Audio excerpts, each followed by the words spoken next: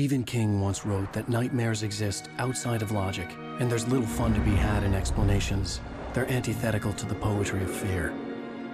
In a horror story, the victim keeps asking why, but there can be no explanation, and there shouldn't be one.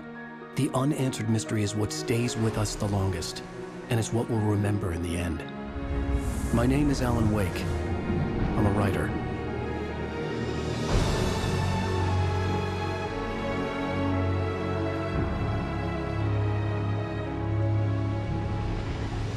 I've always had a vivid imagination, but this dream unsettled me. It was wild and dark and weird, even by my standards. So yes, it began with a dream. Following a typical nightmare pattern, I was late, desperately trying to reach my destination, a lighthouse. For some urgent reason, I couldn't remember. I'd been driving too fast down a coastal road to get there.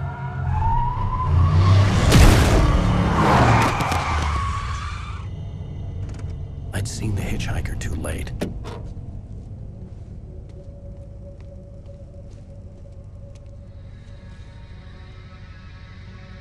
He was dead. I was convinced they'd put me in jail and I would never see Alice again.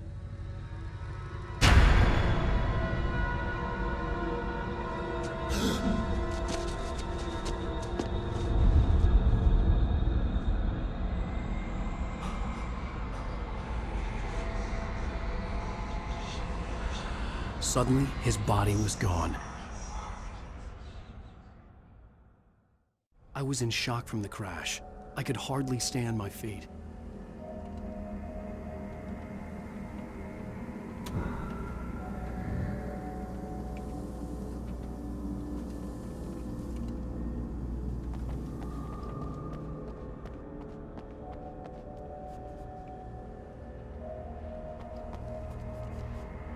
The radiator had broken when I hit the hitchhiker. The car wasn't going anywhere.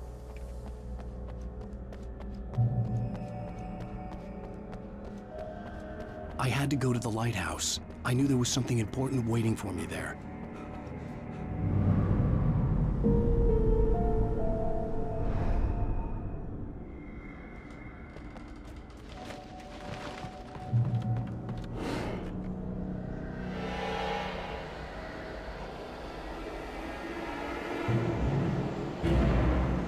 You don't even recognize me, do you, Ryder? You think you're God? You think you can just make up stuff?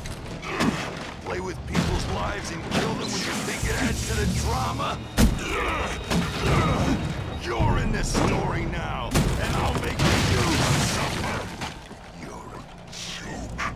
It would be a single readable sentence in your books if it wasn't for your editor. You'll never publish another one of your shitty stories, 'cause I'm gonna kill you.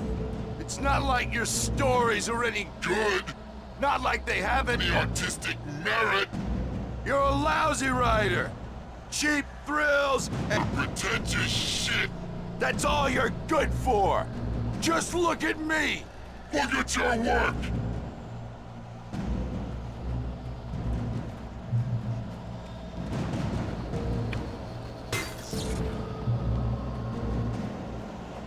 You missed your deadline!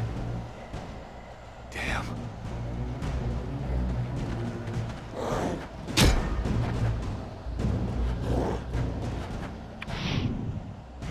You can't stop me!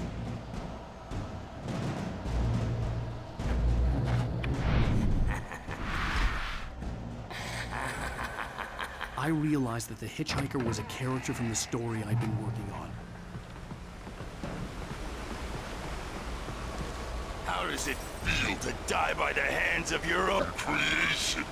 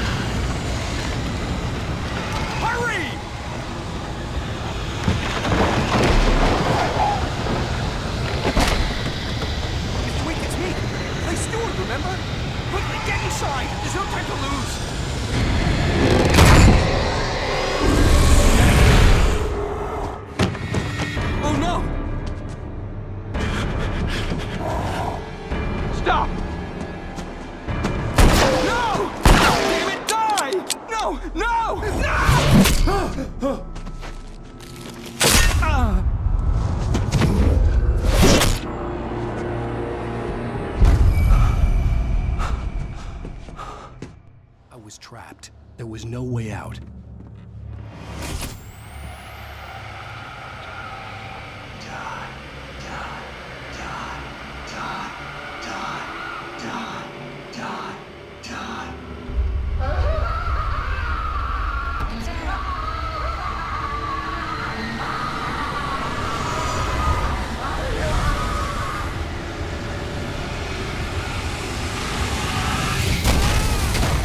Was a death trap. I had to get out.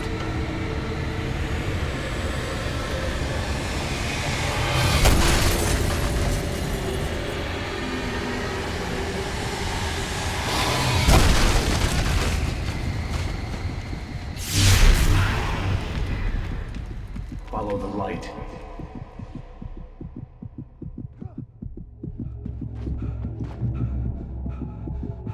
You are hurt. You should go into the light. You are only safe there.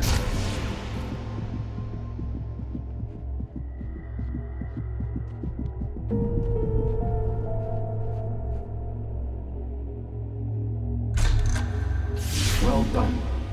I have something important to tell you. It goes like this. For he did not know that beyond the lake he called home lies a deeper, darker ocean green, where waves are both wilder and more serene. To its ports I've been. To its ports I've been. Do you understand? No. Follow my light.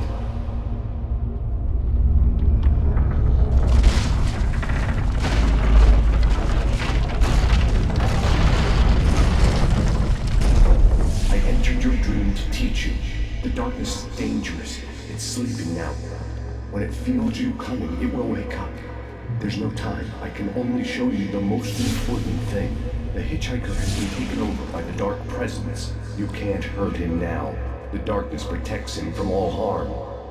Only light can drive the darkness away and make him vulnerable again. Here, take the light. Turn your flashlight toward him and burn the darkness away.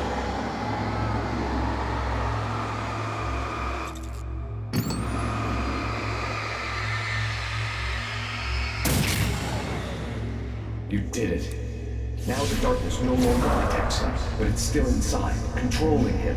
He can't be saved. He's still a threat. He is still your enemy. Here, take the gun. Now you'll die.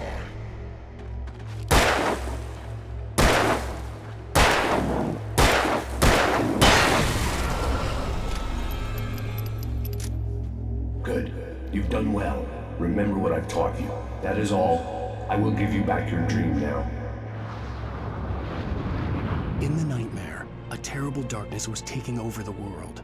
The lighthouse was the last safe place on Earth.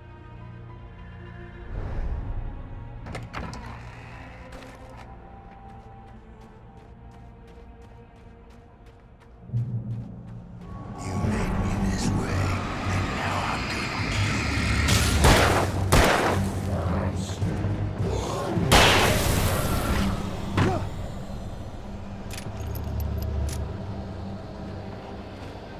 This is it.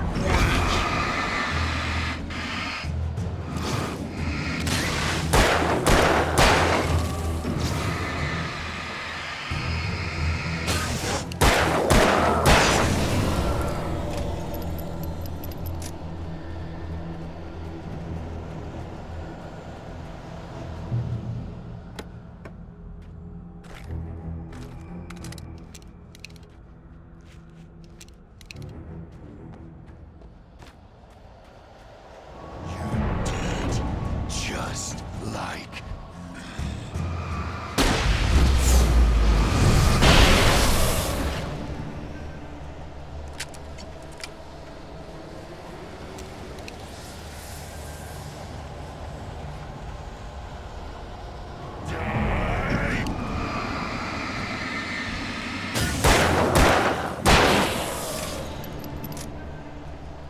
you're dead.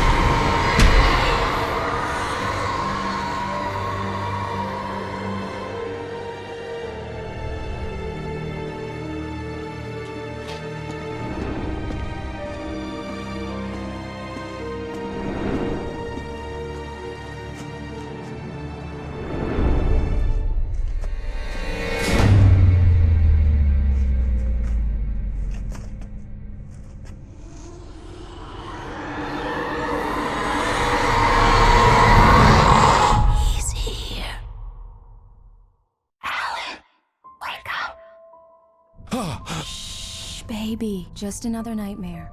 Everything's fine. You dozed off. Right. Anything more than dozed off would be news for everyone. Cheer up, handsome. We're here.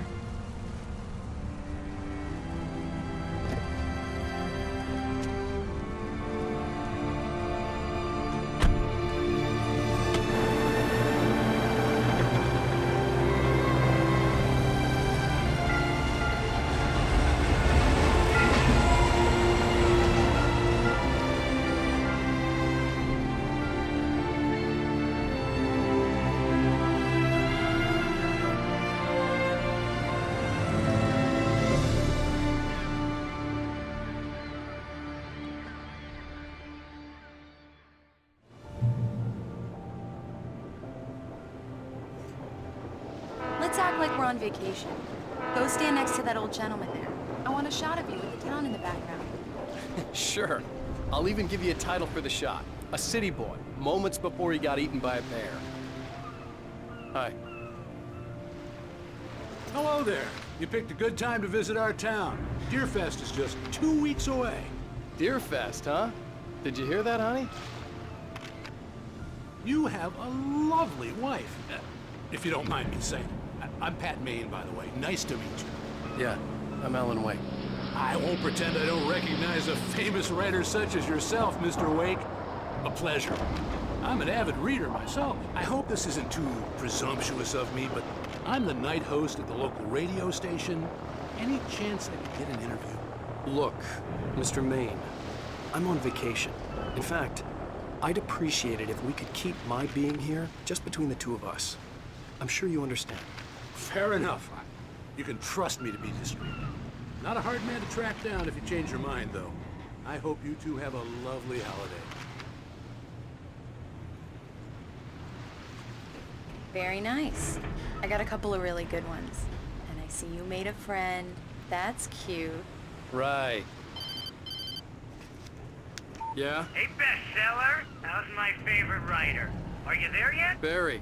Yeah, we just got it. Are the locals giving you trouble? Damn Just say the word, and I'll hop on a plane and come make sure that you're left alone, Al. No, Barry, we're fine. Great, great.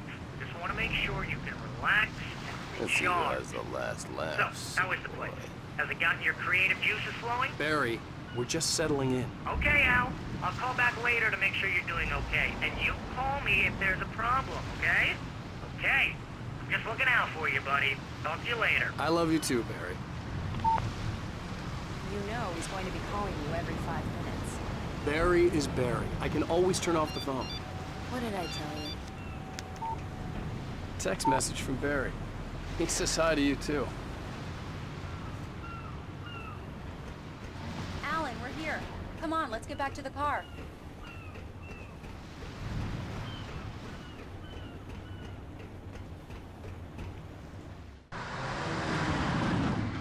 We need to stop at the local diner to get the cabin key from the landlord, a Mr. Carl Stuckey. He's waiting for us. I'll go fill her up while you get the key. I'll pick you up here in, say, 15 minutes? Sure. Alan, thank you for coming here with me. I love you too. Go on. I'll promise to behave.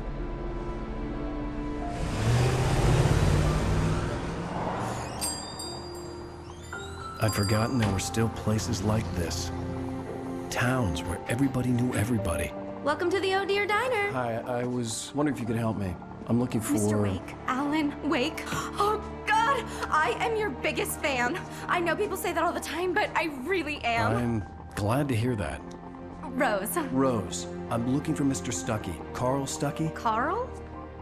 Of course, Mr. Wake. He must have gone to visit the restroom. He'll be back in a moment.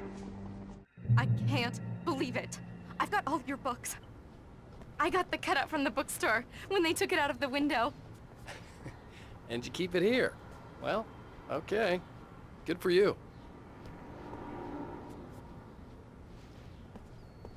Do me a favor, Sonny. I could really use a tune right now. Coconut, number 6 in the jukebox. I'd do it myself, but both of my legs have gone to sleep. Bad circulation. Yeah! Are you serious? Coconut again?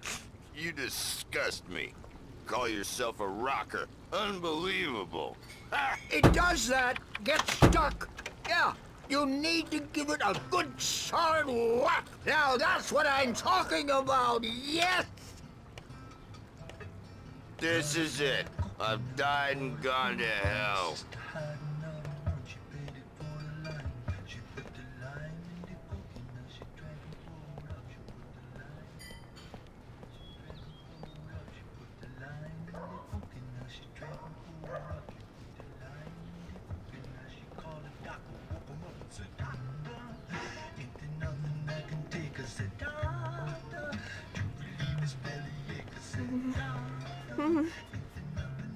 Don't go in there, young man. You can hurt yourself in the dark. I think I can handle it, ma'am. I didn't want to wait. I wanted to find You don't Stucky, wanna die, to get the do key you? and get out as soon as Worse. possible. The waitress was giving me a headache. That Overacre even fans prison. always did.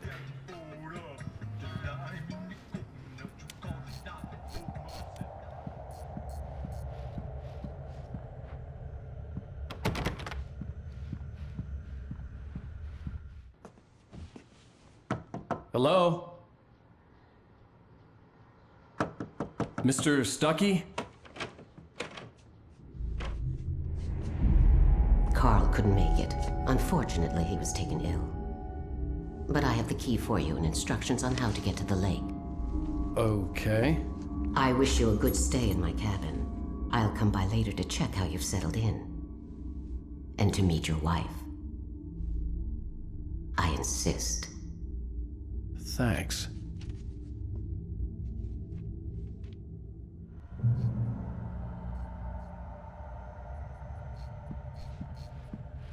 Cauldron Lake is a special place. Very inspiring.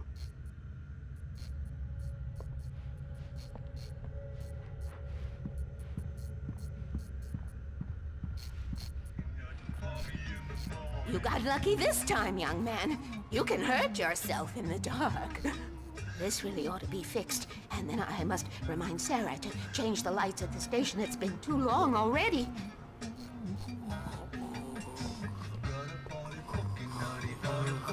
Even that sounds better than your singing. Are you all right? Splendid, splendid! Damn hernia. It swells up like a balloon if I lift anything heavier than a spoon. Yeah, splendid, splendid. It's been a long time, Tom.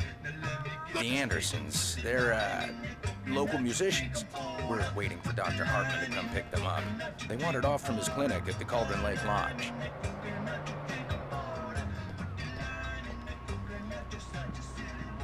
Bye, Mr. Wake.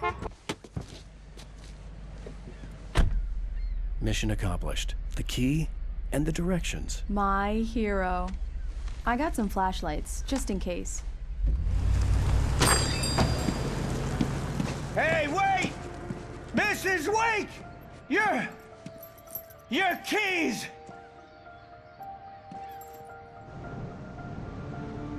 That diner was a real nut house.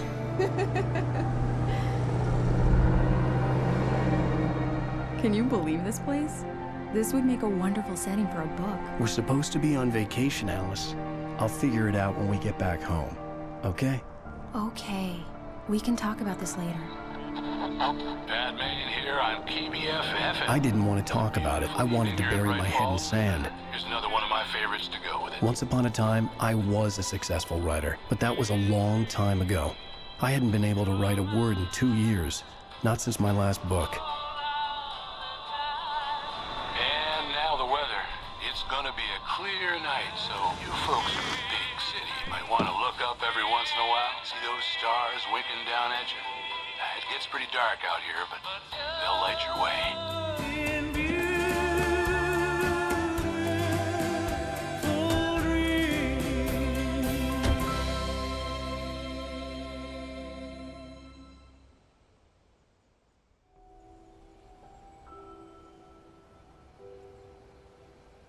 Wow. It's gorgeous, Alan. It's something, all right. Don't worry, honey. I'll get you inside safe and sound before it gets dark. And I've got the flashlight. I know. I'm okay. Alice had a phobia. The fear of darkness. I wanted to make sure we were inside with the lights on before sunset.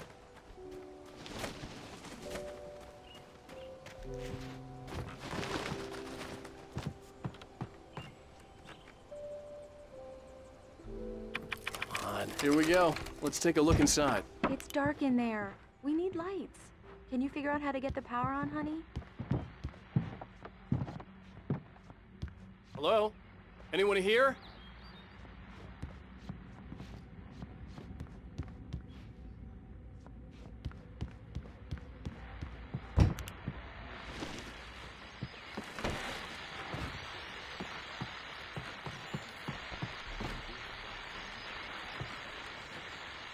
The Deer Fest guests have already started to arrive. Just ran into one on the ferry. A famous artist, no less. We'll see if we can rope him into an interview later on. Now, let's go to the phones. Caller, you're on KBF-FM. Hi, Pat. It's Rose. Why, hello, Rose. What's on your mind? I know who that famous artist was.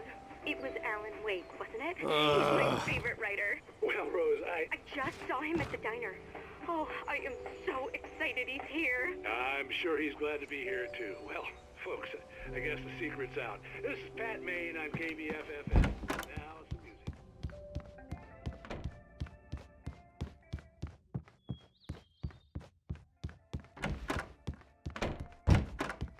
For a moment, the oppressive feel of the nightmare I had seen on the ferry returned.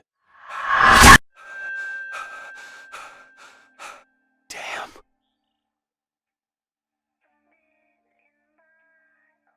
I needed to get the power running in the cabin. There had to be a fuse box or a generator somewhere on the island.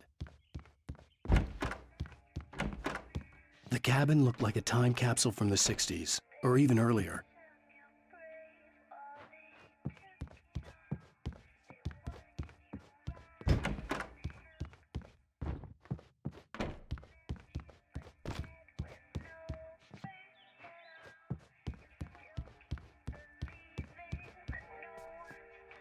The power cable goes to that shed over there.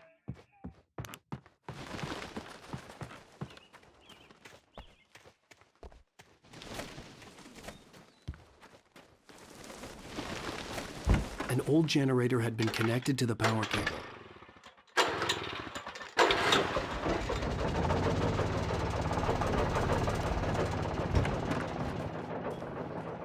The lights are on! Good work, honey.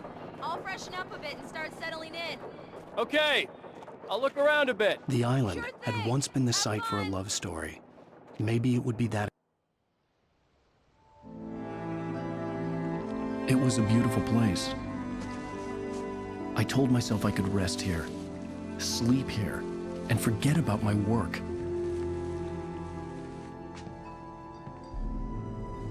I thought we could be happy here.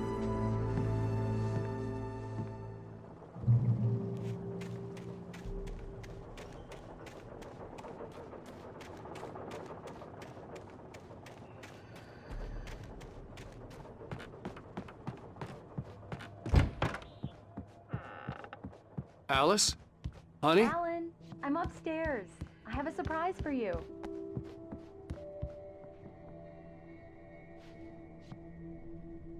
Well, hello there. I'm not the surprise. It's in the study. Go take a look. Okay.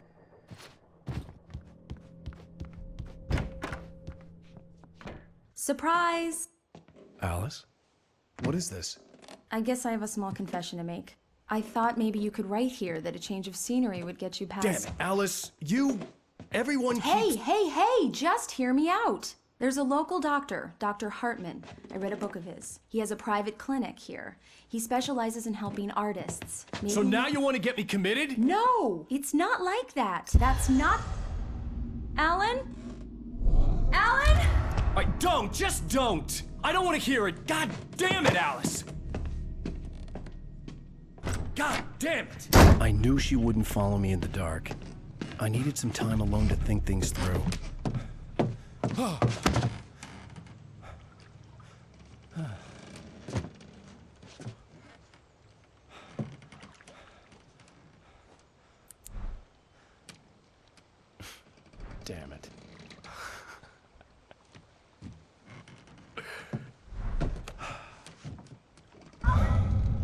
Alice? Alice? Alice! The cabin had gone dark. All the lights were out.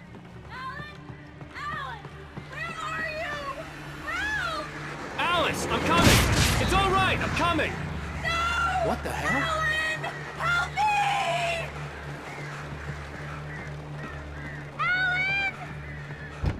Alice?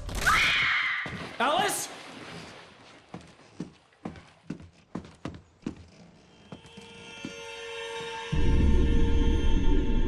Oh no!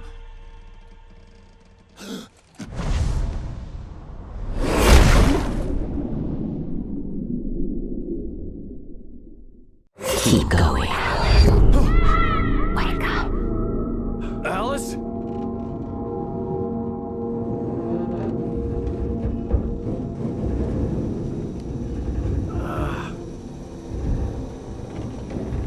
Waking up in the crashed car felt like I had woken from one nightmare and entered another. I couldn't remember how I got there. All I knew was that something terrible had happened to Alice. The phone was dead. I'd have to find help on foot.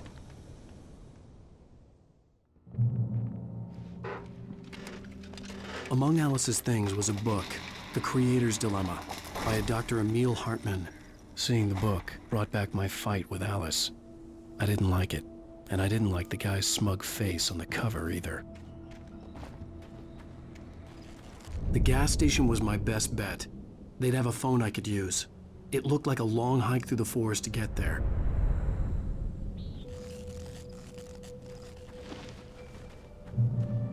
Damn.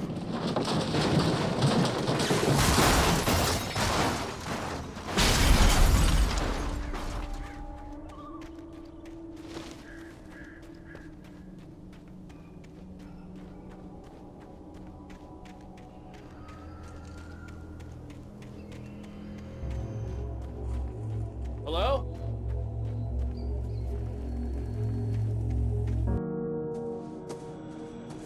Hello? Is someone there?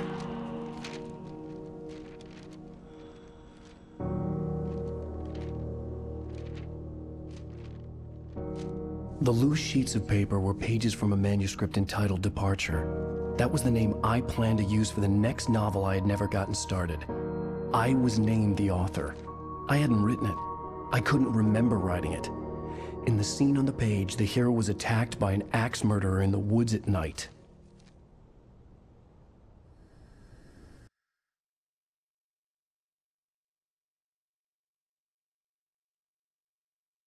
The man turned to face me. His face was covered in shadows. It was hard to make him out in the darkness of the forest that surrounded us.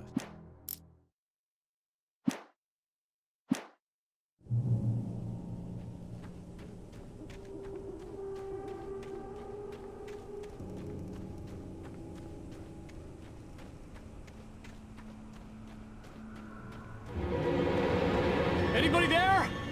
Please, I've been in an accident.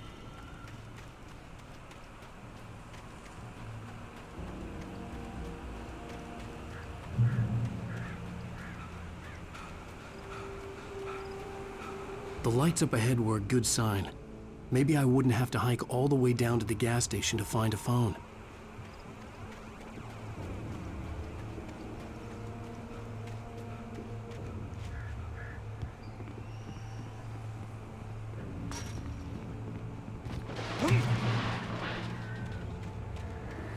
Anybody there? Please, I've been in an accident. Hey! Hey, you! Phil! There's been an accident. I need help. Listen, I need to... Premium cabins for rent in... Nightfall! Oh, hell. Carl Stuckey. Pleased. To meet you. Non-refundable Reservation deposit required. Fair and square.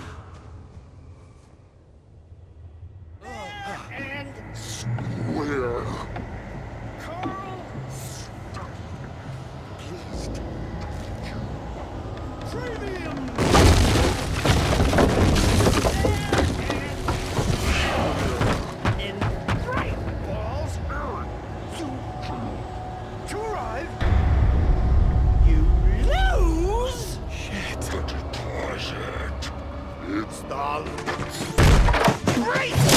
I had to figure a way out of this.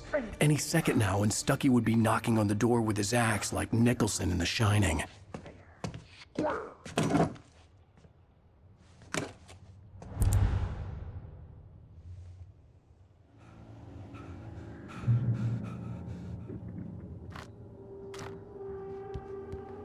During your trying, it's the latest thing. Yes. In Baseball Sheriff Station. How may I... Roman. Hello? Hello? Two. One. Stone. This is bad.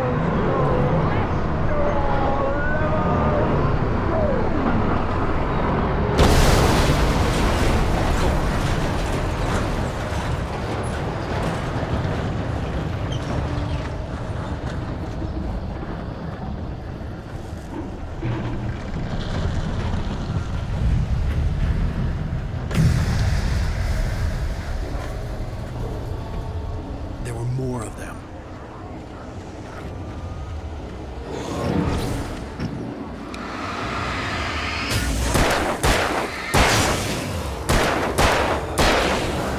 My head pounded with the concussion. I'd never fired a gun outside a shooting range, and now I just killed someone. Or something. There were no bodies. They just disappeared. If I was dreaming, it felt real enough to make me sick.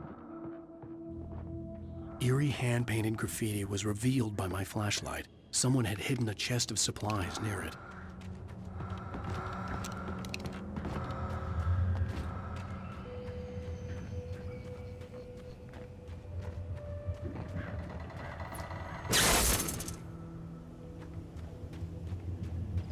The dark forest was the last place I wanted to go, but I had no choice. I had to get to the gas station. It's rabbit season!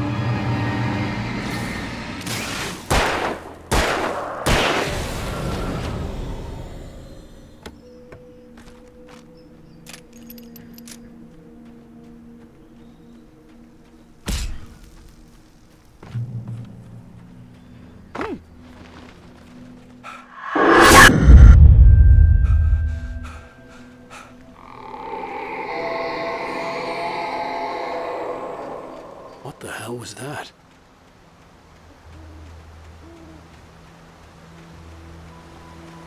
When I saw the river below, something uncoiled itself inside my head. I realized that I'd have to find a way across. I didn't even want to look at the water.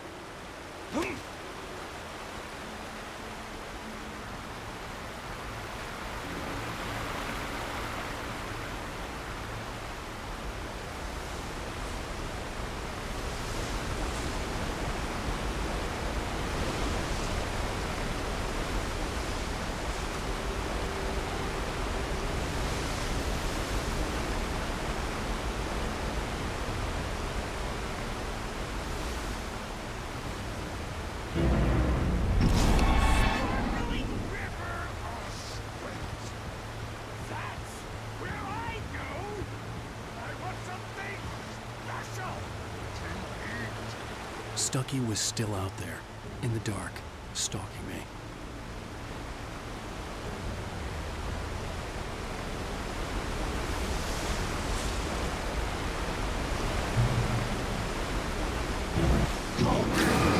Is not hazardous occupation.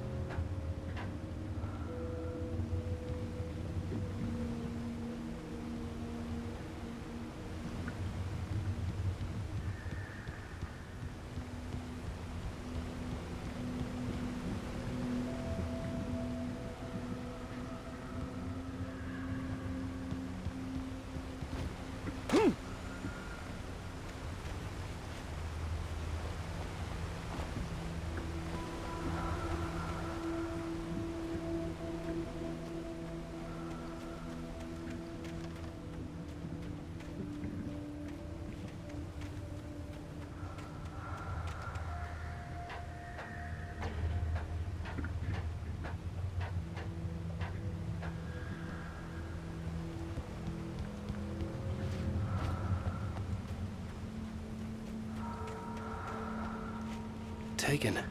They're taken.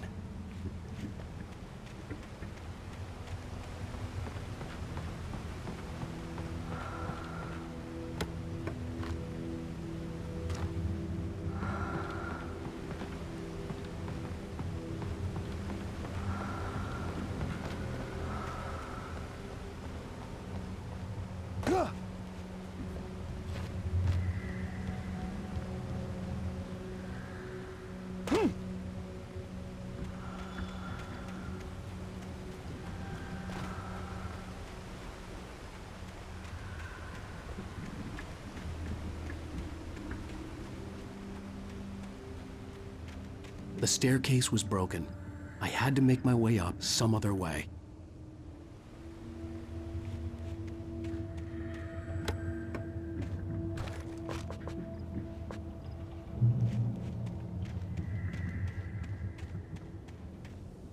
There was no power. There was bound to be a generator somewhere at the logging site.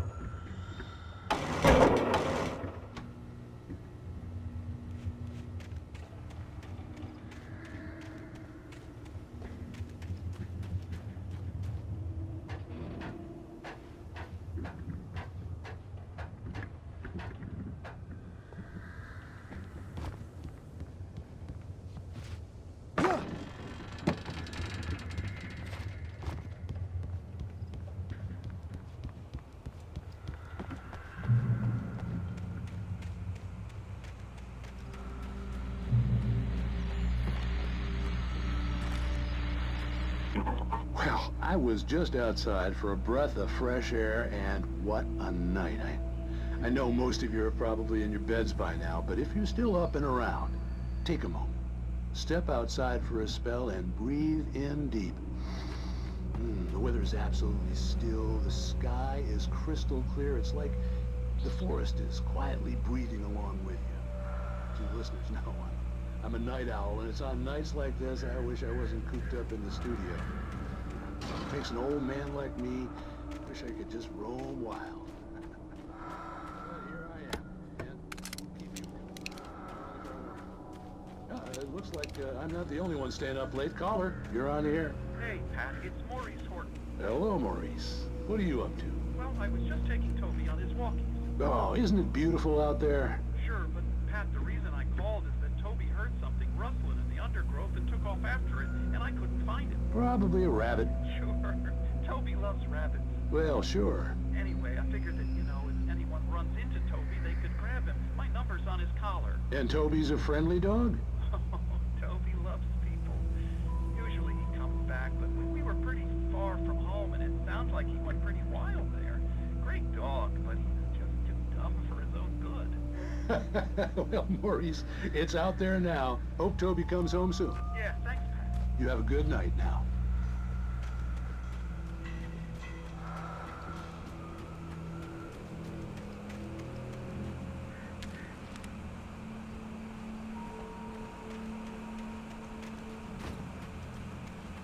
The gas station was closer now, its light welcoming in the darkness. Paul makes the best dogs in the state. Belly Burster is the best with no contest. Monster Dog is second best. The famous dog is...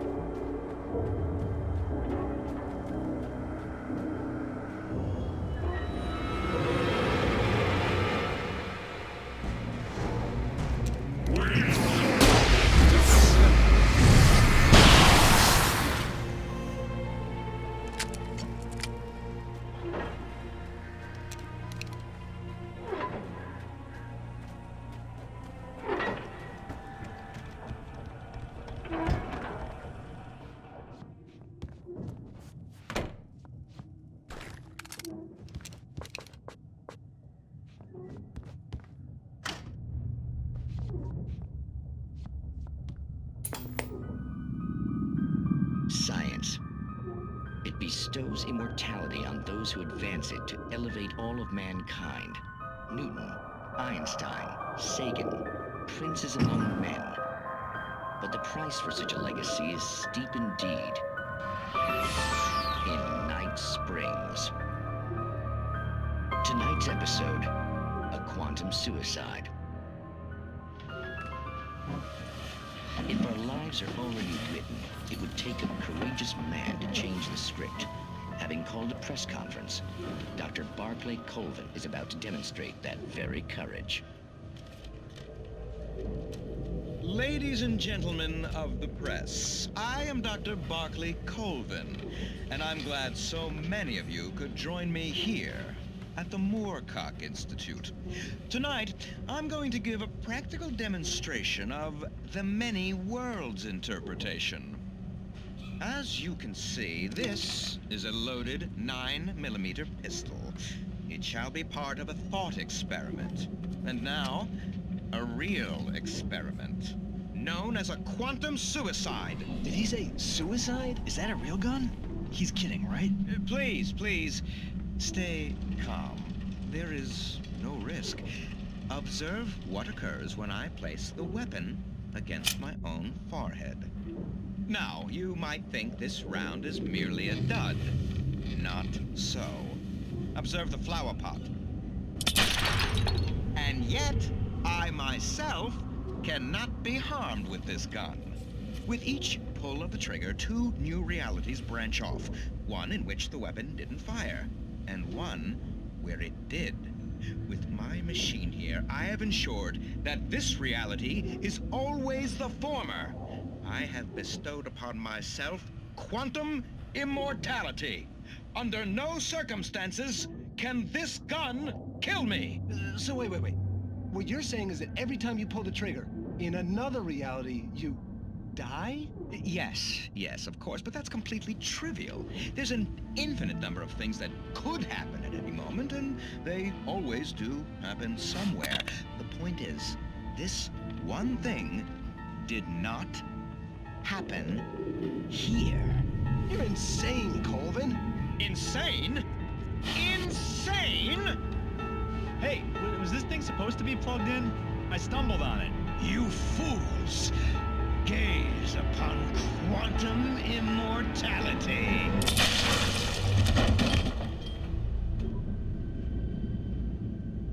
Poor Dr. Colvin, felled by his own hubris or the ignorance of the masses. Perhaps he should have left the crate unopened, the decaying atom unobserved. Curiosity often kills the cat. In Night Spring.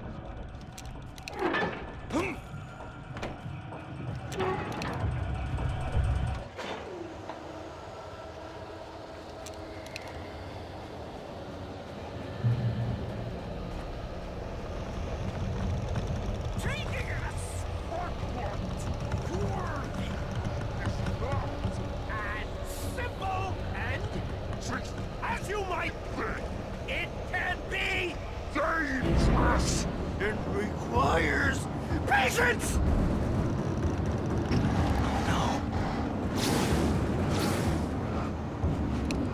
Even with the engine takes hours to cool. Coming cool. Is it easy and fatal? Respect.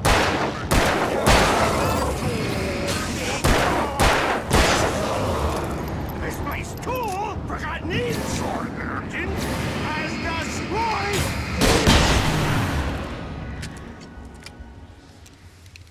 Stucky's body vanished, leaving behind only a lifetime of nightmares to come, assuming I'd reach the lights at the gas station alive.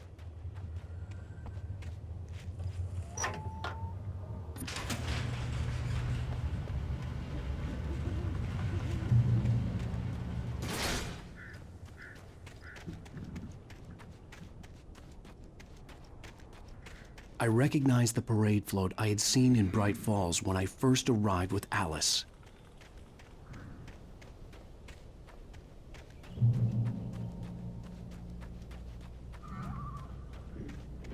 After the insanity I had just experienced in the darkness, the lights of the gas station felt comforting, at least for a moment. The sane world reasserted itself. The garage was a mess. It looked like someone had trashed the place, or that there'd been some kind of fight. Outside, there's only darkness. Outside the cabin, outside the story, there's only darkness. I can feel her presence in the dark. Just now, I could smell her perfume in the room. I'll reach her, I'll fix it up. I'll bring her back. The story will come true. If I stop, she's lost. I don't believe this. It'd been me on the TV, talking crazy. Was I losing my mind?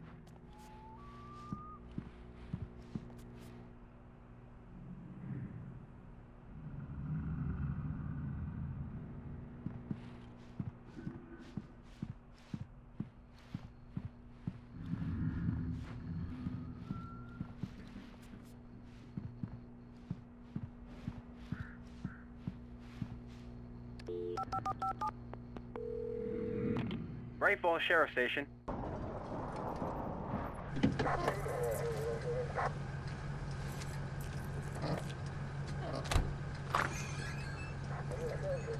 Oh, thank God, Sheriff.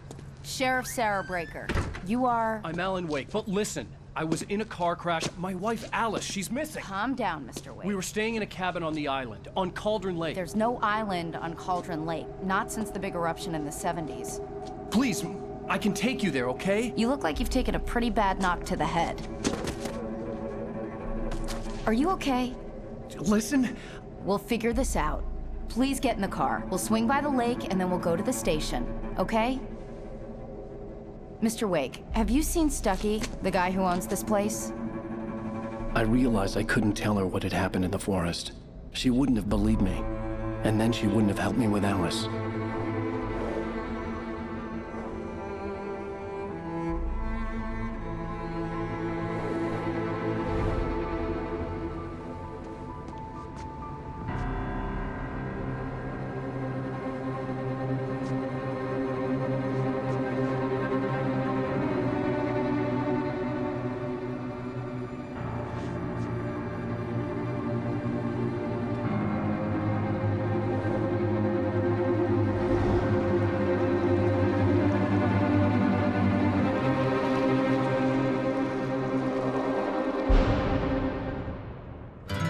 A candy-colored clown they call the Sandman tiptoes to my room every night, and just to sprinkle stardust and to whisper, go to sleep. Previously on Alan Wake. I came to Bright Falls with my wife, Alice. Thank you for coming here with me. I thought maybe you could write here. I don't want to hear it! God damn it, Alice! Now, she's missing. Alice? Alice? I woke up behind the wheel of a crashed car. I'm missing a week. I was attacked by shadowy men straight from a nightmare. The sheriff took me to the lake Alice and I had stayed at, but the cabin had disappeared.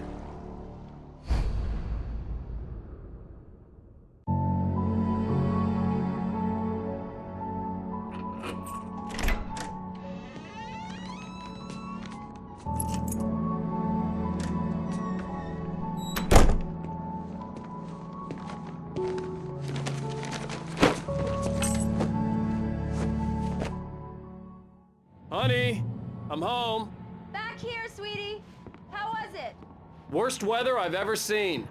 You should put some coffee on. It'll warm you up.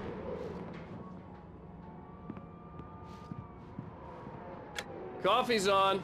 Great, thanks. I'll need it if I'm gonna finish this by tomorrow.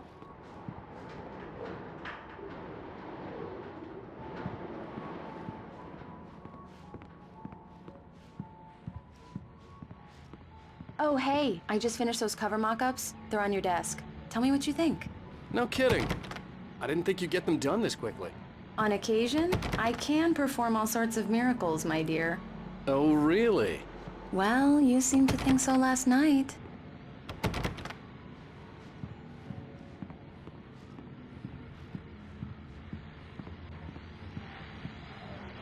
These look really good. Oh, sure, until Barry gets his hands on them. Which, by the way, will happen over my dead body. The last time was the last time. Oh, and speaking of Barry, he called. Alan! Alan, please check the fuse box. I'm right here. I'm on it, honey. Please, hurry! Honey, it's a power outage. I've got the flashlight. Hi, okay. You okay? I'm sorry. It just really spooked me. Don't worry. We'll just break out the candles.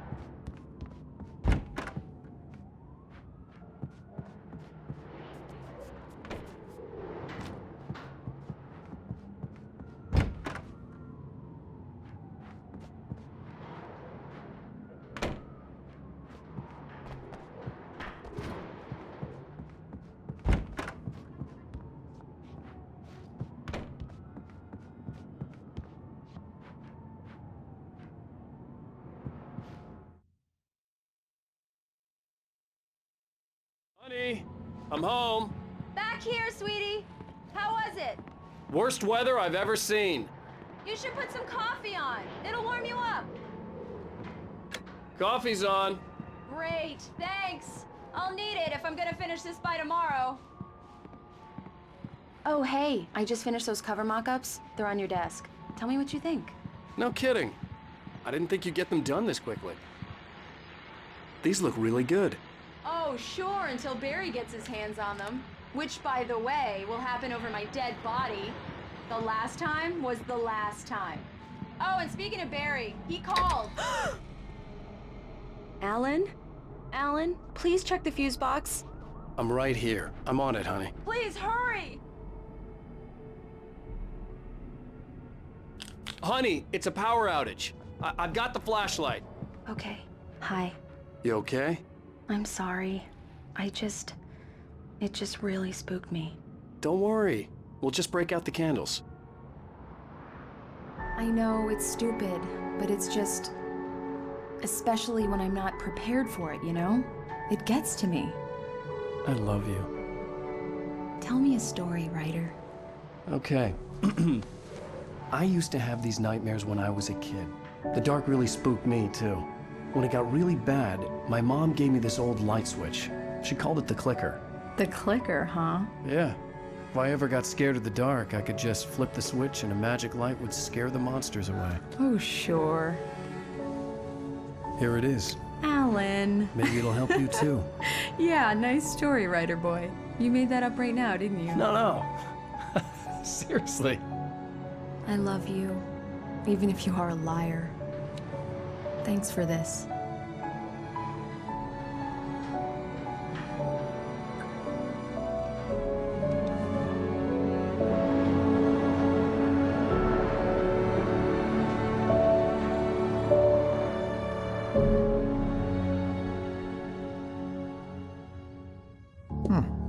How do you feel, Mr. Wake?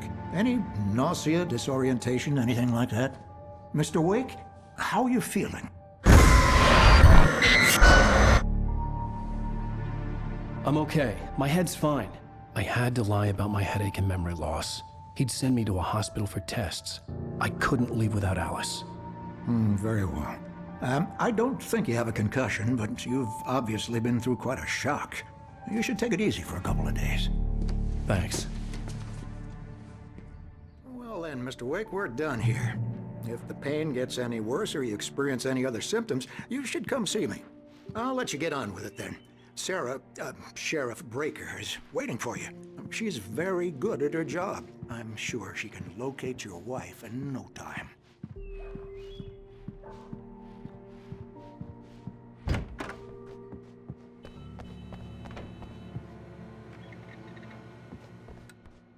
Thank you for testing the lights, Miss Weaver. Everything seems to be fine. I don't have the luxury of being complacent, Deputy Grant. The bulbs will need changing soon. You can't change them in the dark. I'll be sure to take care of it, Miss Weaver. Have a nice day now. Very good. I'll come back later on to remind you, just in case. Come in, Mr. Wake. Your phone's on the desk. The battery was dead. It's charged now. Have you started looking for my wife yet? My men are already on it. Now, can you tell me what happened? I'm not sure. I can't remember. We were arguing. I walked out of the cabin. The cabin on Cauldron Lake? How did you end up at Stucky's gas station? I wanted to tell her what had happened last night, but I couldn't. She'd lock me up. Excuse me. I need to take this. Hello? Alan, please help me. Alice? Stop talking to the law. You'll do exactly what I say if you ever want to see your wife again.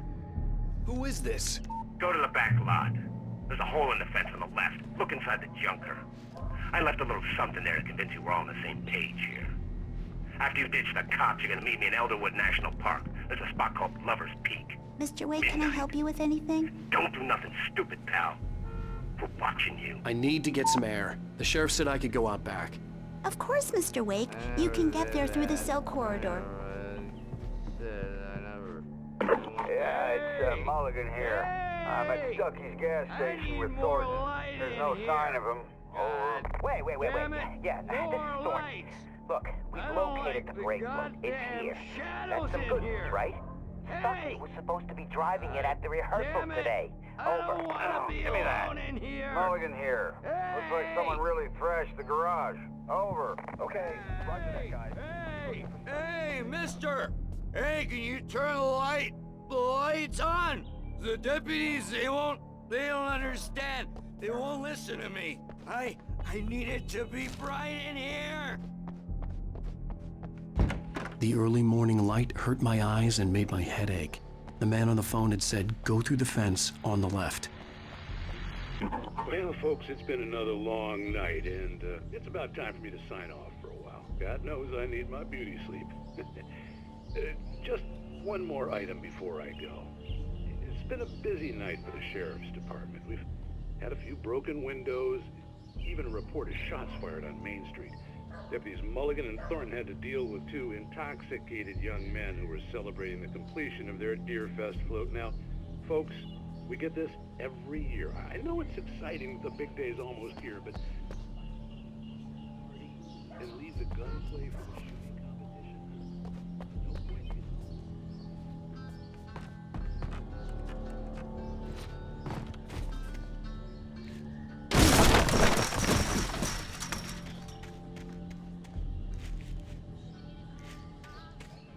Alice's driver's license had been placed on the front seat.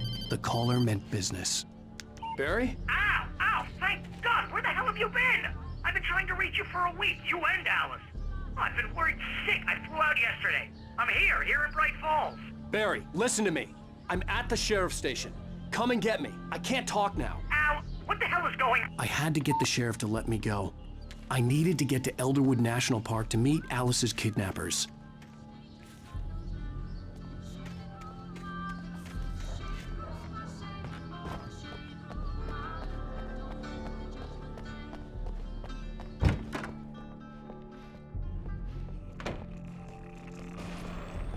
A writer is a light that reveals the world of his story from darkness, shapes it from nothingness. The way a sculptor carves a statue from a block of granite. If I stop, the world I'm making dies. Darkness will reclaim it. It's a long, hard journey into the dark. Alice's life is at stake, but I can't think about that, or I'll lose it. The dread lingers at the edge of perception. I'll push on. Anything is possible here. I'll write the story. I'll save her. Marvelous, Sarah. I just wanted to settle all the damage the Anderson brothers might have inadvertently caused on their... Are you feeling any better, Mr. Wake? I'd like to leave. Am I free to go? Well, we still need to talk about... Am I under arrest? No, of course not. But I need to know where you'll be staying so I can get in touch with you. I'd avoid the motel. The Majestic is known for its roaches. The cabins at Elderwood are pretty nice, though. That sounds perfect. I'm Dr. Emil Hartman. I'd like to invite you to stay at Cauldron Lake Lodge. Did you talk to my wife? I had the pleasure of discussing your situation with her on several occasions. Did you set something up with her? I invited her here. My clinic is a place where... Oh! Hey! Oh, my! Take it easy. Hey, nobody move! Get your hands off of my client! Who are you? I'm Barry Wheeler, his agent. If you have business with Mr. Wake, you talk to me. You yokels won't know what hit you once I sick my lawyers on your asses. No harm done, Sarah. I'm all right. I don't want to press charges. Mr. Wake, my offer still stands. Get me out of here. What the hell was that about, Al? We don't need a replay of that thing with the paparazzi. I thought they were gonna lock you up. I had to talk to someone. I told Barry everything. He thought I was certifiable, but when he heard about the manuscript, I had him. The fact that I'd written something, even if I couldn't remember it, was enough for him. He smelled money. And he believed that Alice had been kidnapped. Anything beyond that was another story. I had a midnight appointment with the kidnapper in a place called Lover's Peak, somewhere in Elderwood National Park. The plan was to rent a cabin. I don't like it, Al. I don't like any of it. It's not good. In fact, it's the absolute opposite of good. Mr. Wake, Barry, you found him. Hi, Rose. Oh, wow. I was just thinking about you, too. Great. I was just bringing Rusty some coffee. He's on the balcony, looking after Max. Poor thing. I really need to go. Great to see you again, Mr. Wake. Later! Who's Max? What an airhead. Jeez, Mr. Takes a Swing at Everybody. This is not her fault. She's a very nice girl and, more importantly, a fan. She even has a fan site dedicated to you. Wait here. Easy there, boy. I'm almost done. Hey, Rusty, right? You rent cabins. Oh, Mr. Wake. I'd shake your hand, but mine are kind of full here. Actually, I'm sorry about this. Would you mind grabbing the registration form from the desk? It's just across from Bucktooth Charlie. Seriously, Al, what you were saying in the car? Just listen to yourself. What, you shot a guy and his body just disappeared? When was the last time you slept? What, are you high? Have you been drinking? No! Look, Barry, I'm missing a week, and someone's got Alice, and everything's just... I think this is the form you wanted. And here are the keys. Okay, you're all set, Mr. Wake. Glad to have you staying here. Thanks. Can you tell me how to get to Lover's Peak? Oh, sure. It's at the end of the nature trail. Just follow the paths, you'll get to it eventually. It's an easy walk. Nice spot, too. If you have any trouble finding it, just keep your eyes on the radio mast. It's right below that. Do you understand what it sounds like when you say stuff like that? Don't get me wrong, it's a good story, could be a bestseller. But when you start confusing fiction with reality, you're...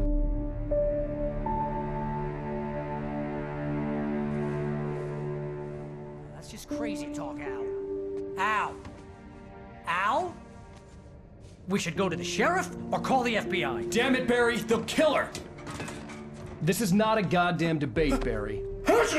I'm going to Lover's Peak. He said to come alone. Okay then. I understand. You're my best friend, and I'm worried that you're not right in the head.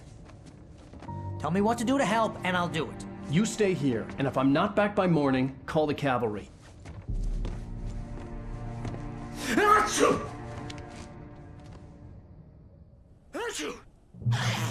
Just be careful with the natives, Al. These yokels are dangerous. Everybody hates a tourist, or it'll be Deliverance all over again. Achoo!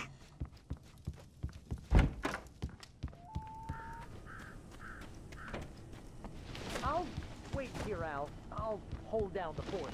I'll be with you in spirit every step of the way, Al. Walk through the door now.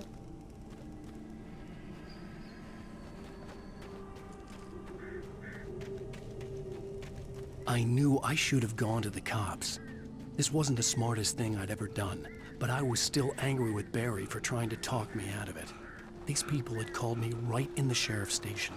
The cops wouldn't scare them, and they had Alice.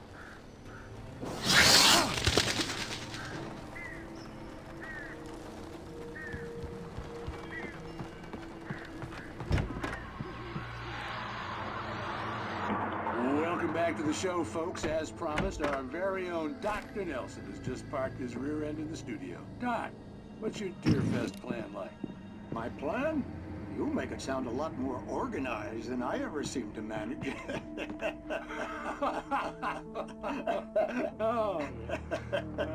No plan, really, just taking the atmosphere.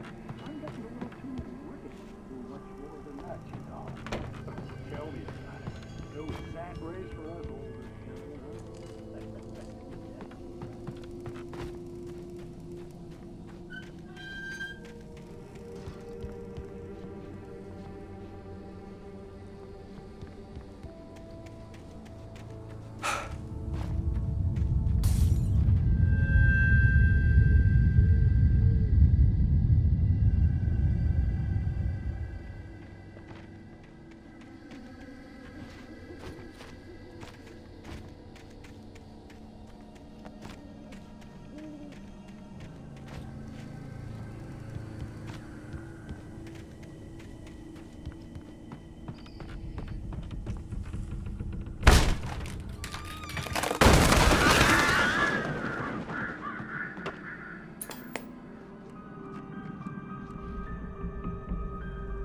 crime and punishment.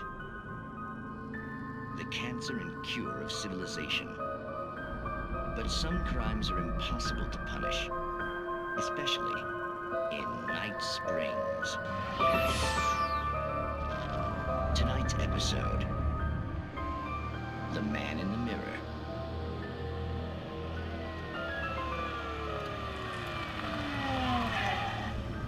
He's inside, Agent. He's a weird one. So, you're confessing to killing that guy, huh? Why? Had it coming? Yeah, but why would you do that? I mean, you're a nice guy. Normal. Took a kid to a soccer game. So how come at the game, you pick a guy and, quoting from the arresting officer's report here, assault the victim's head area repeatedly with the weapon of choice being a pair of bare fists? Wow, that sentence really flows, huh? Maybe you're not the literary type. Okay, so you mess him up. But why? Who was that guy? We couldn't ID him. Why would a guy like you do him like that? I didn't like his face? Well, you must have hated it, because you really went to town there. I mean, there's no way to tell what he looked like. No ID on him either. That must be difficult. But then we ran the fingerprints. Got a match. Your prints. Identical. Huh, how about that? Your son said you were wearing a white shirt when you took him to the game. But the white shirt is on the dead guy. It's plenty red now. You won't get away with this. Do you really think that's in any way relevant to me? I had plenty of time to talk to my boy before the cops arrived, you know? He won't stop screaming, am I right? You think he's ever gonna be okay? I left my mark. Believe me. You bastard. What? You gonna shoot me? What's the point? I'm going to prison. You got me. I don't understand any of this. And you never will. Don't worry. Maybe you'll see me again, Agent. Maybe in the mirror.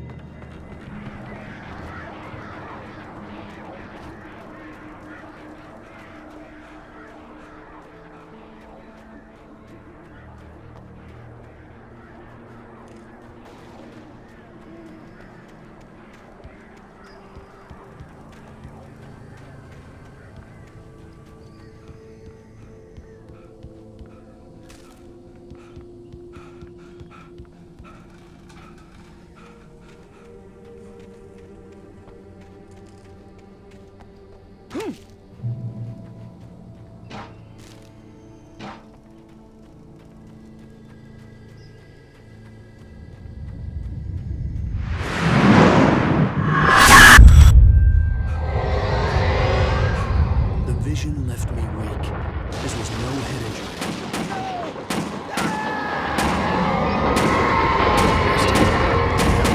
Rusty, hang on! I'm coming! Please, help me!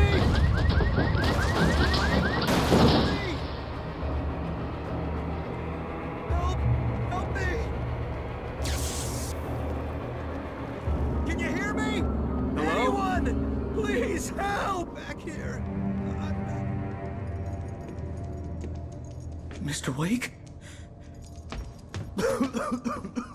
Oh, hell. It happened just the way it was on that page. I found. Came true. It knew. So dark. It'll come back for me. You must. The lights. In the office. I have the key.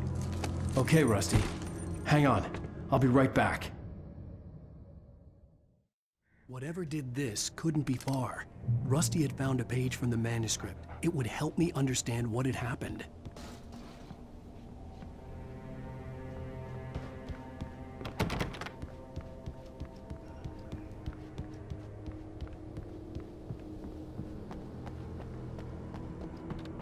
The only way to make sure that Rusty was safe was to get the power running and the lights back on.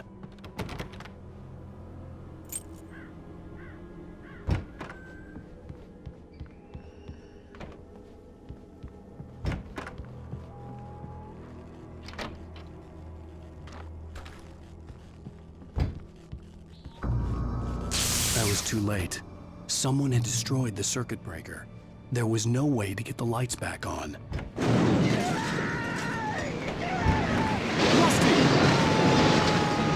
Rusty! The ground was covered with fading ashes that looked like liquid darkness. I just need hunting licenses.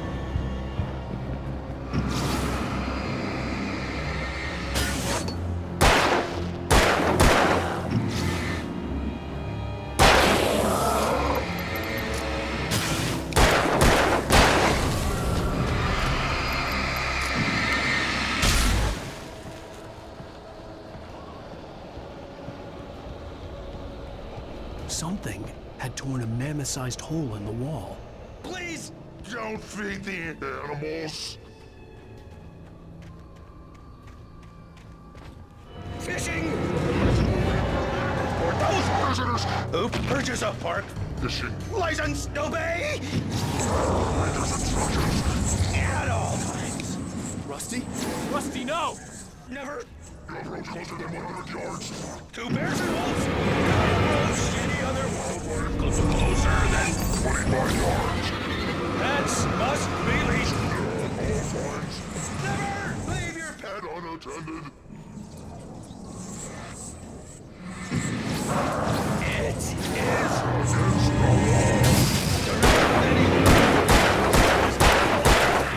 from the park.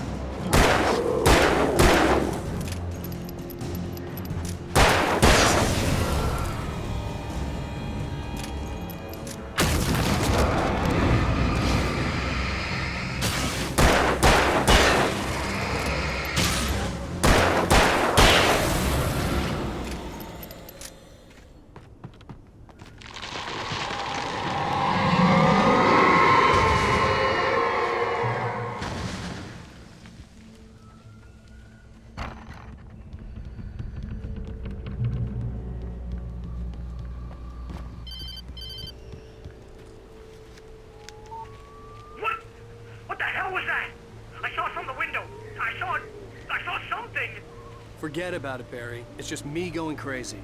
Oh, jeez. Oh, jeez. You're not crazy. I wish you were crazy, but you're not crazy. Ow, be careful. Stay in the cabin. Don't open the door for anyone. I mean it.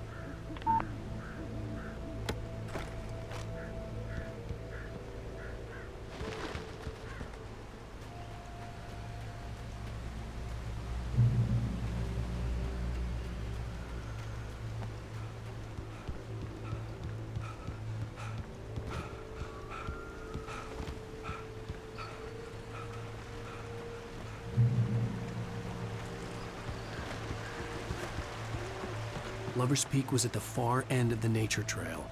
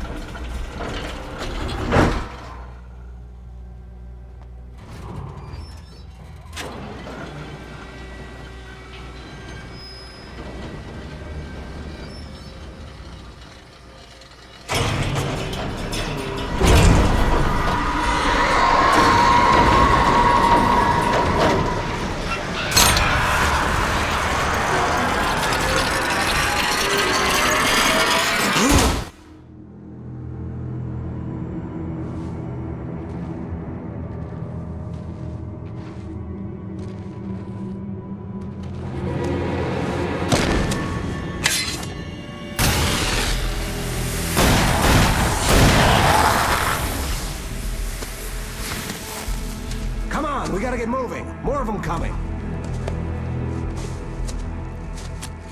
That flashlight's kid stuff.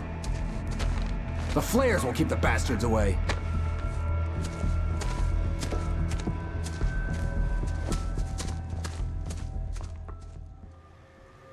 You can see them too? Hell, of course I see them. Come on, we gotta move. Why? Because that's the way the story goes. Yeah, but... Let's move! I lost my gun back there. Oh, I've got a gun. Just keep that light steady on him. It took a moment, but then I recognized him. He'd been on the ferry when I first arrived here with Alice. He knew my name. We were headed in the direction of Lover's Peak. There was no way this was a coincidence. He was the kidnapper. Come on, Wake! You better keep up! What I got!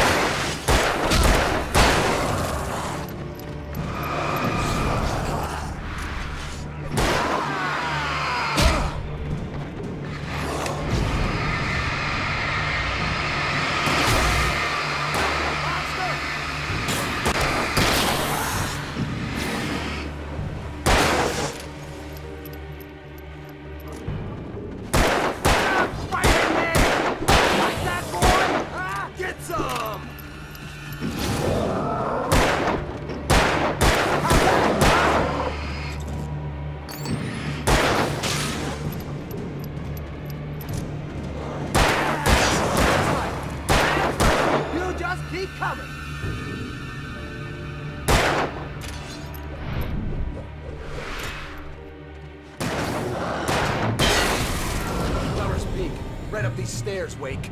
Use the flares from the emergency box to hold them off while I get these boards off. Give me the gun. Yeah, no can do, Wake. Are you kidding? Give me the gun! No time for back talk. Hold them off, damn it!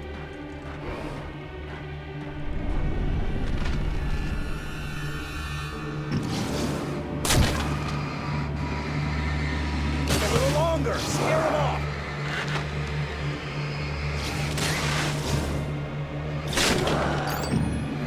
Get some light on those bastards. That'll keep them off us.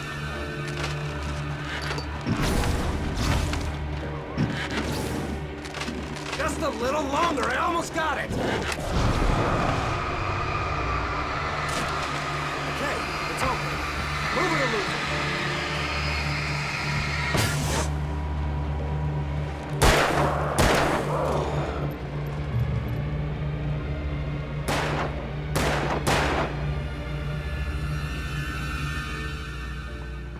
Oh, you feeling better now, Wake? All cozy and safe. Better get ready. They'll be on us soon.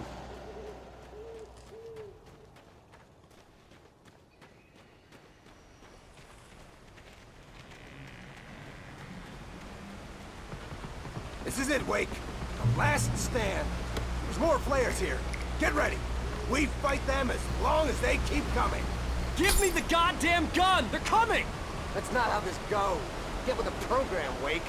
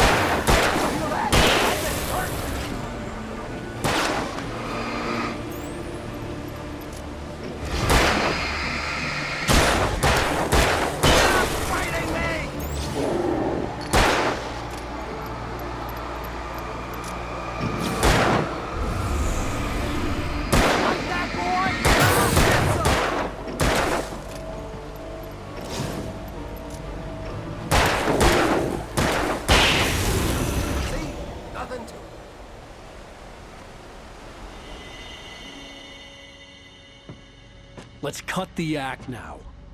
Where's my wife? I knew you were gonna say that. I read it all before. You're a hell of a writer. Congratulations.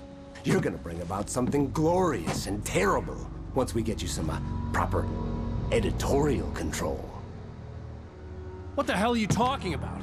Where's Alice? I want the entire manuscript, or she's gonna suffer bad. You touch her up.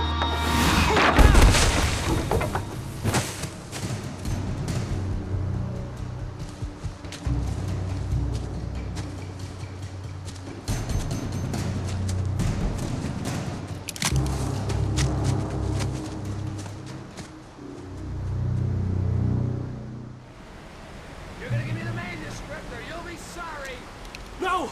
Come back here! I swear I'll kill you if you hurt Alice! Do you hear me? Come back here! He had Alice, and he wanted the manuscript because he thought it held some magical power. But I had no manuscript to give him. I had to get back to Barry and figure out my next move.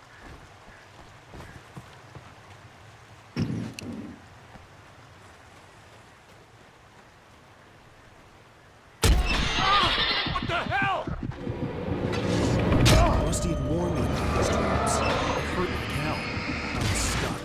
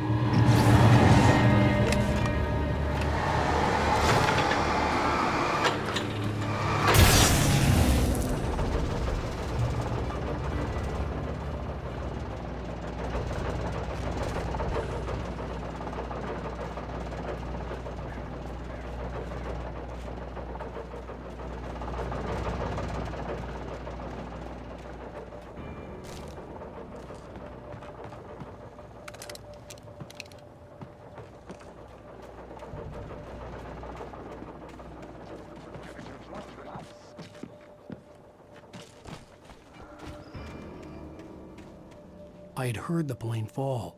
It made no sense. It was clear that it had just fallen here, but it was very old and obviously hadn't flown in decades. Looking at it sent a shiver down my spine.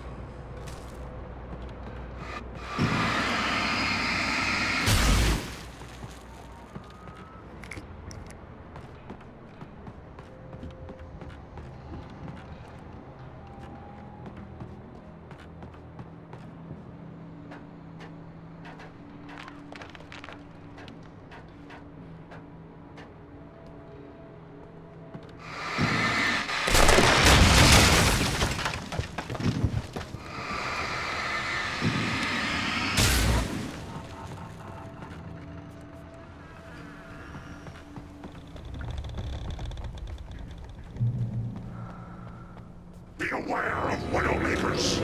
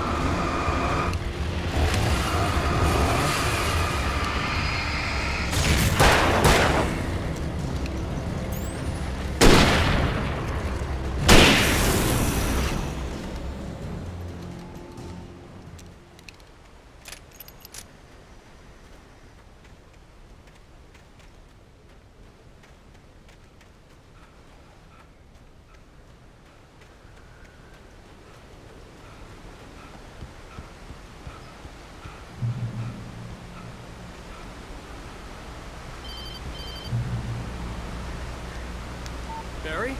Ow! The porch is covered with birds. They've got all Hitchcock on me. Stay out of sight. I'm on my way. Don't open the door. What, am I crazy? Stay hidden. I'll be there soon. Just make sure you keep the lights on.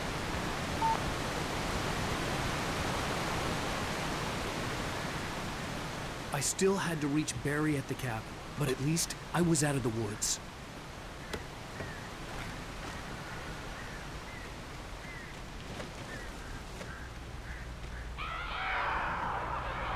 I'd have to get the car from the locked garage.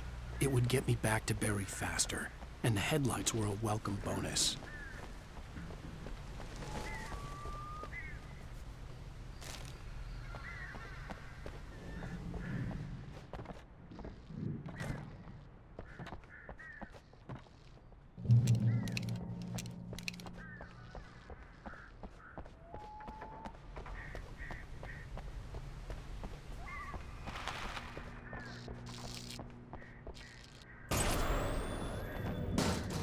A story is not a machine that does what you tell it.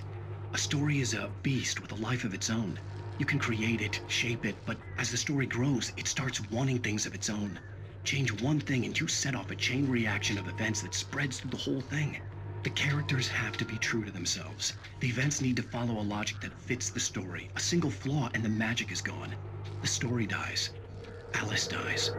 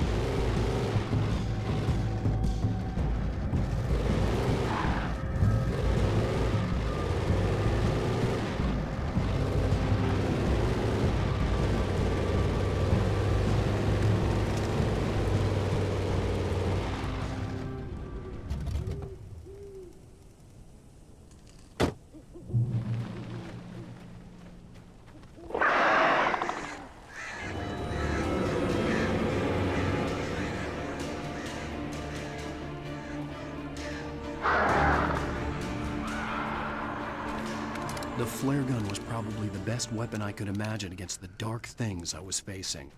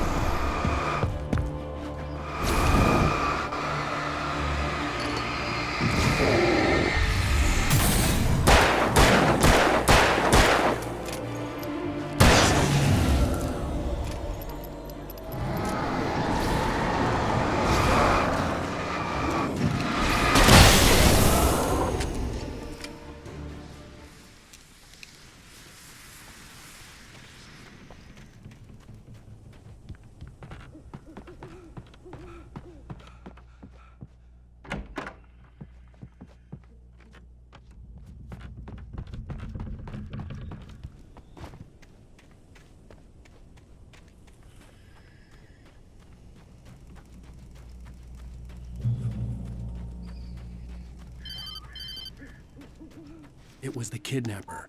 You son of a bitch! Where's my wife? Enough horseplay, Wake. You deliver the manuscript, and you can have your woman back. Simple as that. I don't... Listen. I'm gonna need time to finish it. I still need to write the ending. I need a week. It's not done? I need a week. 2 days. The old Bright Falls coal mine is nearby. You can find it easy, city boy. The main building, there at noon. You bring the manuscript, you'll get your wife. If not, well, get me? Yes, I get you.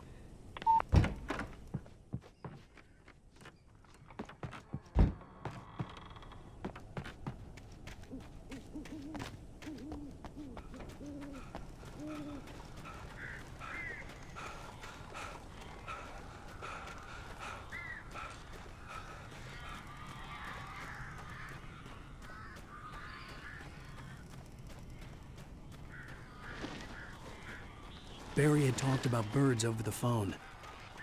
Ow!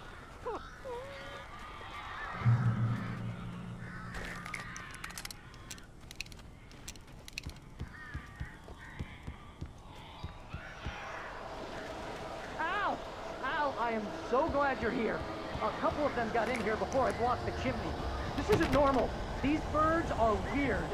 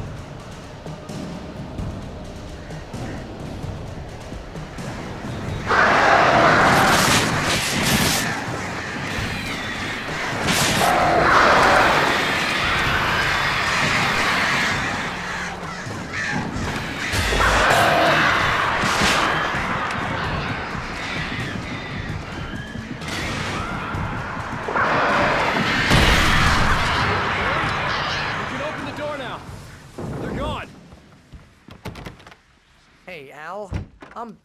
I'm sorry for thinking you were having a psychotic episode, man. I sent Barry to the town to ask around about a man fitting the kidnapper's description. He'd go through the archives of the local paper. Perhaps he could learn something. Anything about the island and the cabin that had disappeared. The man wanted a manuscript. I had to try to write him one to get Alice back.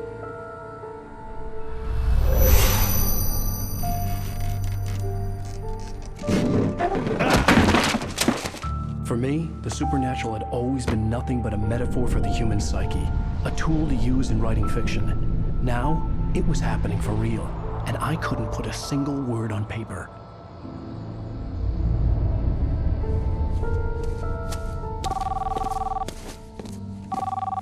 Barry Wheeler speaking. This is Rose. Rose? I found Mr. Wake's pages. Oh, you sweet, brilliant girl. Could you and Mr. Wake come get them? I live in the trailer park outside the town. We'll be there in less than an hour. Bye now. See you soon. Have a great day. Hope you come back soon. Welcome to the Oh Dear Diner. Good girl.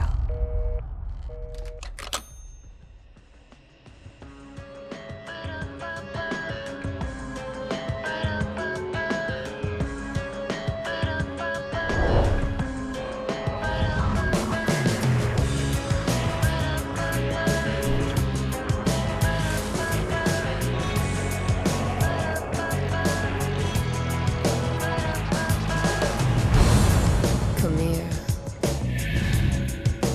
Pretty please, can you tell me where I am? You want to say something? How the hell did she get her hands on the manuscript anyway? I don't know. She's resourceful. I told you you were too hard on her. Listen, I found out all sorts of interesting stuff while I was digging around.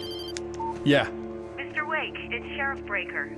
We have an FBI agent here, Agent Nightingale. FBI? He's anxious to see you. You'd better come to the station. Okay, I'll be right over, Sheriff. Let's make this quick, huh? Help you folks? Name's Randolph. I'm the manager. We're looking for Rose. Works as a waitress down at the diner. Rose, sure. Nice girl. Who wants to know? I'm Alan Wake. The writer, huh? I heard on the radio you were visiting. Well, I'll show you her trailer. That Rose, she's a nice girl. Always pays her rent on time. As I was saying, Al, I found all sorts of weird stuff from the local newspaper's archives. This place is crazy. Disappearances, mysterious deaths, urban legends come true, and get this, most of this stuff takes place around Cauldron Lake. Well, you ain't wrong, mister. The Indians thought the lake was a doorway to the underworld. I'm the God-fearing type myself. I don't hold with that sort of thing. Yeah, okay. Anyway, there was an island there owned by a guy called Thomas Zane. Now, some of the articles I found about him make him out to be a famous writer, but I ran a bunch of searches, couldn't find a single thing he wrote.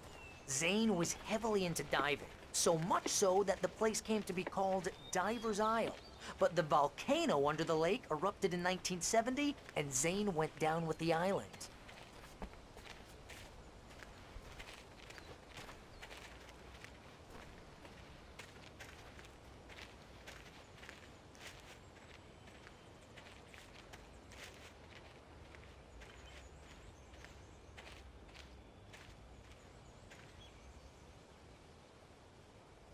It gets better. A local girl, Barbara Jagger, drowned in Cauldron Lake just a week earlier. They were lovers. Sure, Jagger's a local spook story. The Scratching Hag.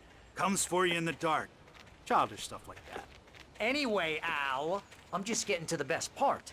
All of the articles about this stuff were written by Cynthia Weaver. I asked around, and she's that crazy bag lady you met. What, the lamp lady? She can be a little loopy, but she's not homeless or anything. Yeah, anyway, she knew both Jagger and Zane before they both died, and she had some kind of a breakdown.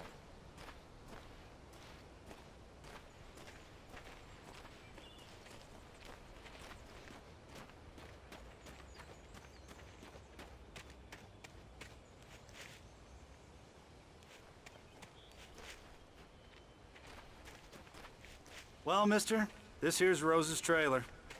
You mind me asking what you want with her? We're just here to talk to her, pal.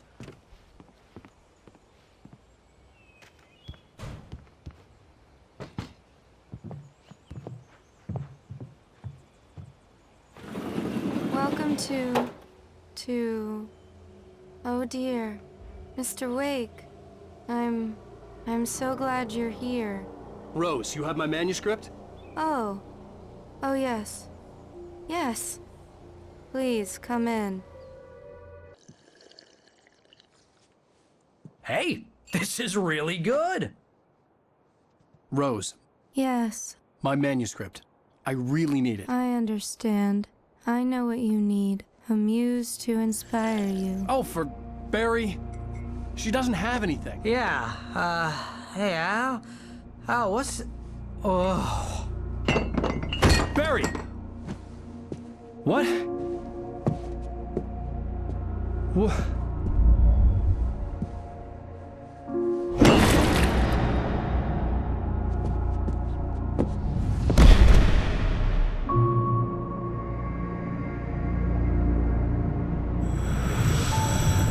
It's coming for you, hiding in my barber's skin. I'm too weak to stop it. You must turn the lights on. I promised I'd come visit you and your lovely wife. You must finish what you started. I insist. You must turn the lights on. Turn the light on. Back to work, boy.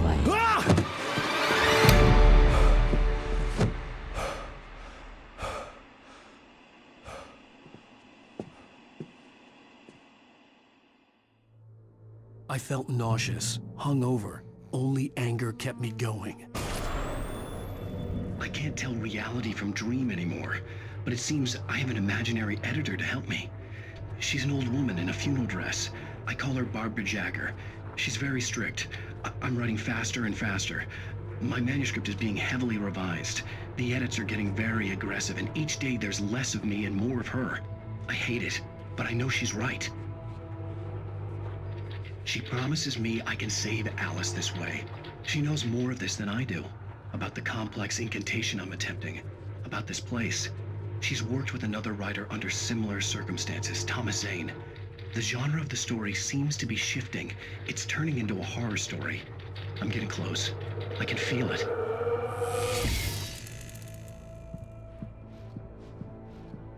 Rose took a day from me. I had less than 12 hours left to meet the kidnapper. All I could do was get Barry into the car, work something out once I got on the road. Welcome to the Oh Dear Diner.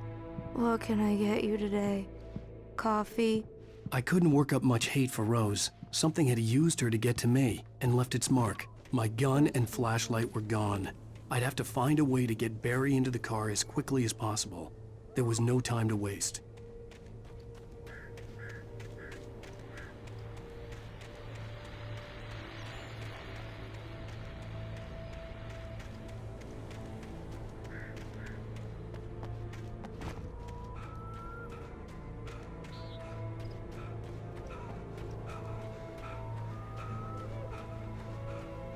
Oh, you're gonna get it now. God knows what you've done to that poor girl. This is Agent Nightingale, FBI! Get him up, Hemingway! You're under arrest! You move a muscle, I'll unload right in your goddamn face! Stay right where you are, Spillane!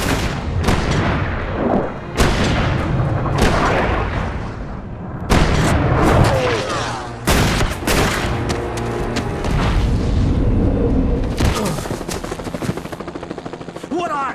I'm standing right here, you goddamn maniac!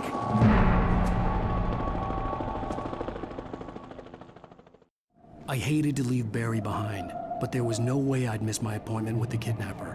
Mr. Wake, come on! Make it easy on us! Don't let him get away! Move it, move it, move it! I'm let him get away!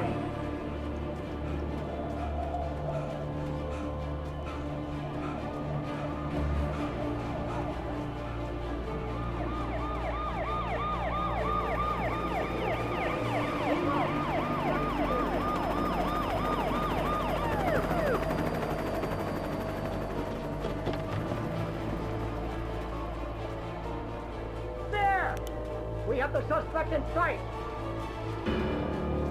Okay, men. Keep your eyes peeled. He's gonna try to make it through here. Oh, damn. Man out! Over here! Stop! Shut up! Where'd he go? Wait! God damn it! Where'd he go? Let's away! Keep an eye out!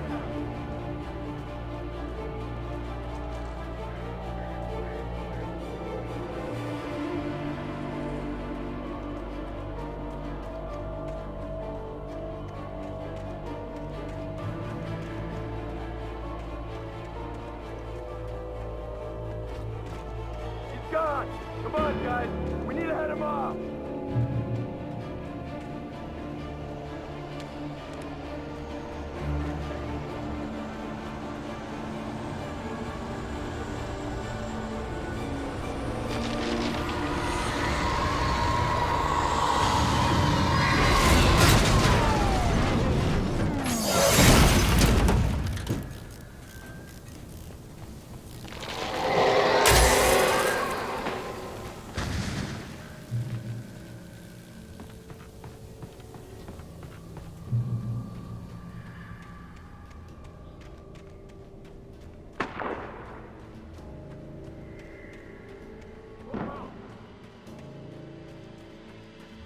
Search the area!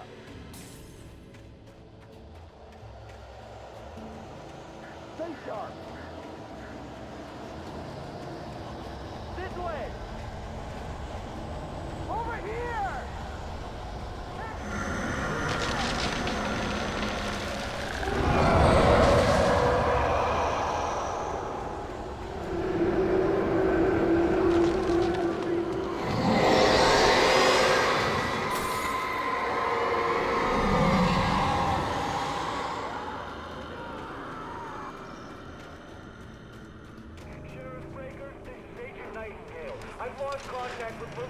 This horror was everywhere I went, circling me. The cops didn't stand a chance. They were after a writer, not a monster. You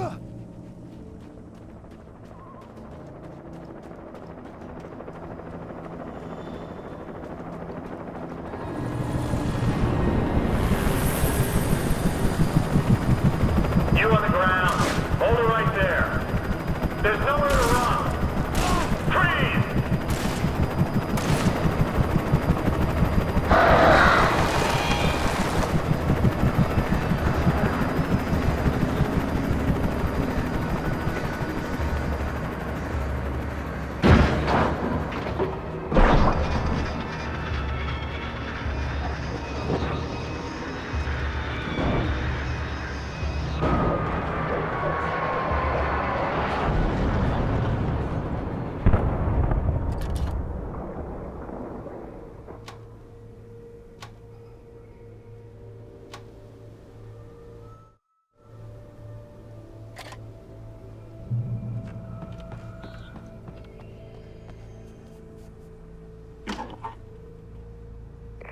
This is James.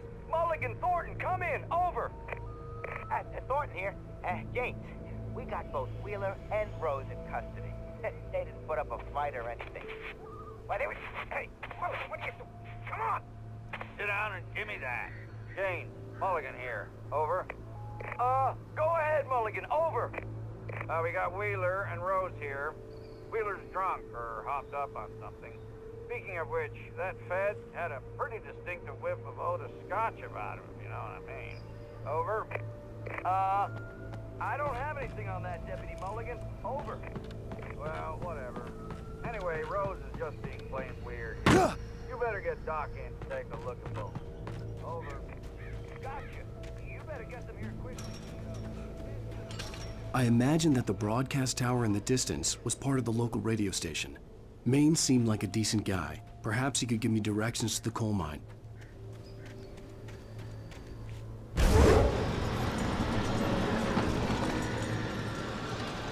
Unnatural shadows clung to the gate.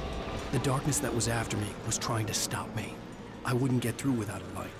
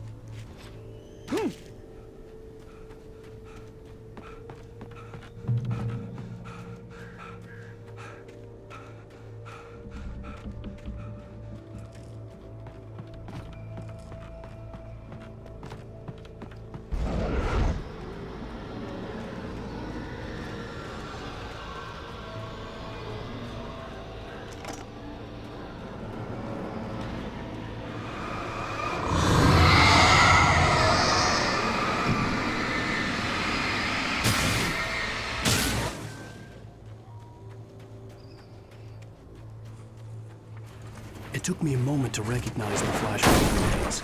They were an ideal weapon for my situation. Team 1, come in. Over. Team 1, this is Sheriff Breaker. Report. Over.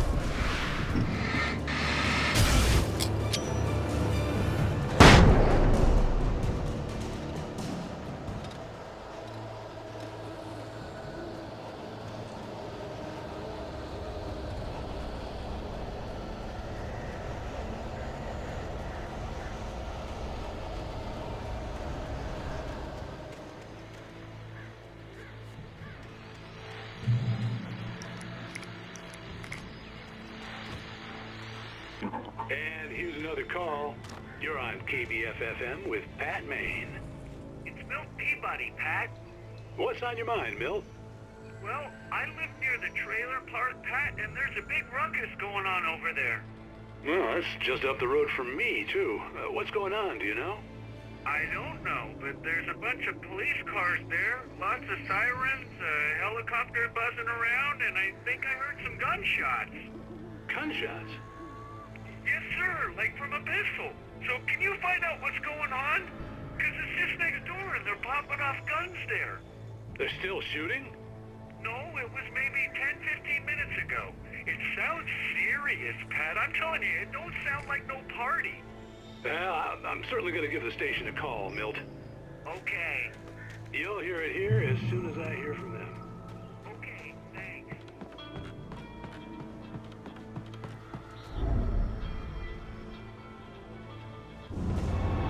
You are under arrest.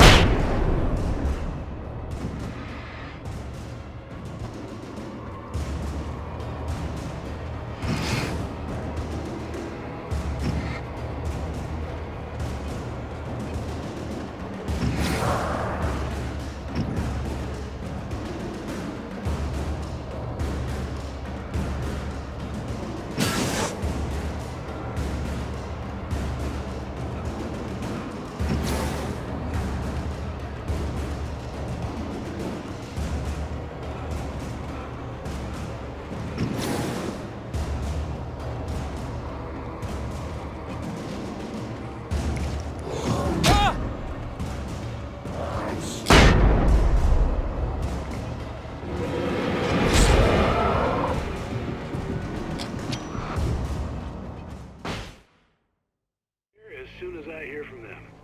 Okay, thanks.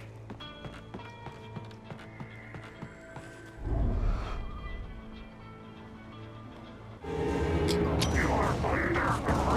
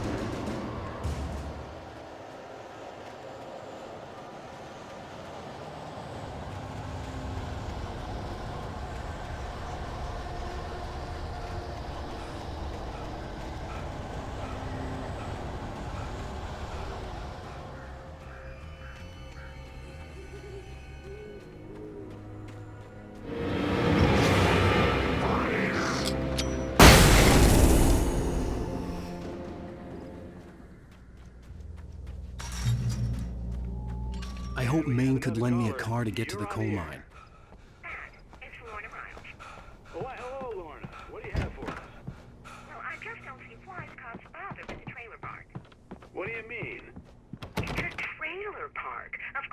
going to have trouble in a place like that. I mean, what do you expect? The sheriff should be helping us normal citizens instead of wasting resources on those people. Well... Let the trash sort themselves out. I'm sorry, but my granddaddy settled in Bright Falls in 1911. Well, thank you very much for that compassionate viewpoint, Lorna. Oh, here's a little surprise. The famous writer Alan Wake just walked in. Folks, I'm going to see if I can talk him into an interview. Come on in, Mr. Wake.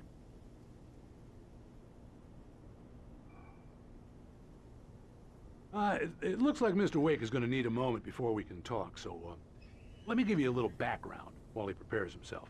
You've all heard the name, of course. Alan Wake is the author of a very successful series of Alex Casey crime novels. He's changed gears, though. He's now working on a horror story. I'm so glad you could find the time to do this, Mr. Wake. Nowhere to run now, Dan Brown. You back away from me. Don't hurt it. Whoa. Everyone calm down. Put the gun down. We're all friends here, right? Cool your jets, Nightingale. We got him. What the hell's the matter with you? There's a civilian in there.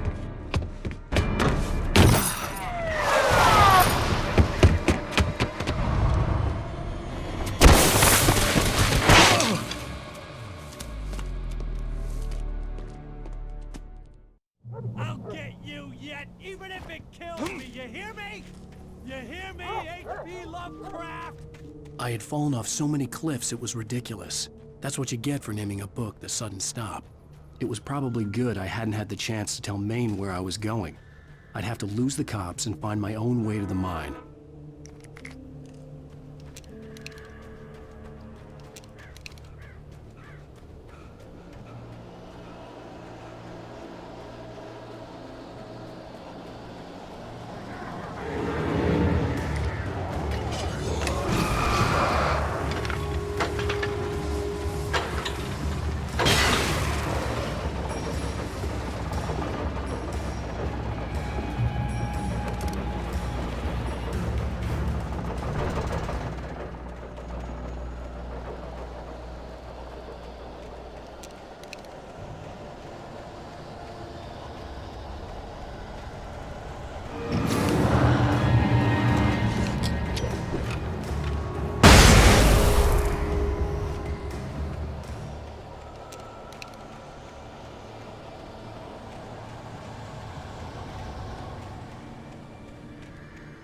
There was no sensible reason for the power company work lights to be here. It was almost as if they'd been left for someone like me to use.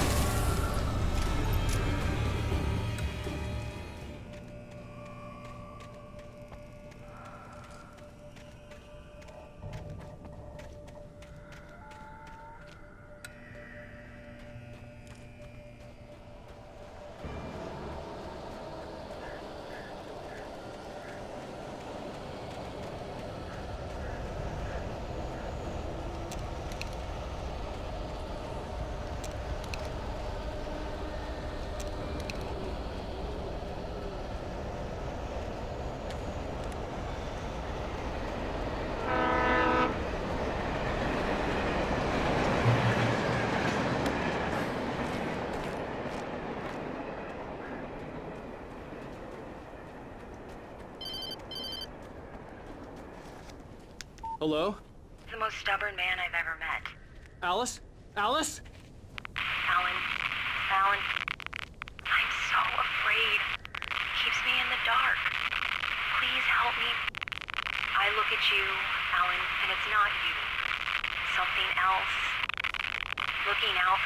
your eyes? Alice, I'm here. I'm so alone here. It's all gonna go to hell. You need to be careful. Cooperate.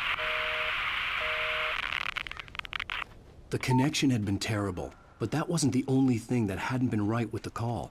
She sounded wrong somehow. But she had called me. I could see a railway bridge up ahead, and a warehouse of some sort on the opposite shore.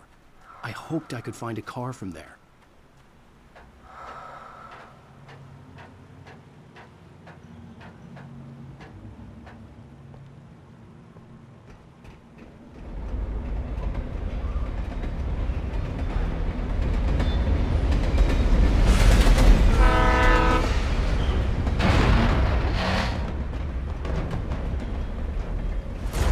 That was pursuing me was growing stronger, and it was taking over everything in its path.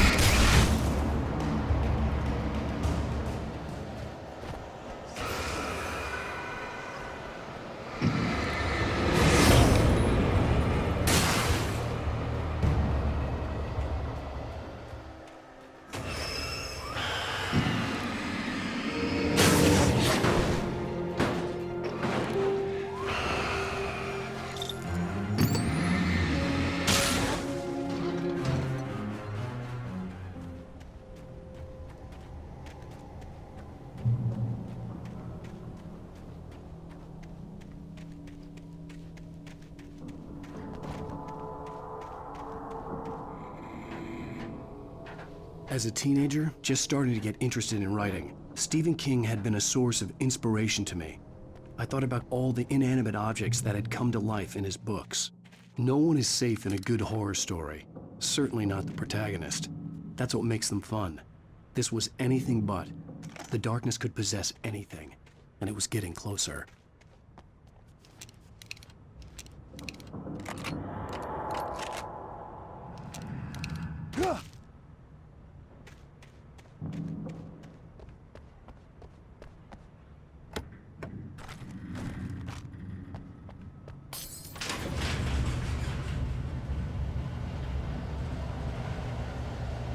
Did you call 911?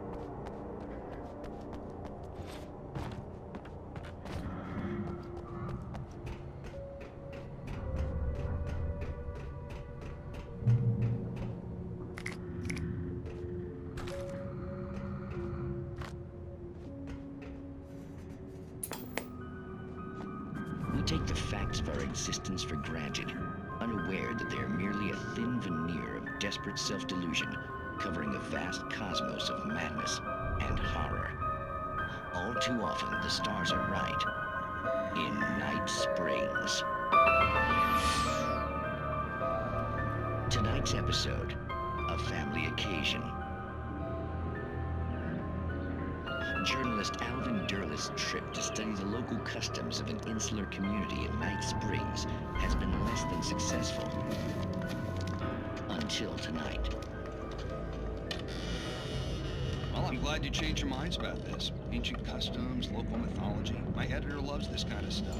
Well, Mr. Derleth, we don't want to feel like we're on exhibition, but you have demonstrated the seriousness of your intent. Oh, I am serious. Really, just do your thing. I'll stay out of your way and observe. Actually, I thought you could assist us. I'm afraid we are a man short. It would provide you with an intimate perspective. Could I really? Of course, Mr. Derleth. Well, I guess that's the least What would I have to do? Oh, here. Let me show you with a kiss.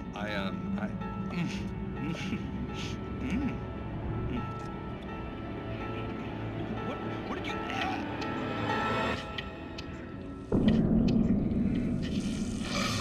Oh, Mr. Derleth, you have well pleased Nixie Perka, the dweller in flesh. Your body shall host his 1,000 young, and all shall be glory.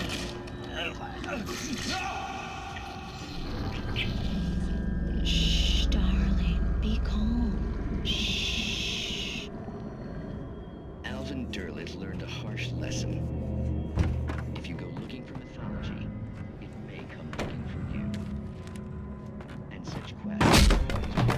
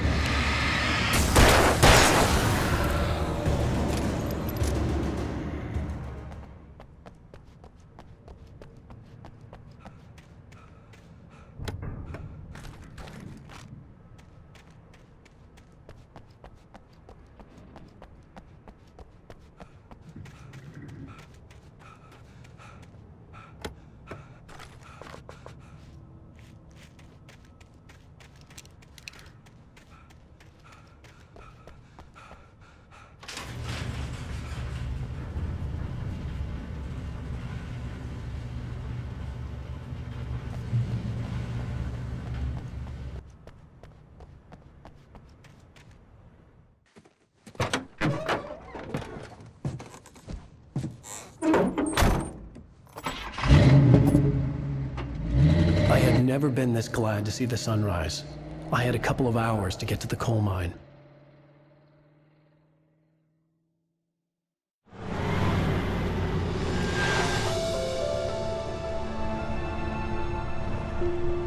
The coal mine wasn't far now.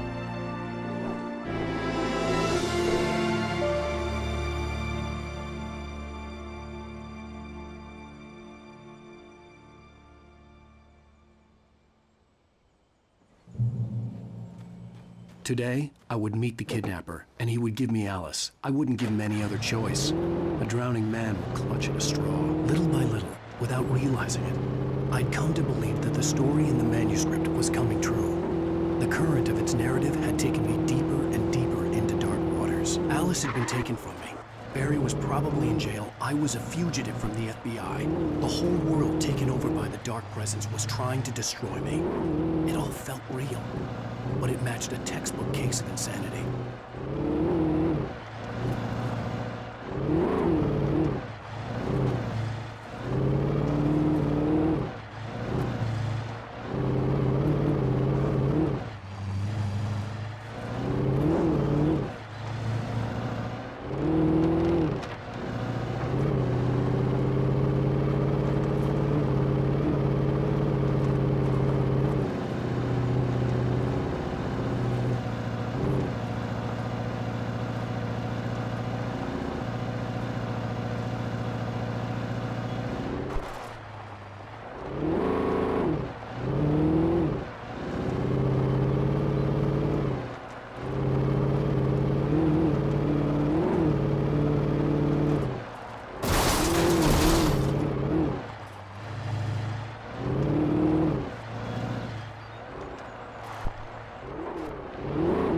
was early.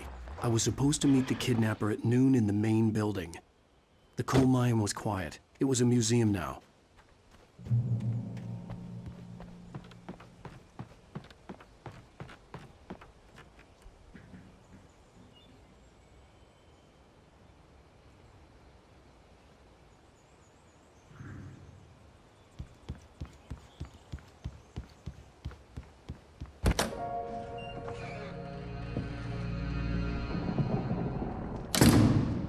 I didn't want to go outside.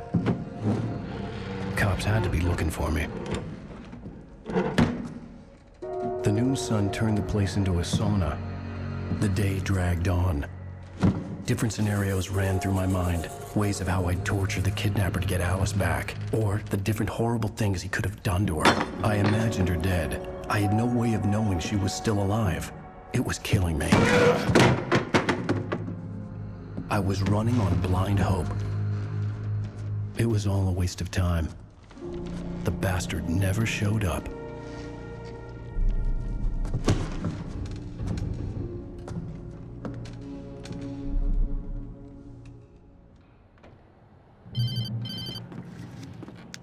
Wait! Where the hell are you? Change of plans. You know where Mirror Peak is? It's a big mountain north of where you are. You follow the path from the mine, you can't miss it. There's a lookout point there. I'll be waiting.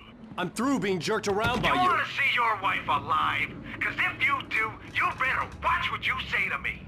Do we understand each other? I want to talk to Alice. Yeah, and I want the manuscript. Don't keep me waiting, Wake. Hello? Hello! Ah! I'm gonna kill him! I had to get to Mirror Peak.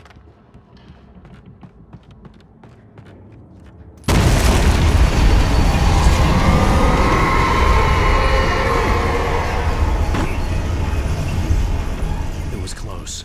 Maybe closer than ever before.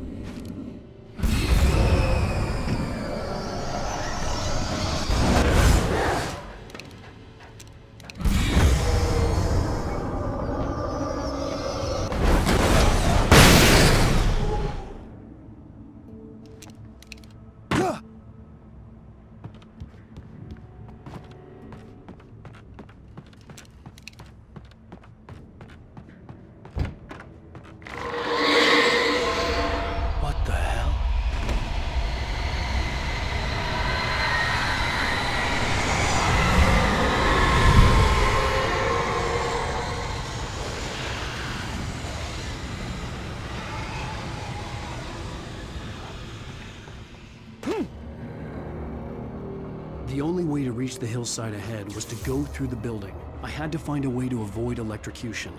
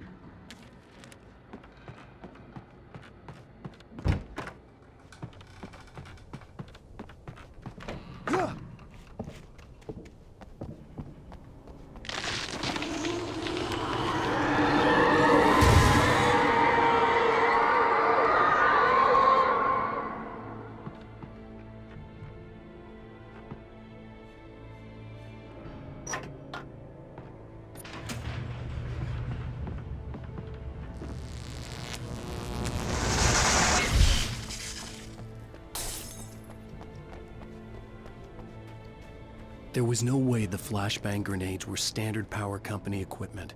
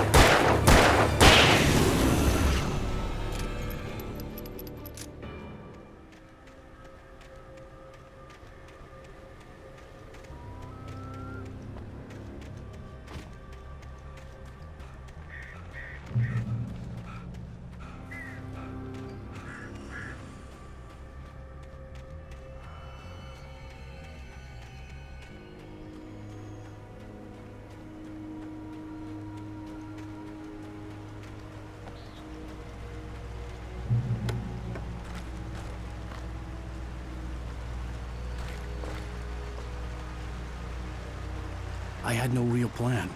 I was going to give the kidnapper all the manuscript pages I had for Alice. If that wasn't enough, I'd hold him at gunpoint and make him talk.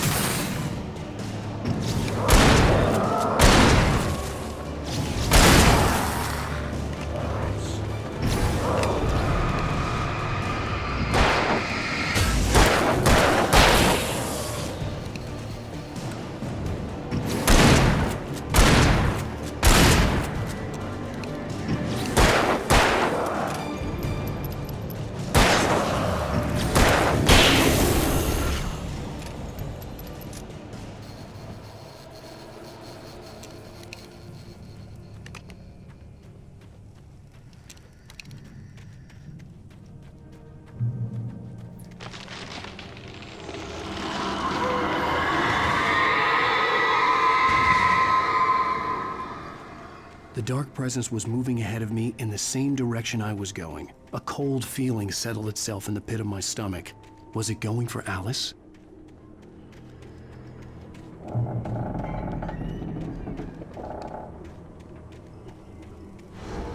The graveyard shift may cause cancer.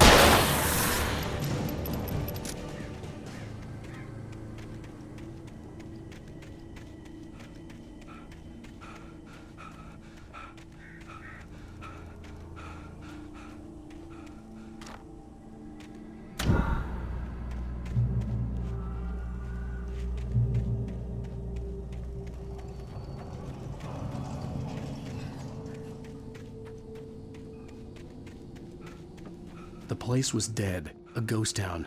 Had been for decades, maybe a century.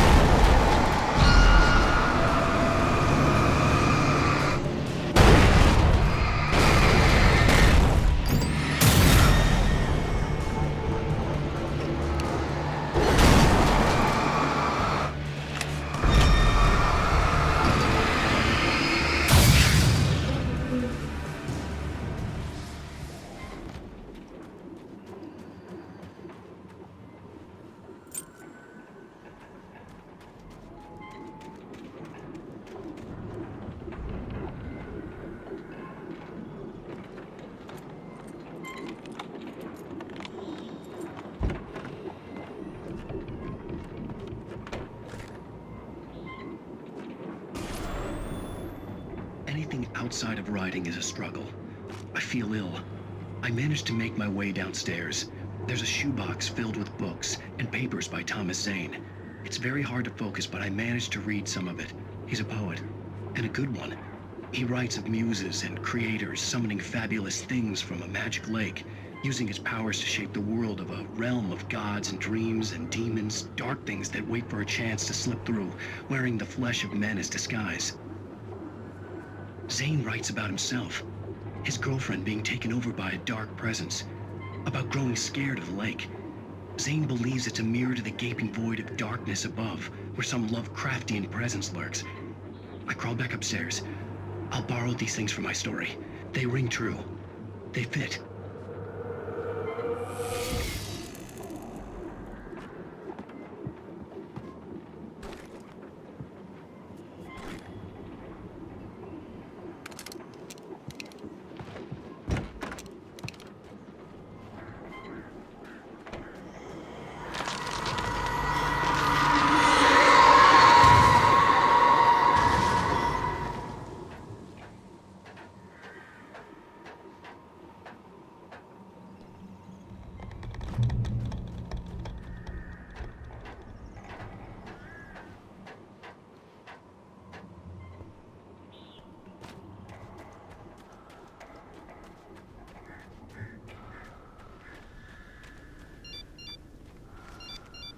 The kidnapper had sent me a text.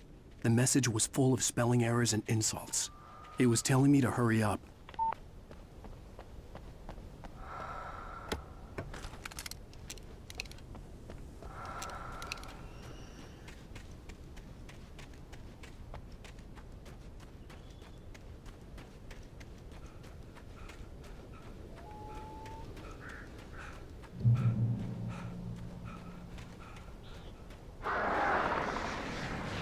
Birds.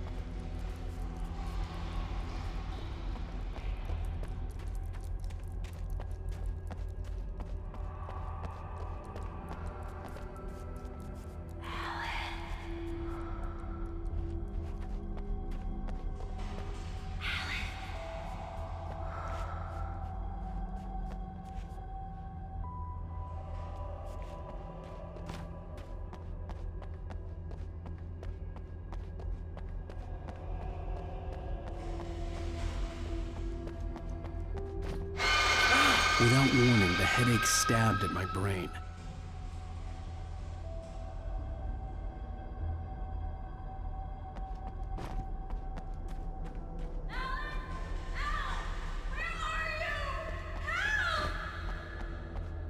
Alice?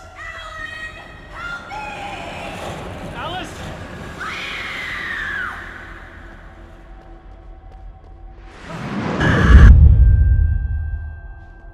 I'm losing it. I gotta get out of here.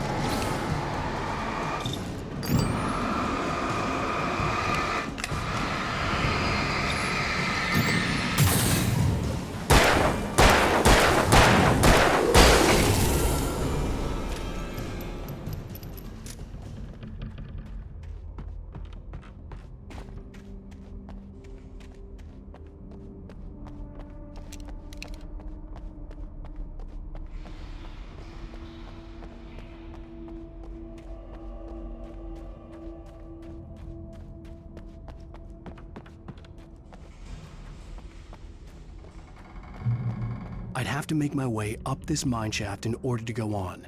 Maybe the machinery could help me with that.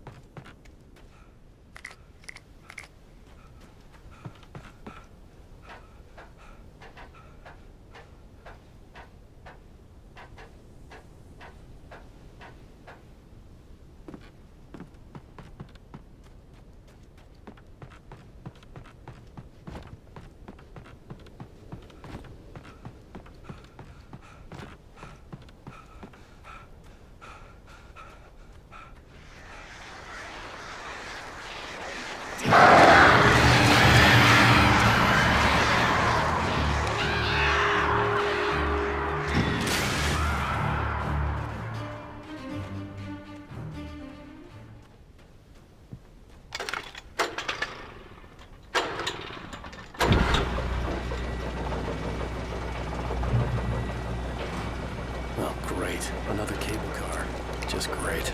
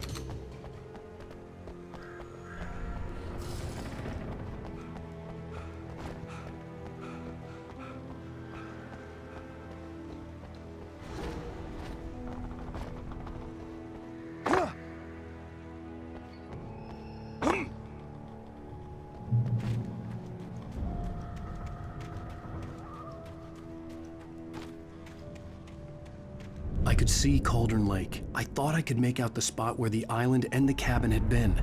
There was a light near it. It had to be a boat.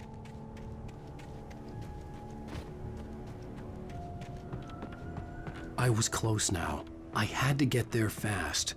I dreaded what I would find. Wait! Are you? Wait! Hey, I'm here! I'm coming! No! Get away! Sorry! Please, lady! The boss didn't know who he was messing with. I didn't know! I swear, I didn't know!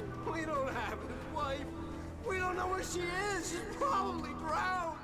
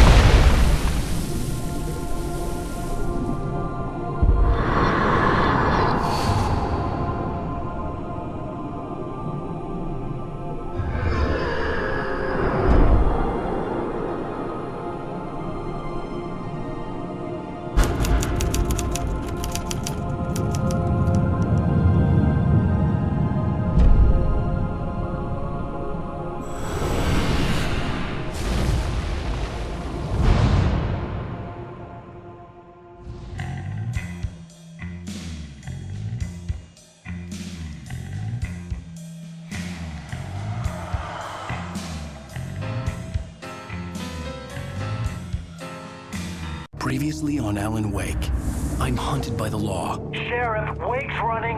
I'm giving chase. Are you seriously telling me that writer just took out my deputies? A thriller I supposedly wrote is coming true. The genre of the story seems to be shifting.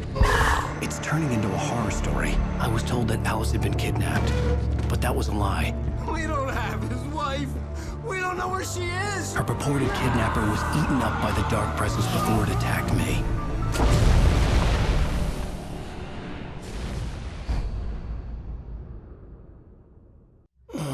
Alan, shh, baby. It was just a nightmare. Alice.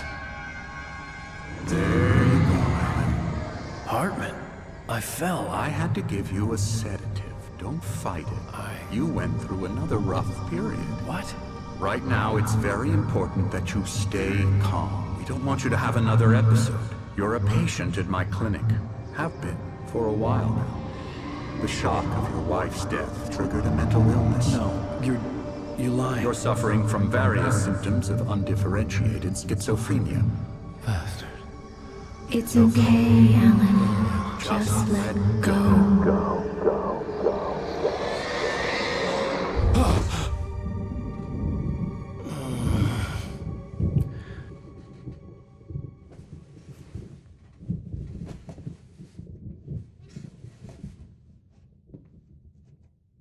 I felt groggy. Whatever Hartman had bumped in me was making me numb. I felt like this was happening to someone else. Someone I was watching on television. I couldn't think. Couldn't focus. The door was locked. I was a prisoner here.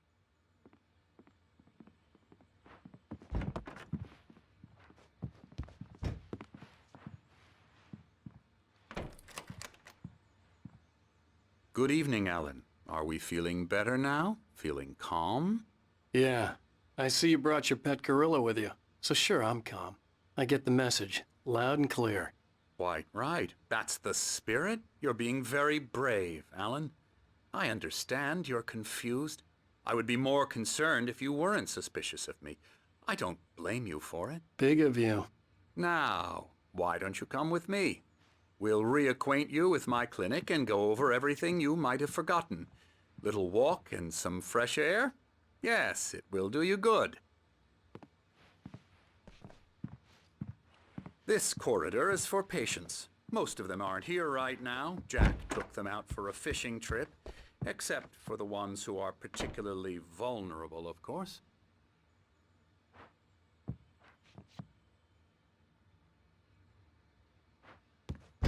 I encourage creativity as a part of the recovery process here at Cauldron Lake Lodge. I specialize in treating artists. I bet you do. Splendid, Alan. I honestly believe we can get this thing under control if we work together. This way, Alan.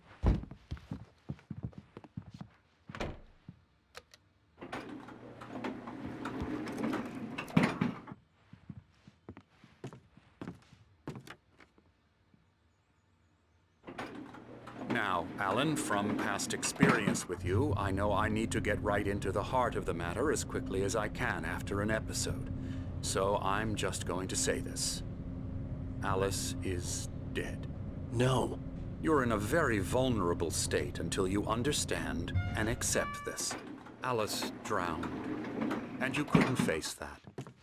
You're suffering from hallucinations, paranoid delusions, unusual thinking, an obsession about light and darkness, a feeling that everything revolves around you, your thoughts and dreams. Your mind has constructed an elaborate fantasy scenario in which your writings are affecting reality. She has been kidnapped and supernatural forces of darkness are trying to stop you. We go this way, Alan. I wasn't ready for another shot, so I went along with it. He had to be lying. But under the influence of the drug he had given me, I had to fight not to believe his words. It's all in your head. You've been making it up. Apart from the tragic accident with your wife, no one has been killed. Your delusions are just a manifestation of your subconscious mind trying to protect you from the too painful truth. Unless we fight the fantasy, it will return.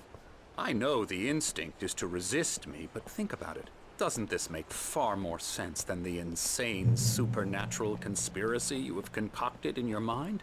You're a skeptic by nature, Alan. We both know this. Everything can be explained logically.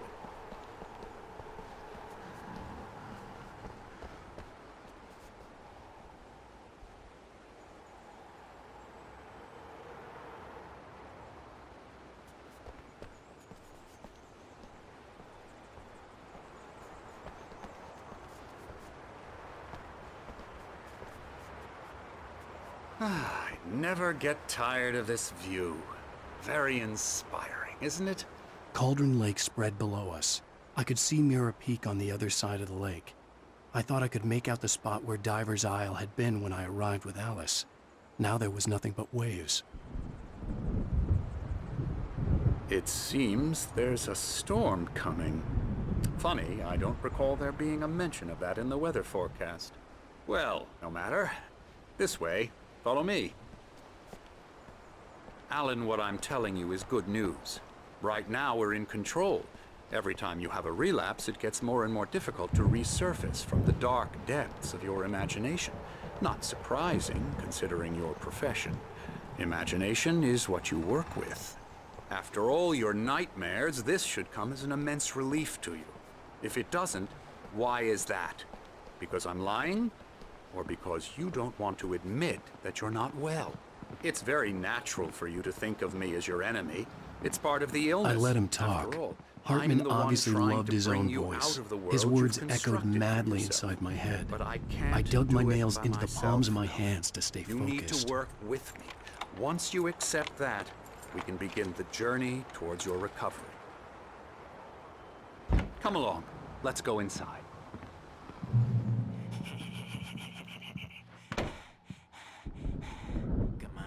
Here's the entrance to the office wing. That's for staff only. You were impressed by my trophies when you first arrived here. I do love to hunt. The great outdoors, man versus nature. It's wonderful stuff. Pretty damn wonderful, yeah. Scary, scary, scary.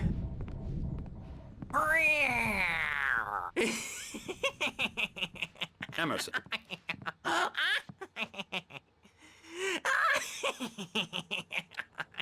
I'm a real bad dream, mister. You should be afraid of me. Don't want to run into me in the night, that's for sure. Please, Emerson. Mr. Wake is confused enough as it is. Yeah, you'd like me to go away so you won't be scared. But you can't just decide what kind of dream you have or when you have it. Emerson, Okay, sorry. Boo. That's Emerson. We're actually making some progress with him, I'm happy to say. He works on video Elbow games. strike. It's trash, of course, but it does involve some small... Oh, hello. I've painted you. Okay. I was just struck by inspiration a couple of days ago. Dr. Hartman wanted me to paint landscapes, and that's what I was doing. But now I've been doing these things, a lot of them. The images just keep coming. Dr. Hartman likes them. He has them in his office. Yeah? He's very proud of me. He says I'm getting much better. I think I'm getting better. Come, Alan, this way. Now, you might have noticed the typewriter in your room. You've been writing as a part of the therapy. As soon as you feel up to it, you should continue.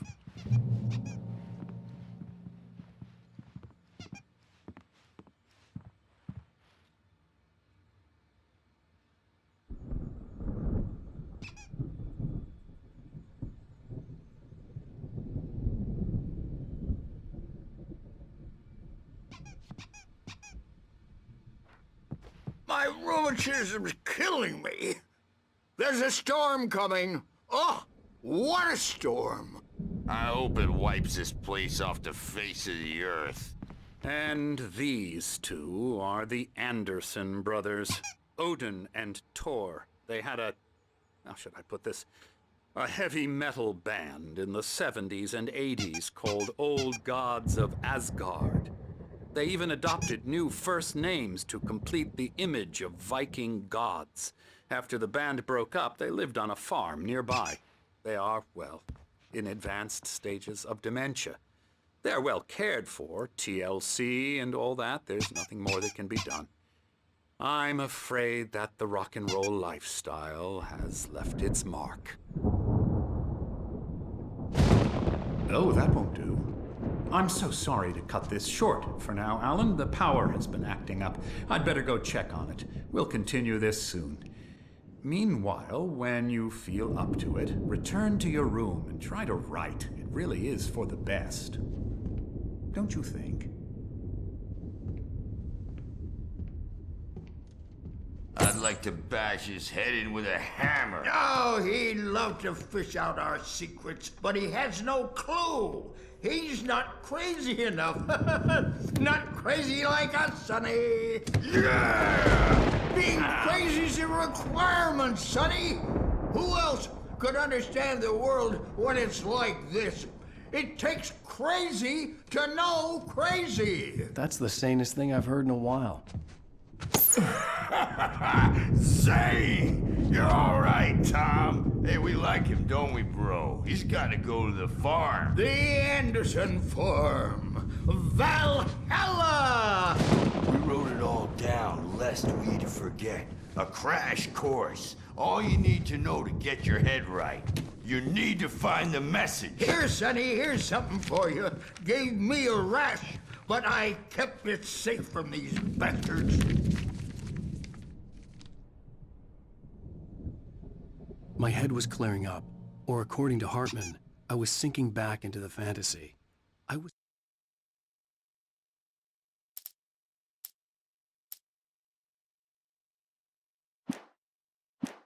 convinced he was lying to me about everything. Crazy or not, the Andersons made more sense.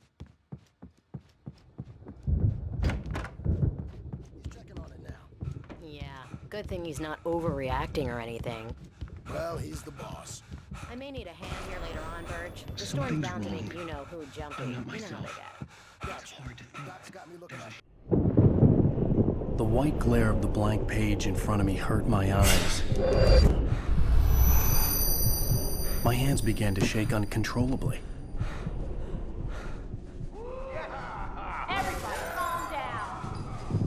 Put that down. Burge, I need help. Hey, Wake, you stay here. I'm gonna go see what's up. You just keep doing what you're doing. Be cool, okay?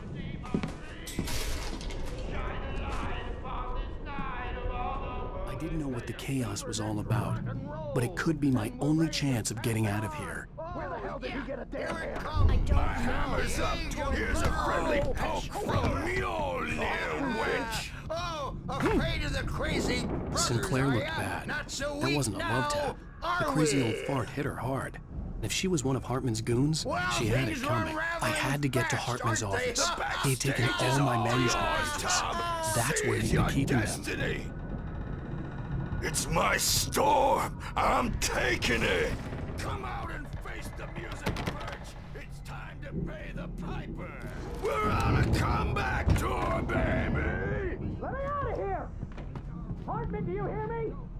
The photo on the wall caught my attention. In it, the clinic staff was standing outside the lodge. I knew the man next to Hartman. He was the kidnapper. Hartman had been playing me all along. Barry? Ow! About time! Barry, man, am I glad to see you. We need to get to Hartman's office. It's right next door.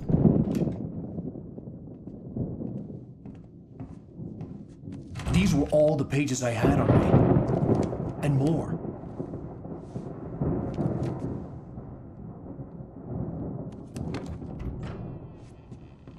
Alan, please. You're sliding back into the... Tell me one more lie and I'll shoot you in the face. Ah, well, it was worth a shot. Really, Wake, come on.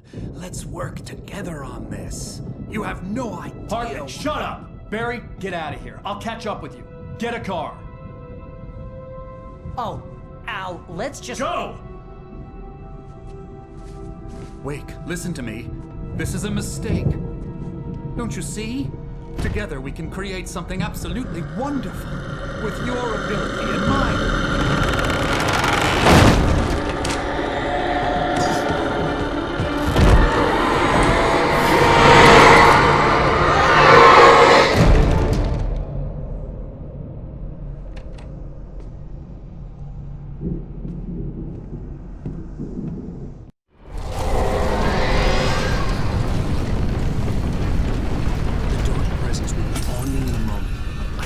Find a way out.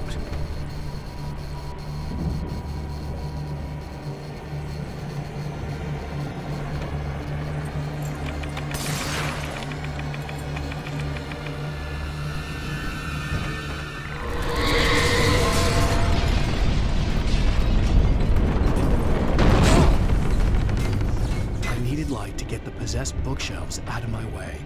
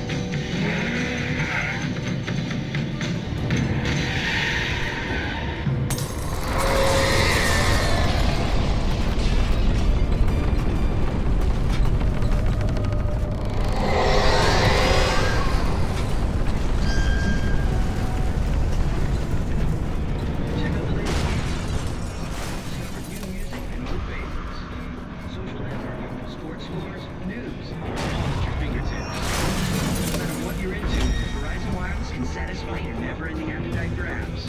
Check out the Cast app and load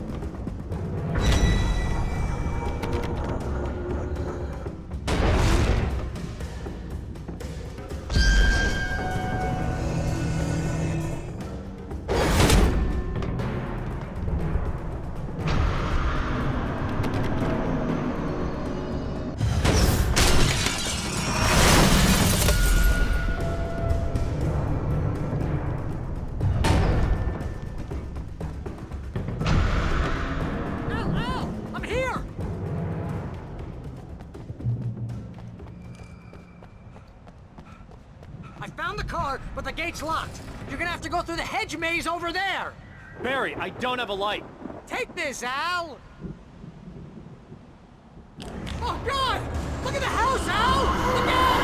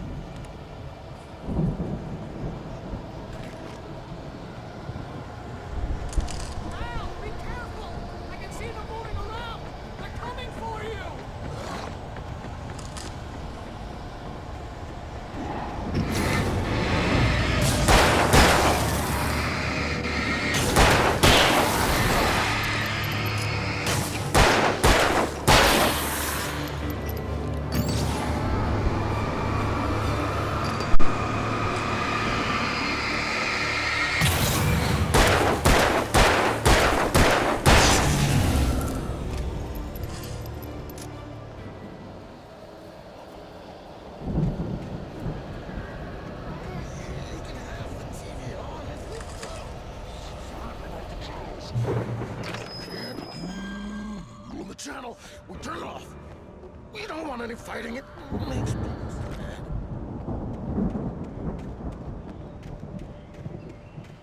You get 2 pills in the morning, and then you'll be nice and calm all day long. You get 3 pills in the evening.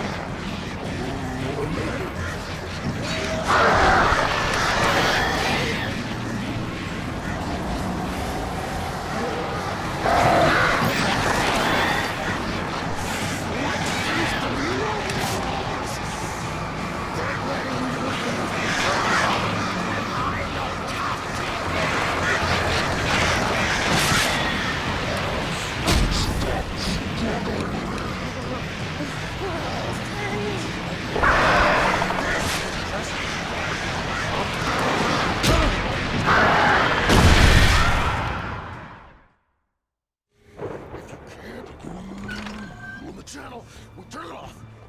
We don't want any fighting. It makes me sad.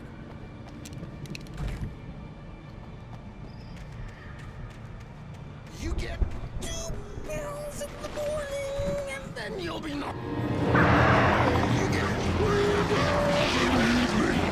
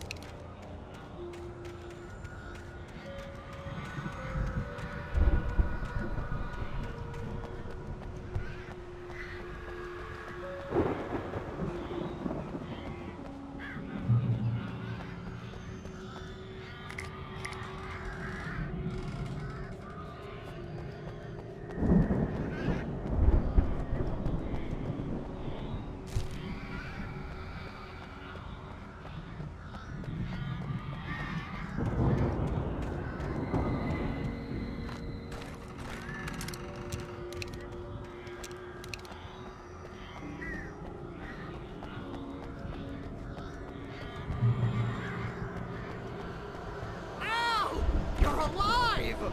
Let's get out of here. Can you open this gate? Maybe. Barry! Well, I slammed it shut when the nasty showed up, and the key fits kind of loose in the lock, so, Barry, I'll find it! Don't worry about it!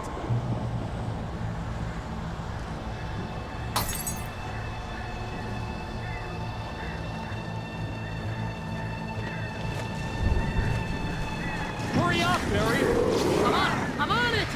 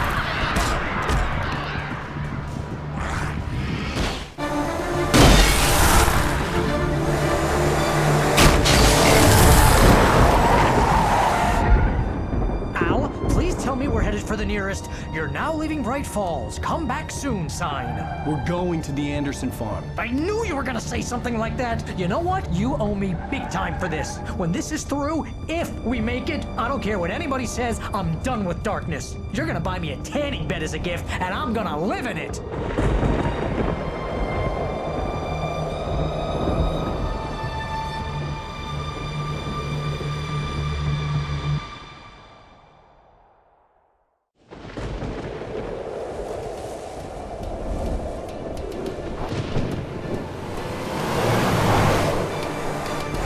Crazy, but that's fine, Barry. Oh, you got that right, Al. You're barking mad. You are by far the craziest... But maybe that's inevitable when you deal with crazy stuff like this. It helps. This is happening, Barry. Alice, they never had Alice. She's trapped in the darkness at the bottom of the lake, but she's not dead. Al, how can you know that? I know, Barry. I can... Al, No, listen. I can bring her back. I can find her. There's something special about this place. The lake, it does something to the works of art created here. It makes them come true. But there's a catch. The dark presence, whatever that thing is, twists it to its own ends. That's why all of this is happening. It's using my manuscript to take over everything. Al, I believe you. It happened to Thomas Zane before, it happened to the Andersons. I believe you. Crazy or not, you're not delusional. Weird shit's going down. That's a fact. I'm on board, man. I'm with you. The Andersons knew about it, but they were too far gone to tell me with all the drugs they were on. But they wrote it down. There's a message somewhere at their farm, Barry. We just need to find it. Look out!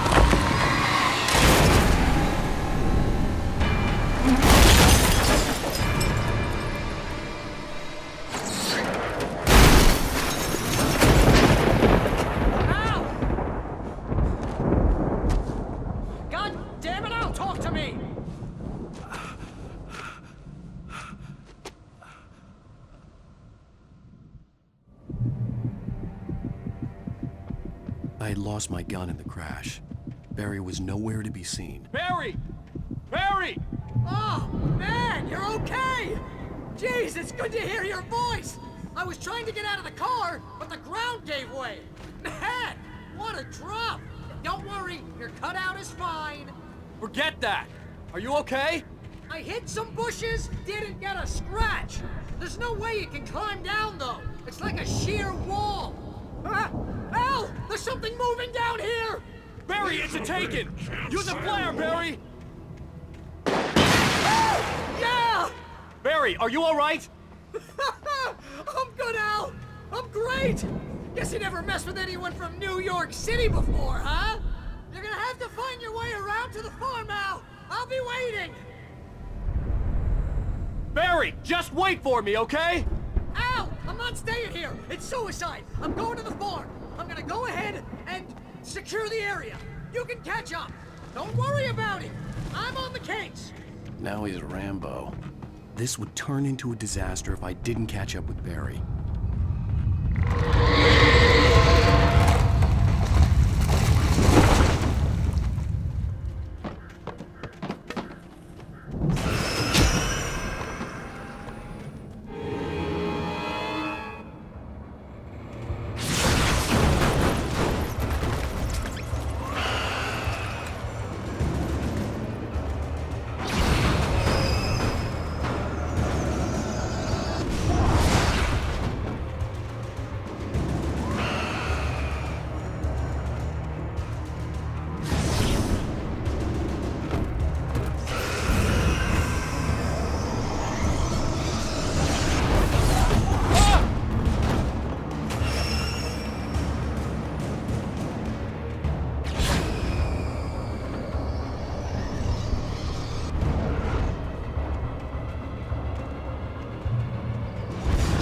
Crawled over the gate. I needed a light to destroy them to get through.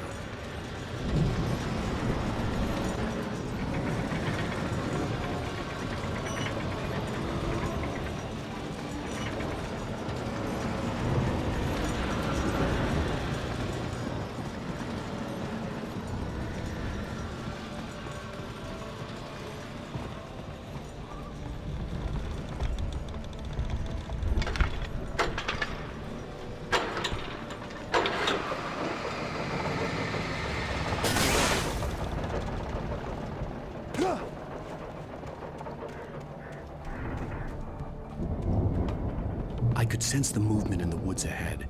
Facing the enemy without a weapon was dangerous, but I had no choice.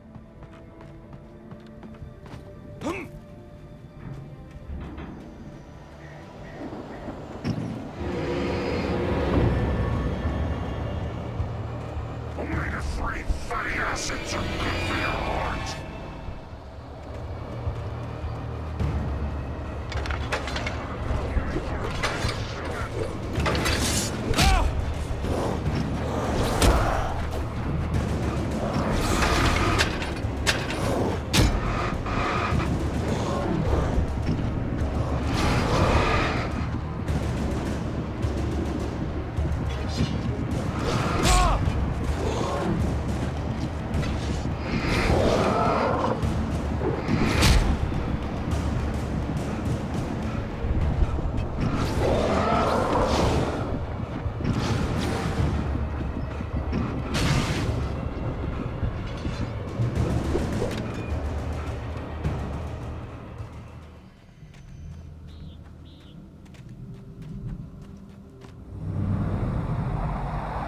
A car was driving away from the farm, headed in the same general direction as I was.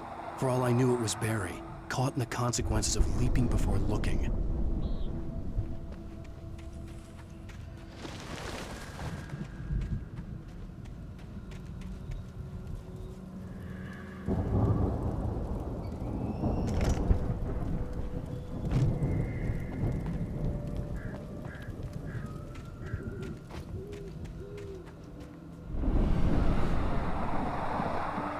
The car was heading for the cabin up ahead. It wasn't far. If it was Barry, I would see the damage soon.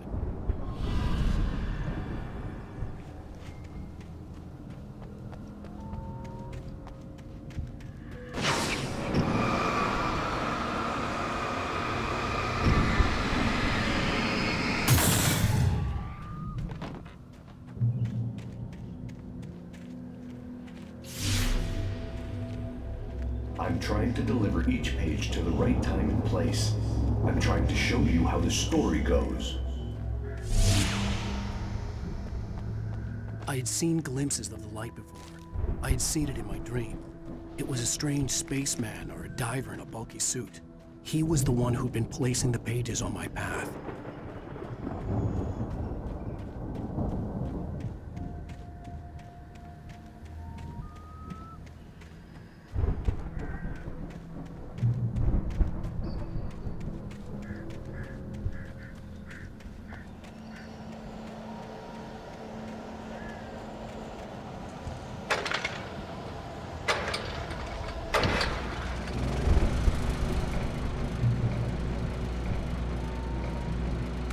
Someone had left a gun behind.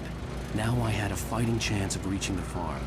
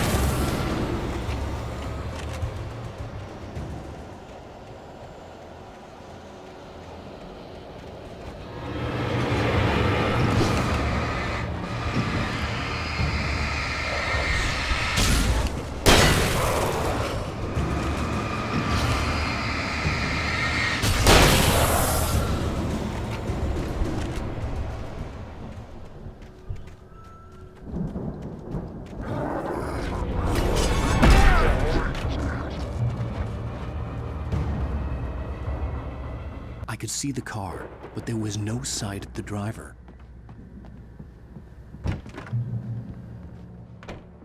Hello? Anybody here? Barry! No! Danny, you're not! Please! What are you? No! Don't! I'm sorry!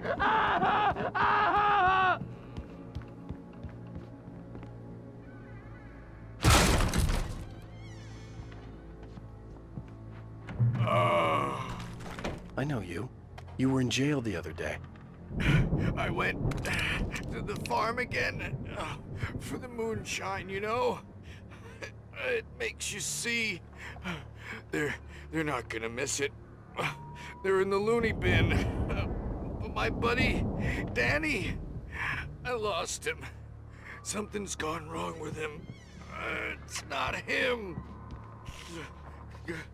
Like a real bad follow-up to a real good movie where the best friend's suddenly the bad guy who wrote this crap anyway.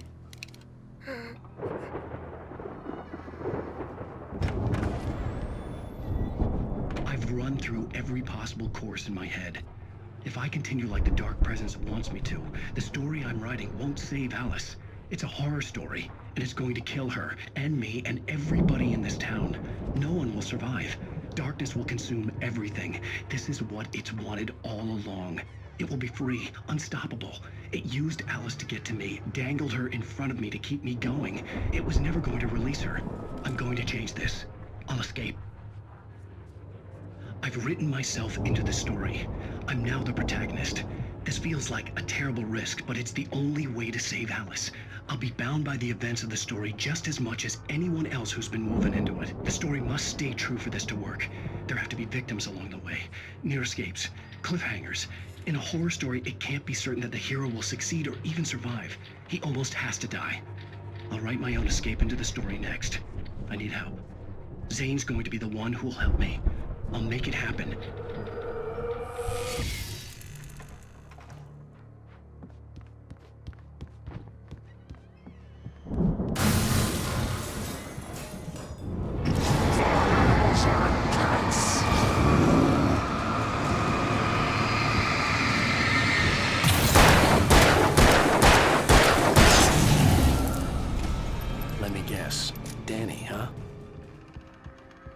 front door was locked.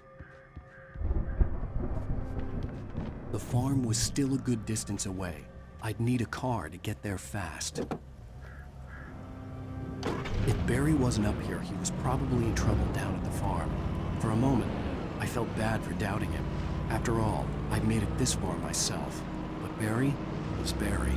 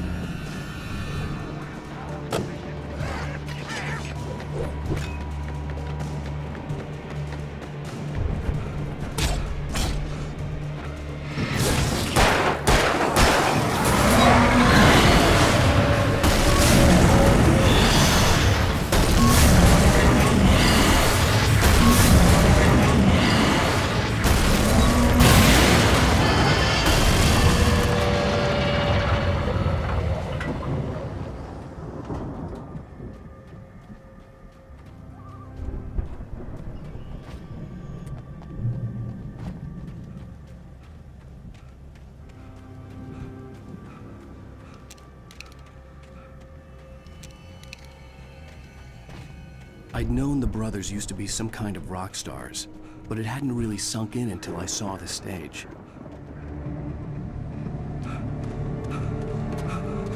Ow! Run! Incoming! There's too many of them!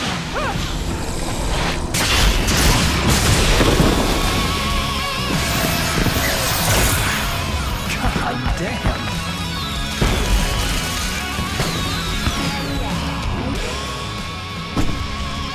I'm so glad you decided to go it alone, Mr. Bronson. Shut up and shoot! Ow! We have to fight them off! I can set off more of the fireworks from here and help out! Hey, Al! Did you notice there's a lot of ammo and stuff around? This place is stocked!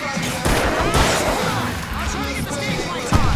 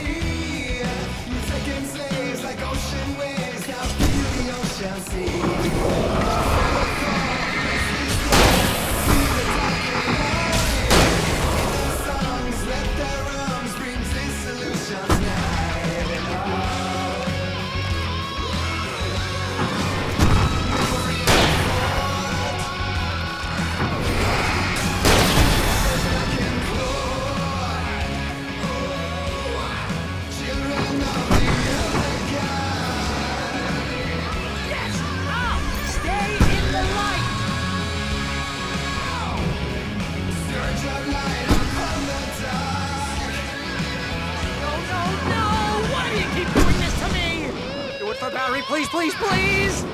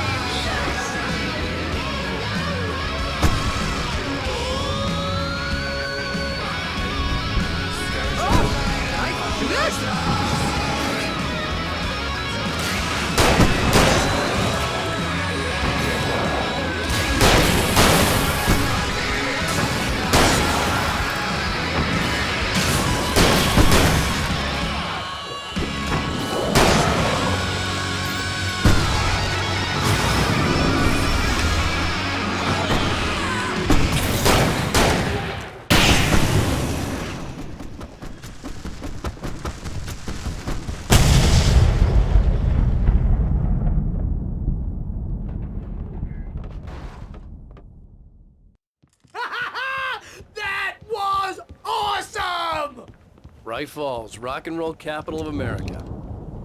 Hey, Al! This way to the farm!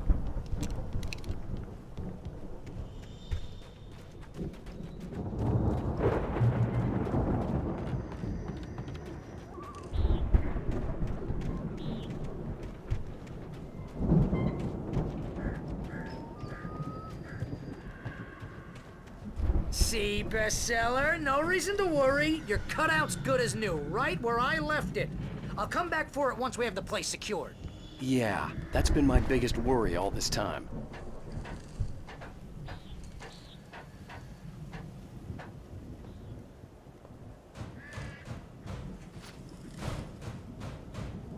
Hey, I think Alan Wake here has something to say. What's that, Al? Ooh, I'm Alan Wake. I'm always right about everything. And if I don't get my way, I'll sulk all day long. I'm always intense and moody. It makes me very attractive and mysterious.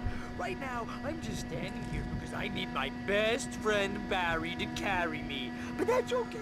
I can just take him for granted. I think I see what you did there.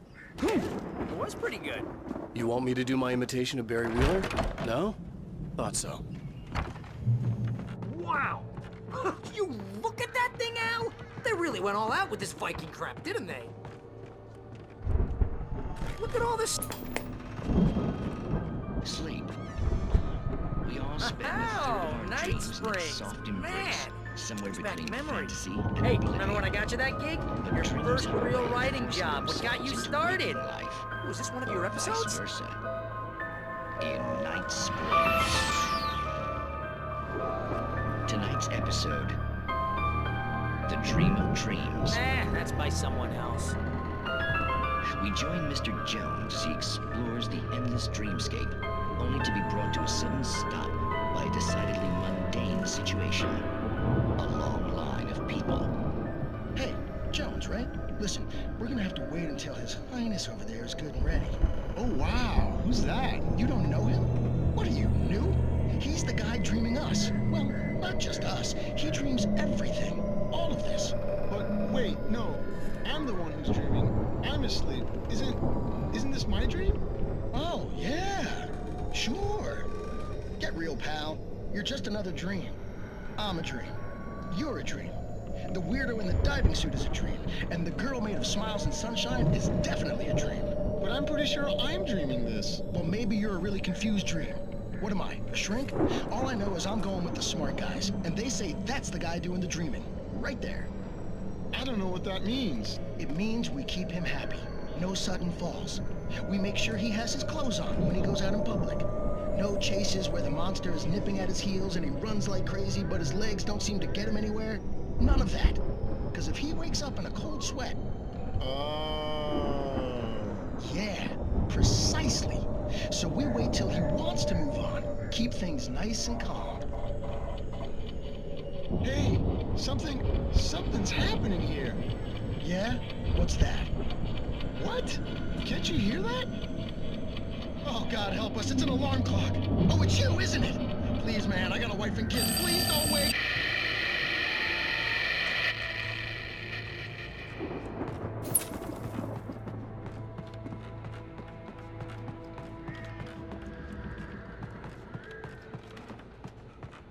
The Viking boat looked imposing, almost like a battering ram.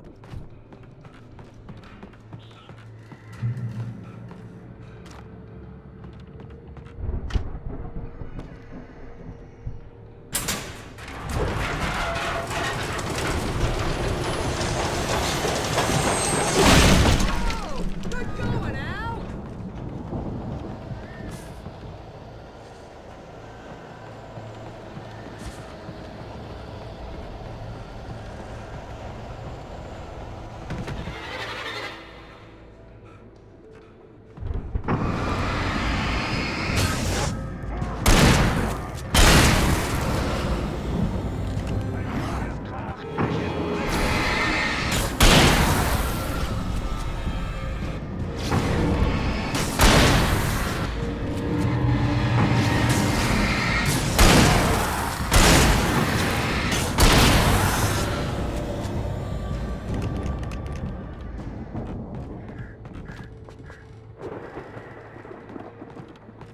I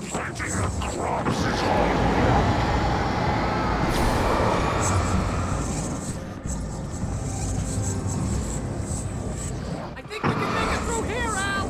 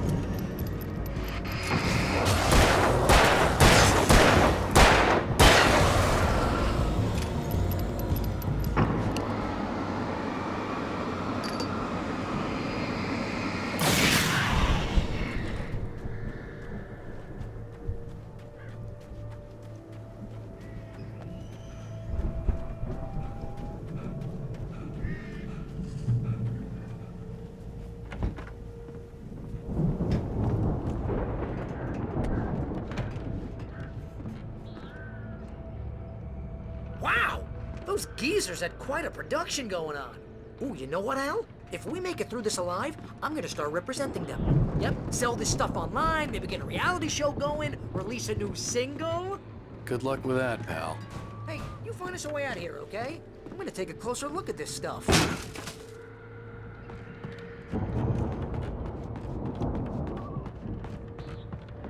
Be careful, Al!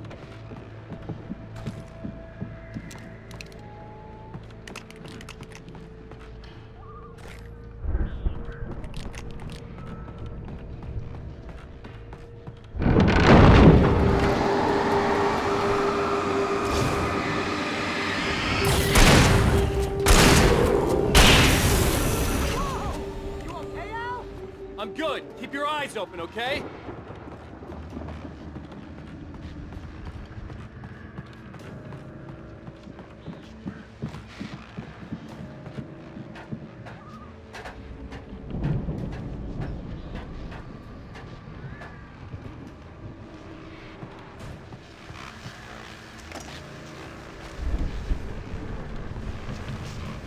As you regular listeners know, I tend to work through the night. I'm not the only one. Deputies Mulligan and Thornton are taking a couple of moments off their busy schedule to join me here in the studio. How busy are you? Dear Fest is almost here, isn't it? I bet that keeps you in business. Pretty busy, yeah. Actually, I could see the building that had to be the Andersons' home on the other side of the field. It wasn't far now. I wasn't worried about trusting the ramblings of two burned-out geriatric wrecks. They had the goods. You've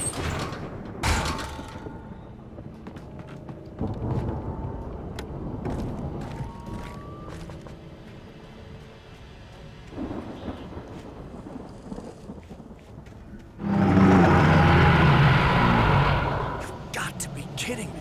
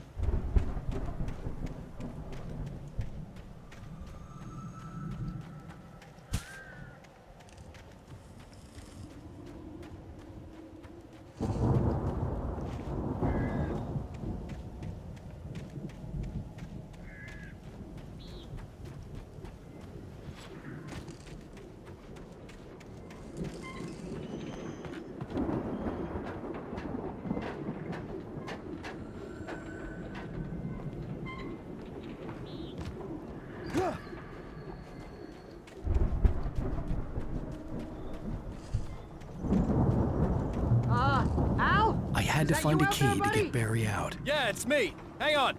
I'll try to find a key to get the door open.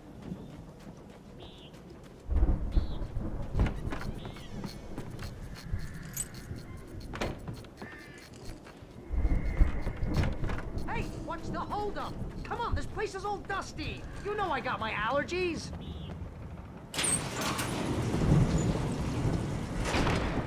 Hey, let's go, man.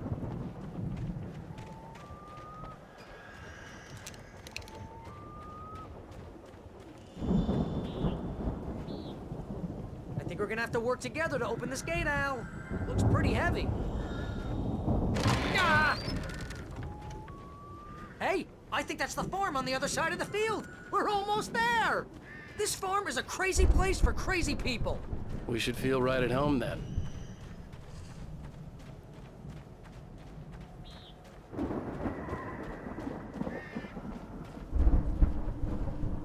Come on, one more gate. Let's do this thing.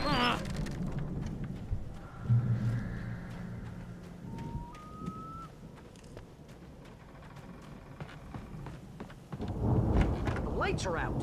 I guess we better check the fuse box.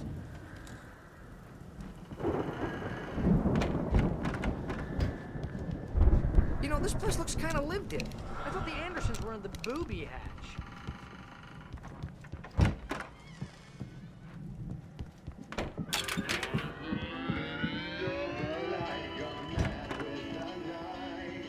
Can you hear that, Al? Music? Of course. We need to find where it's coming from. That's the message the Andersons talked about. That's the whole reason we're here. Lady of the Light? Oh, that's gotta be what's-her-face, the crazy lamp lady from the town. Cynthia Weaver. Right. Must be.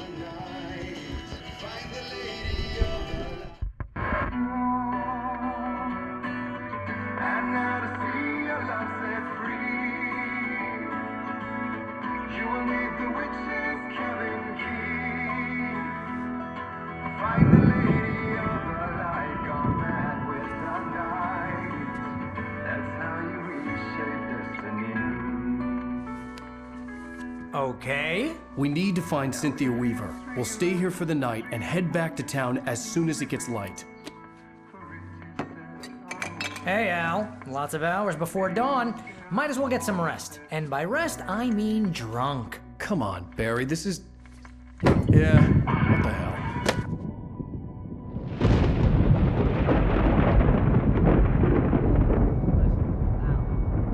I'm sorry about this. No, seriously, because I know we don't get along, but we're gonna find her, right? And even though you're a crazy bastard, I'm gonna stick by you, no matter what, ever, Al. Sure, like a brother. I'm a writer, goddammit. Correct. If I just wanted to, I could write 10 books a year. And they'd be the best books that year. No, you couldn't. That's right, I couldn't. But I could, because I'm a writer. What? What do they put in this stuff? I feel like my brain is coming out of my nose. I'm gonna get the recipe off those coots and be a booze millionaire. I just miss her, Barry. I just want her here with me. I know, Al. I know. It's gonna be okay. We're gonna make it okay.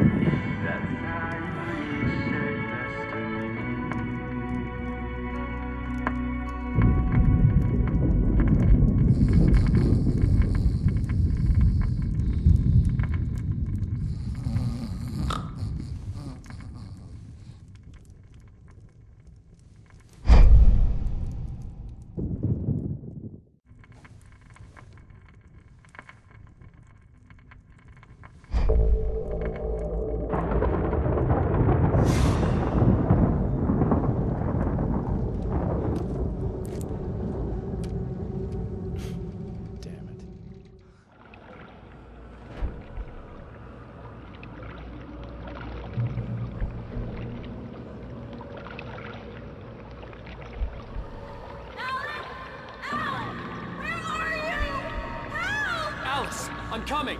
It's all right! I'm coming! It was a crazy drunken dream, and yet it was more than that. It was the truth, a suppressed memory unearthed by the Andersons' moonshine. I was there, an out-of-body observer. This was the night Alice and I had arrived at Bright Falls, the night Alice had disappeared. I had a chance to find out what had happened. Alice? I remembered being surprised to see the cabin dark. Alice would have never turned the lights off. I remembered thinking I caught a glimpse of her form underwater, sinking into the darkness. Diving after her was the last vague memory I had of that night. After that, the next thing I could remember was waking up behind the wheel of the crashed car and finding the first pages of the manuscript. Beyond this lost memory, there was nothing. I had to follow the footsteps of my past self to find out what had happened that night. I couldn't find her in all that blackness. I must have thought she drowned.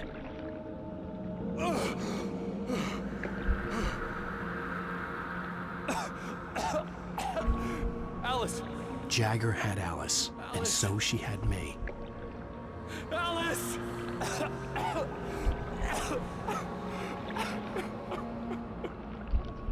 I'd been easy prey. Look at the cabin. Is there someone in the window? Alice? Maybe she didn't drown after all. Maybe she's inside. Alice! Yes.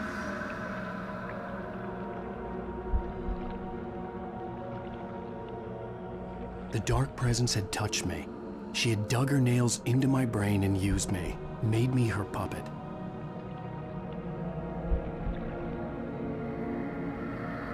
She must be here somewhere. Maybe upstairs in the study. Alice! Yes, that's where she is. You can apologize. Alice! You'll laugh at the whole thing together and put it behind you. Alice? She's not here. You were foolish to think so. No, she's dead. She drowned. No, no, no! It's your fault your wife is dead. You are guilty. All she wanted was to help you right. You killed her. Ah! Oh, hush. There's still hope. Cauldron Lake is a special place. Here, you have the power to change things.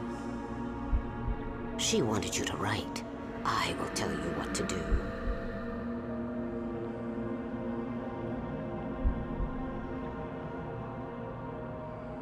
You can write her back.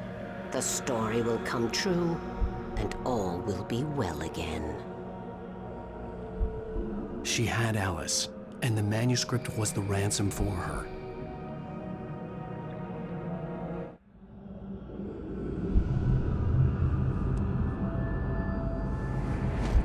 Yes. All right. I'll fix it. I'll bring her back.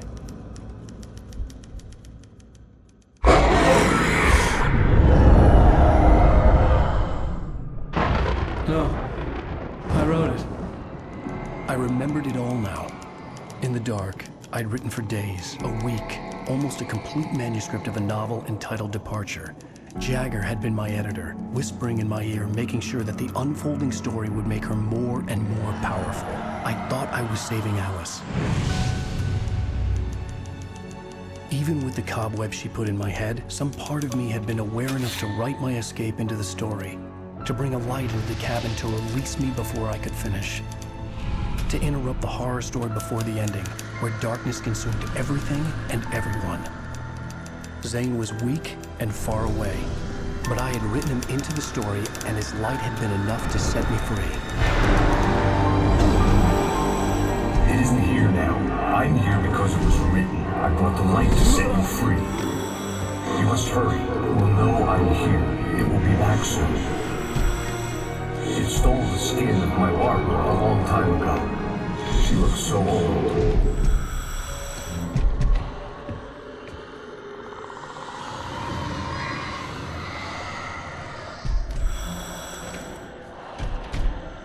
I had woken up, confused and groggy, my mind consumed by darkness and fear. All I could do was to escape.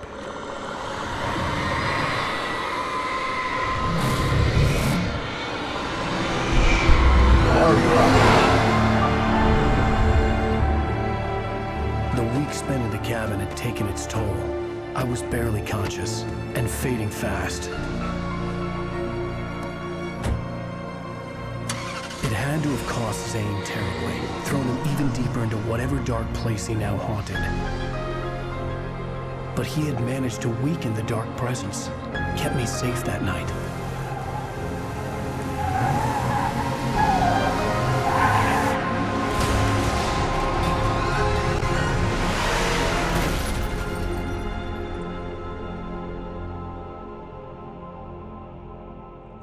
I wrote it. It's my fault. That's right, James Joyce. It's your fault, and you're gonna pay for it.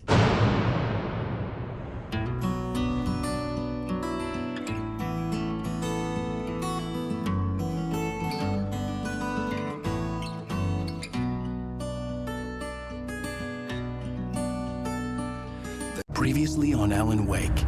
Under the influence of the dark presence, I wrote a horror story that is coming true. Jagger had been my editor, making sure that the unfolding story would make her more and more powerful. Some part of me had been aware enough to write my escape into the story. Together we can create something absolutely wonderful. The lake, it does something to the works of art created here. It makes them come true. My mom gave me this old light switch. The clicker. Alice is being kept in a dark prison. I need to find Cynthia Weaver to fix this. It's your fault, and you're gonna pay for it.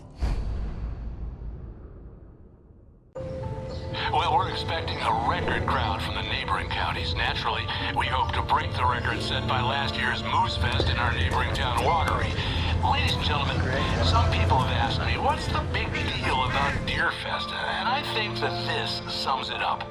It's about friendship and community. We've got a great party coming up, but let's try to hold it in until tomorrow and get through the night in one piece, all right?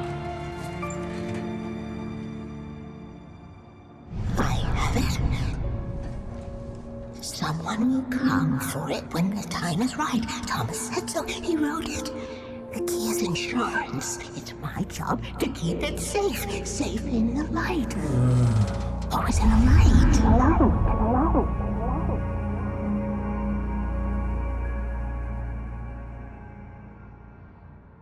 All the manuscript pages were gone. The FBI agent had taken them. I think my tongue just took a crap in my mouth. Ugh. Oh, wait, we're in jail now? Al. Al, this is not good. That about sums it up.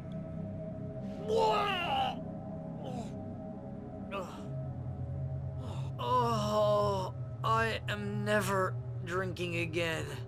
I need to talk to Weaver. She's the one in the song. The Lady of the Light. What, the crazy lady? Ugh, whatever you say, Al, but we're stuck here. They're not gonna... interviewed Wake. I had some reading to do first, Sheriff, and let me tell you, it was an interesting read. Well, I've got you now, Raymond Chandler. It's all here. All the evidence, including conspiracy to murder a federal agent. There's no way you're walking out of here. You hear me in there, Bret Easton Ellis? Huh? Agent Nightingale, I want to talk to your superior. Well, we all want things, Sheriff. I wanted my... Look, that's not possible right now. Agent Nightingale, I insist.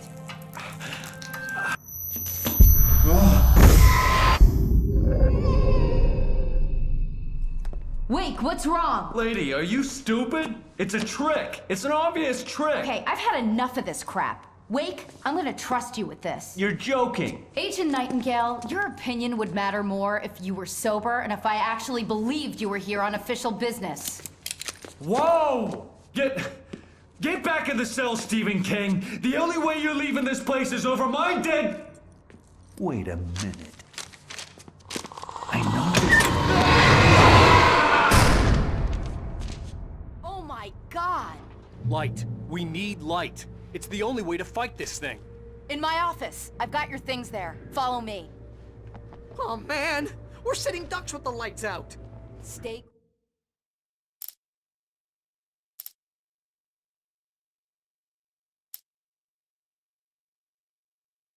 Nightingale felt the situation veering out of his control, but the gun at least felt steady in his hands. He was ready to fire, resolved that he would let this happen over his dead body. And yet he hesitated. Cool. I can get the emergency power on.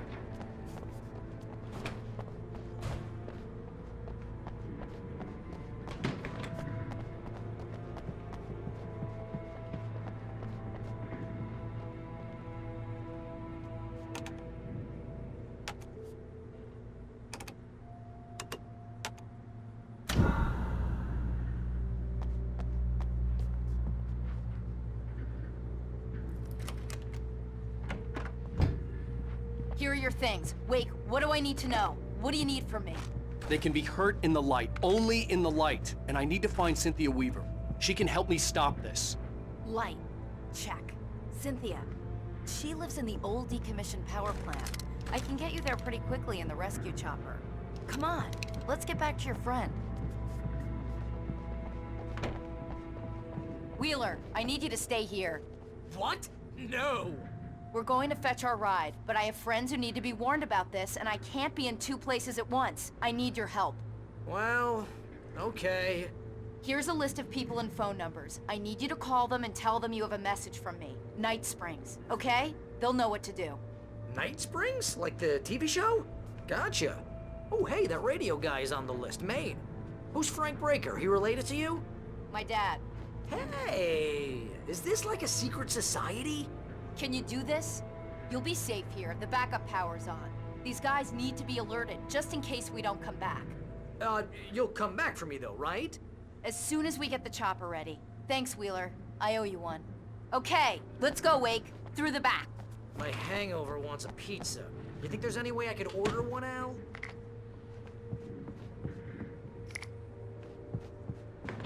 Hello, Mr. Breaker? This is Barry Wheeler. Yeah, I know it's late, but listen, the sheriff, Sarah, asked me to tell you. She said... Oh, hell. Whatever took Nightingale must have broken the gate controls. We can't reach the gate's control box from here. We need to get to the other side over the rooftop. I'll go. I'll open the gate for you once I'm across. You stay here in the light and cover me, Sheriff, okay? Are you sure? Okay then, but hurry.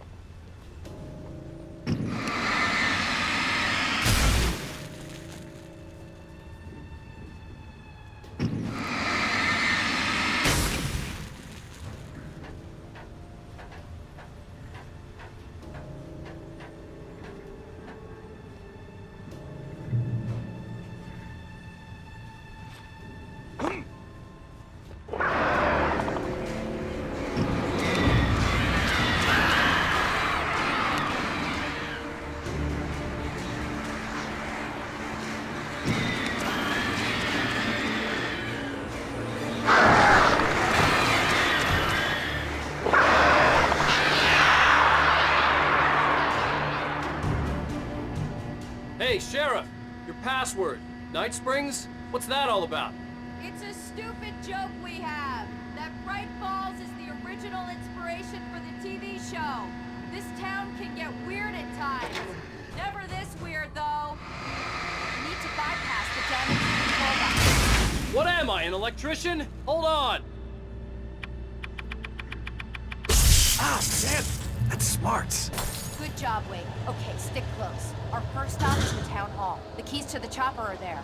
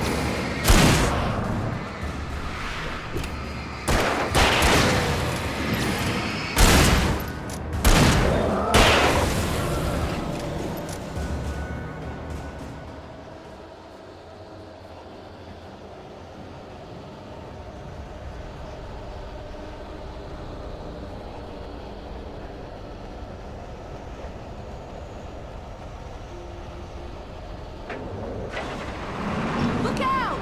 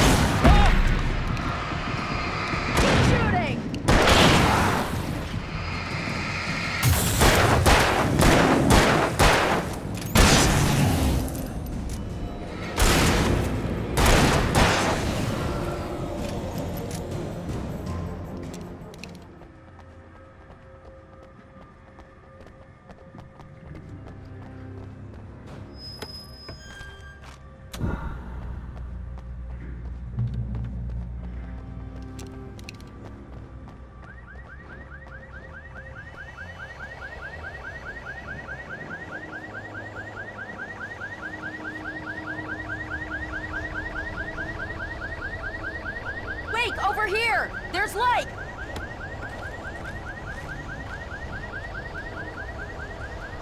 I have a key. Watch my back, Wake.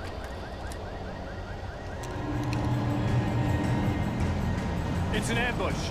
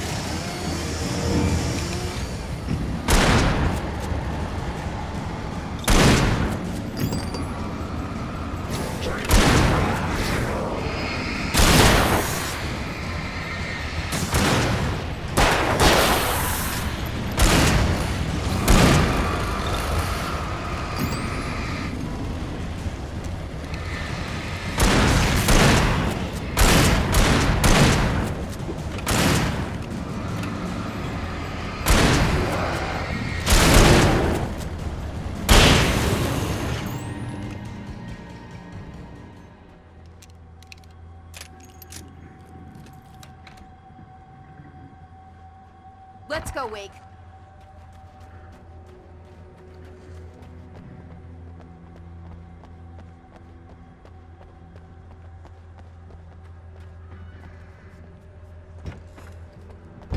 Okay, someone's messed with the fuse box here, but you should be able to jury-rig it while I find the keys.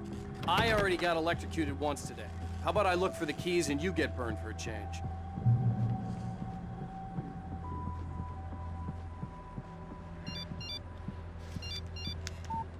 The message was from Barry. He was getting worried at the station. He wanted us to hurry.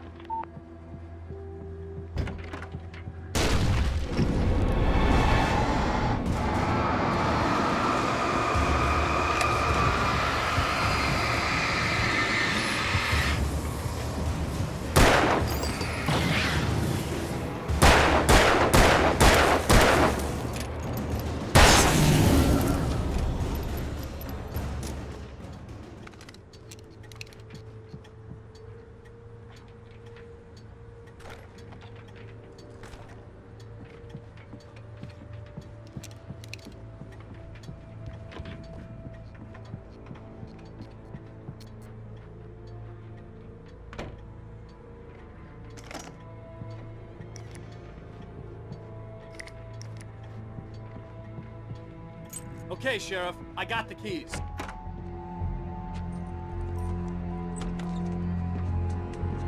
Barry? Why isn't he inside? Oh God! Oh God!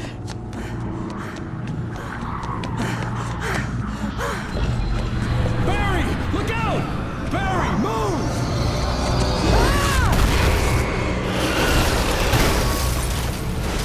Barry! He made it inside, Wake. He's okay. The storefront's blocked. Come on, Wake, let's go around. We can meet him in the back.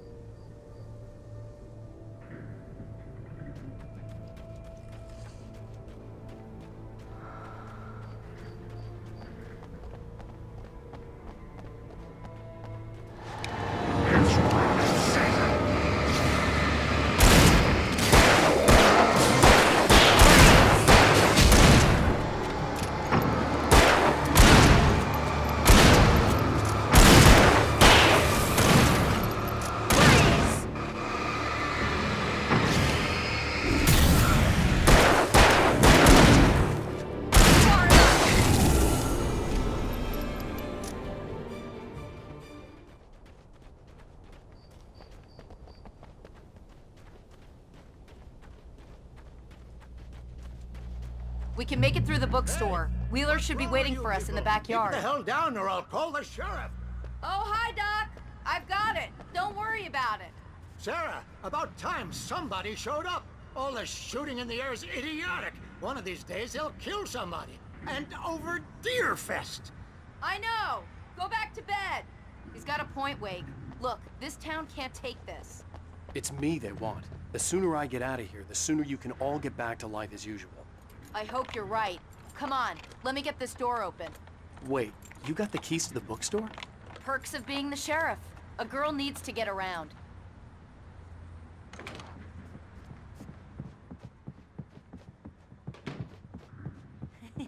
They're really taking advantage of your presence here, Wake. I heard they're selling a lot of your Alex Casey books. Right now, I'm not a big fan of my own writing.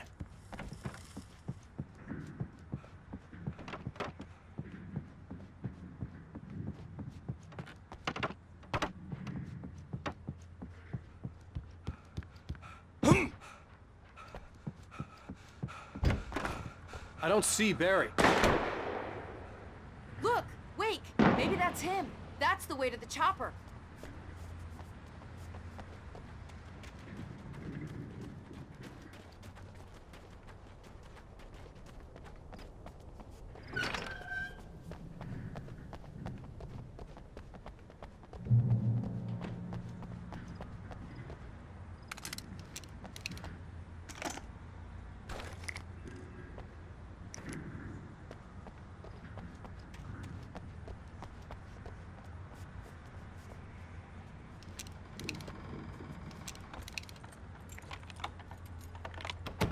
I'm gonna give Pastor Howard a piece of my mind about this lock. Ugh! I told him to get it fixed. Here they come. Let's take a break.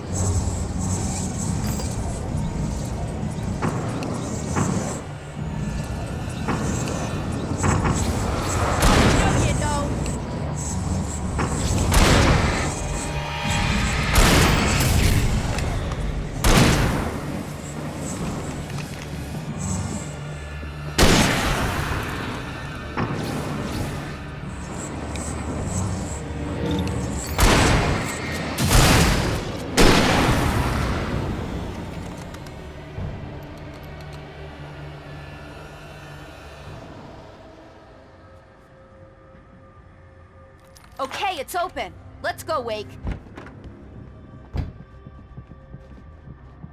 Wow. We keep them lit all night long on the night before Deerfest. Why? Well, it's tradition.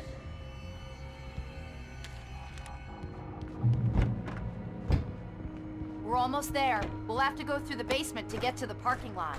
Yeah, there's no way going through the crypt will turn out to be a bad idea.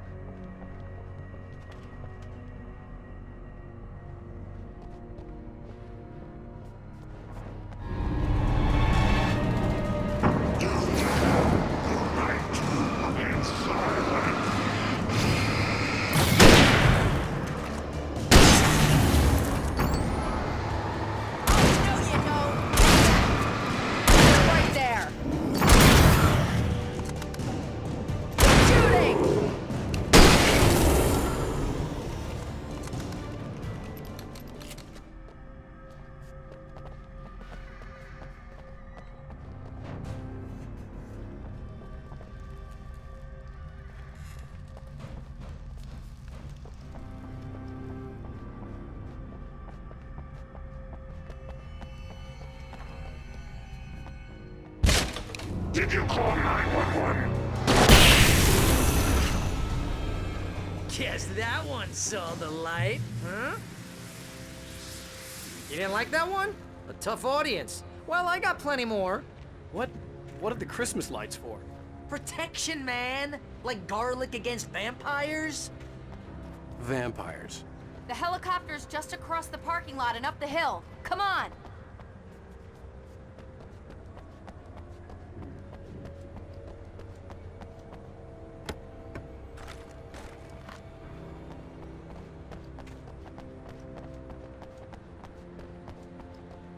The Bright Falls General Store is now my favorite place in the entire world. See this headlamp? It's like a superpower. I can just look at one of those things and they die. It's my flaming eye of Mordor. I wish I didn't say that. Yeah. Hey, I want a headlamp. Last one. Bastard.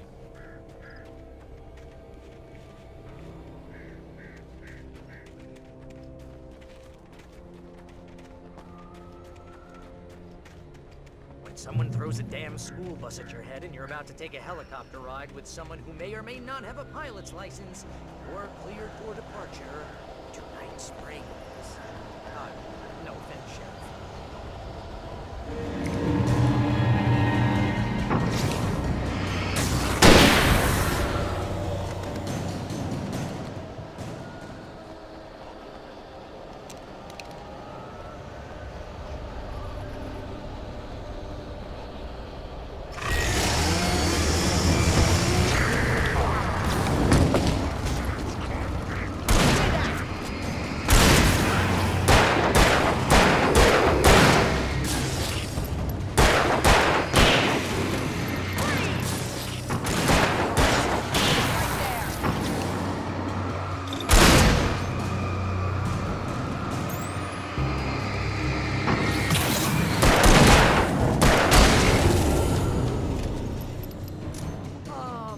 Get used to this.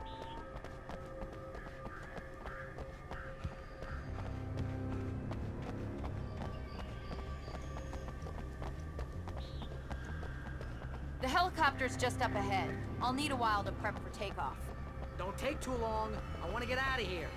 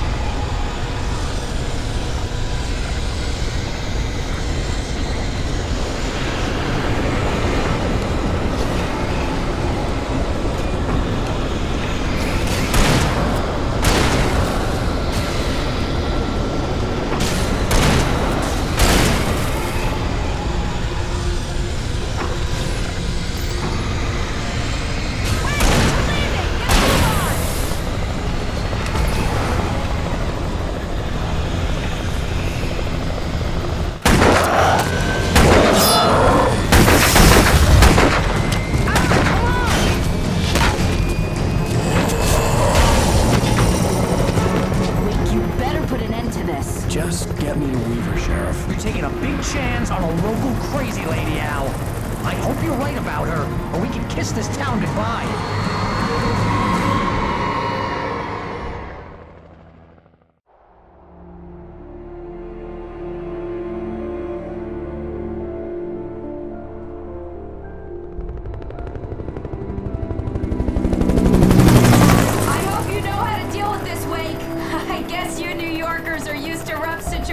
Like this. Right. The city's a war zone. King Kong, mutant alligators, and Alex Casey shoots the place up every weekend. Look, I never even carried a gun until a couple of days ago. Well, my dad used to be a cop there. Tells some pretty wild stories. Stuff like this? No, just normal bad stuff. Kinda like your books, Wake. I used to tease Dad that he was just like Alex Casey. You've read me. Oh, sure. You're a pretty good writer. A little heavy on the metaphors, maybe. Nobody's ever said that before.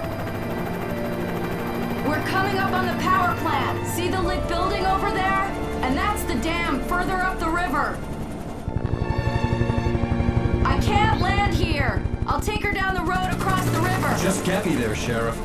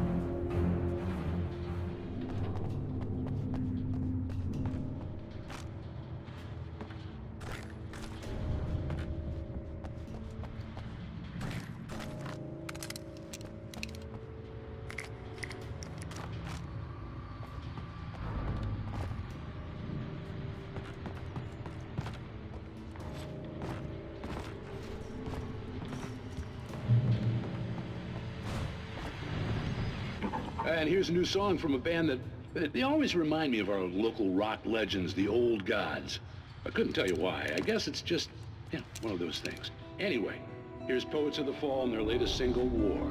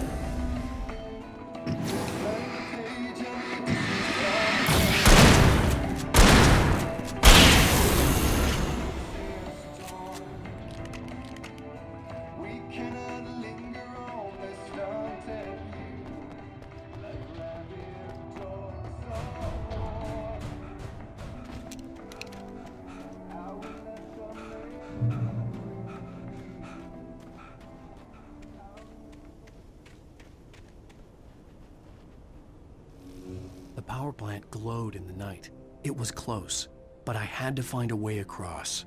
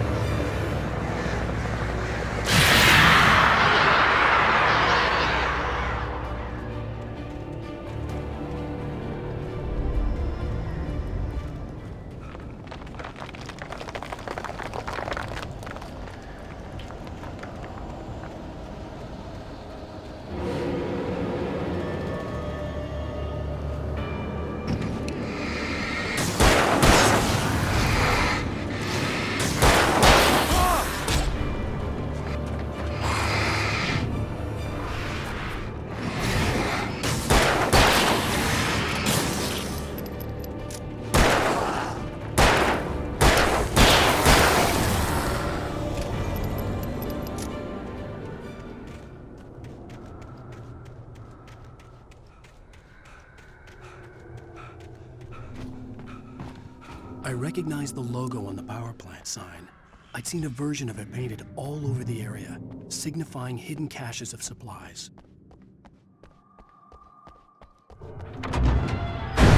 Hold it right there! Miss Weaver! Cynthia! I'm a friend! Prove it! You knew Zane! Thomas Zane! You're the Lady of the Light in the song! You can help me!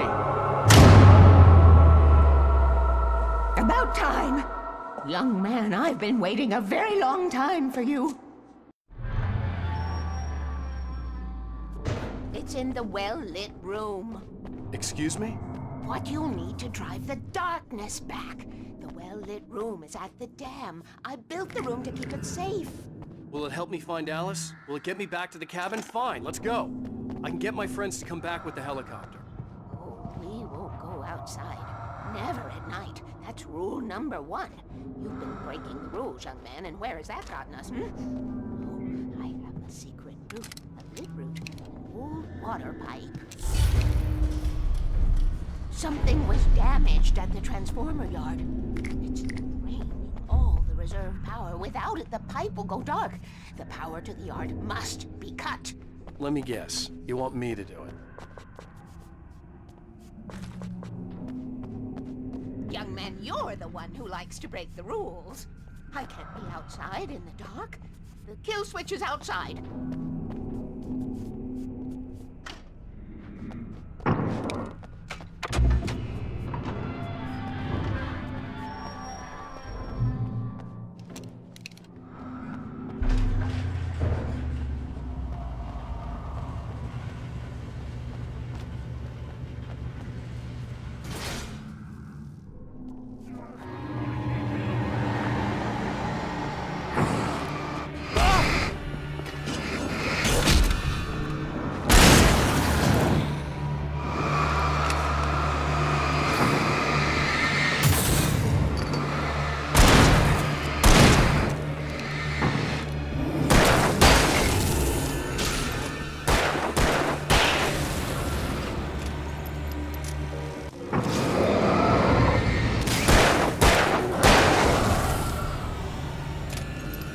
Weaver had sent me to cut the power to the transformer yard. I was willing to do grunt work for her to get her to help me. I hoped Weaver was dependable. I'd stumbled into this crazy world a little over a week ago. She had been living this insanity for decades.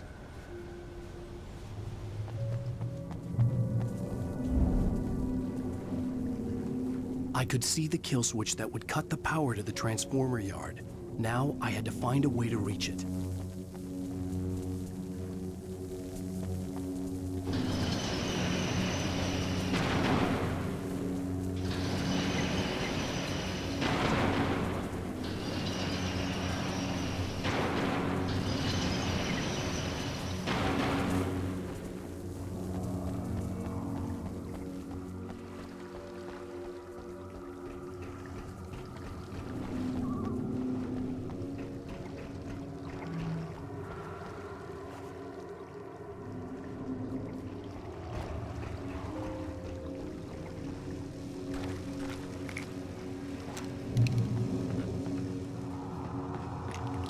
Designs these things.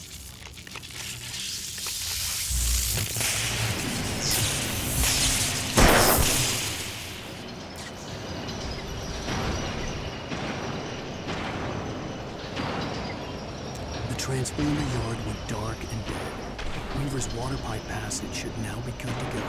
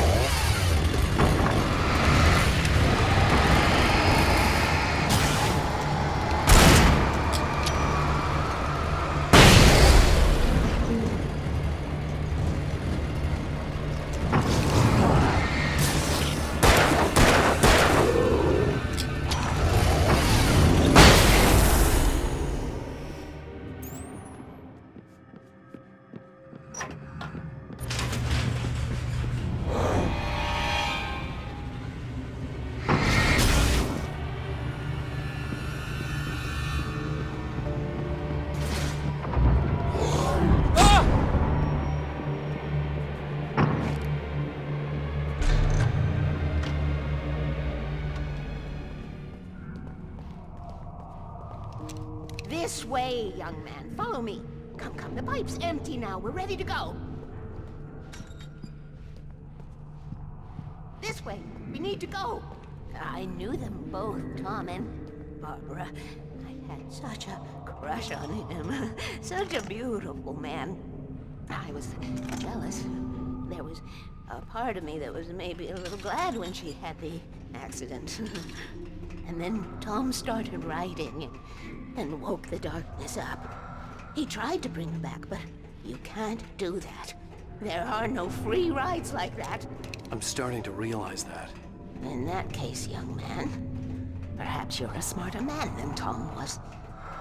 The witch looked like her, but it wasn't. Barbara was sweet. He didn't understand until it was too late. He tried to undo it, wrote himself, her, everything he'd ever written out of the world. Oh, he was so famous. And afterward, no one knew. Oh, Tom. He left only one thing behind in my name, in case it happened again. Insurance. He trusted me. Or perhaps used me a little. Tom knew how I felt. Knew I wouldn't refuse him. I built the well-lit room and put it there. It's been waiting for you. We are characters trapped in a story you have written, and none of us will survive to see the end of it if the darkness isn't stopped. She'll twist the story to her own dark ends. How do you know all this? Tom, that's the way he wrote it. He still talks to me in television, beyond, from below. We have both been touched by the darkness, young man. He saved us both with light, but the darkness stays with you. Leaves a stain. This pipe will take us directly to the well-lit room. Okay, I need to call my friends, tell them where we're going. Hello? Al! Barry, we're headed to the dam in one of the pipes. Meet us there. Okay, I'll tell Sarah. It's Sarah now? Whoa! No! For the sweet love of... Barry! Barry! We gotta go see if they're okay. They're probably dead. You must reach the well-lit room. This is no time to be a selfish idiot. That's my best friend!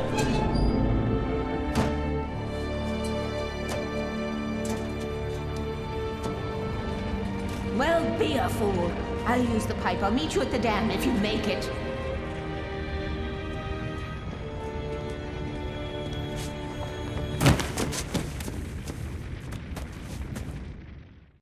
At least I didn't have to worry about her.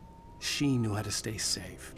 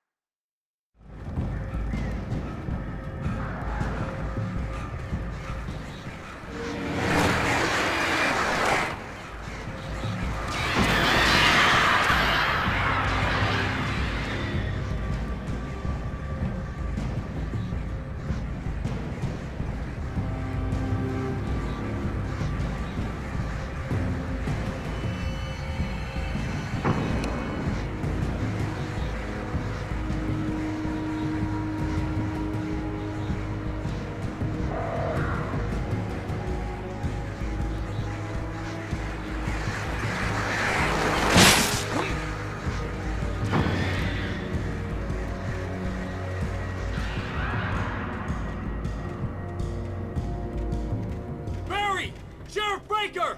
Sarah! The crash site looked bad, but as far as I could tell, the wreck was empty.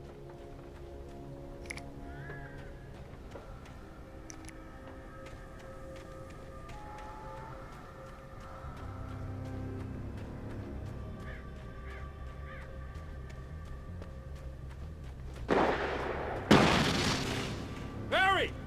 Barry!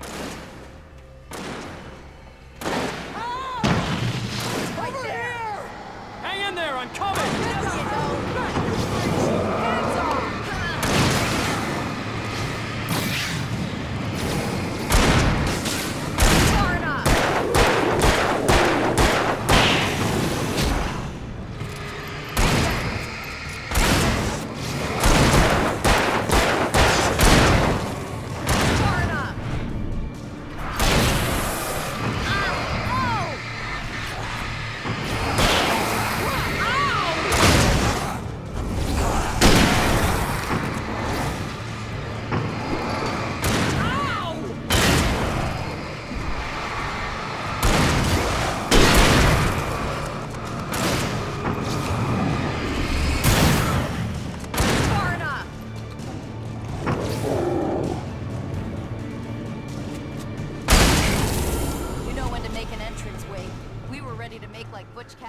Sundance Kid. I have a different ending in mind. Yeah, I'm fine. Thanks for asking. I knew you'd be all right. How's that? The flaming eye of Mordor? Yeah, laugh it up, funny man. Didn't we have somewhere to go? Weaver will meet us at the dam.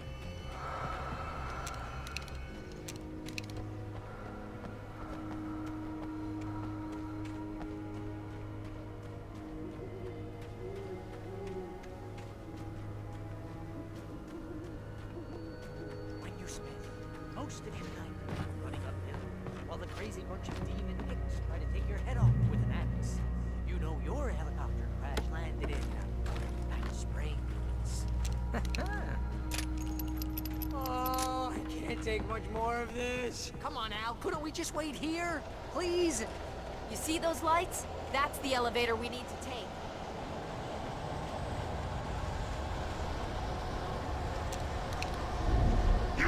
Stay moving out there. What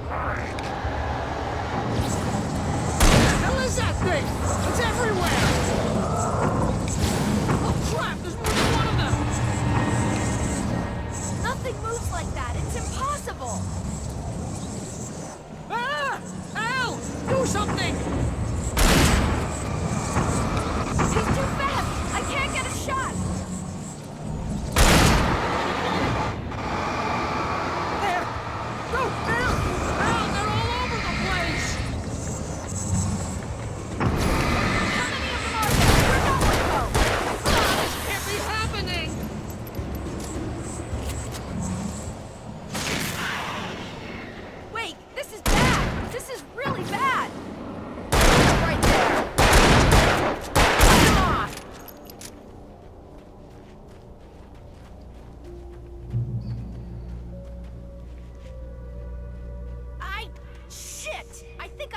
Was that it? Are we safe? That was... wow. I think we're okay. Wait, call the elevator. I'm keeping watch. I think I hear something moving around.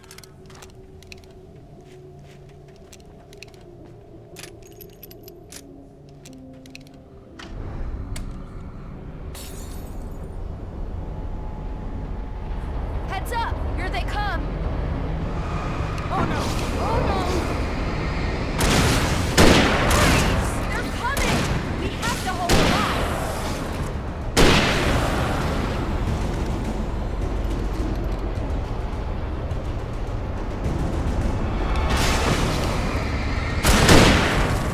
Oh no! Oh no!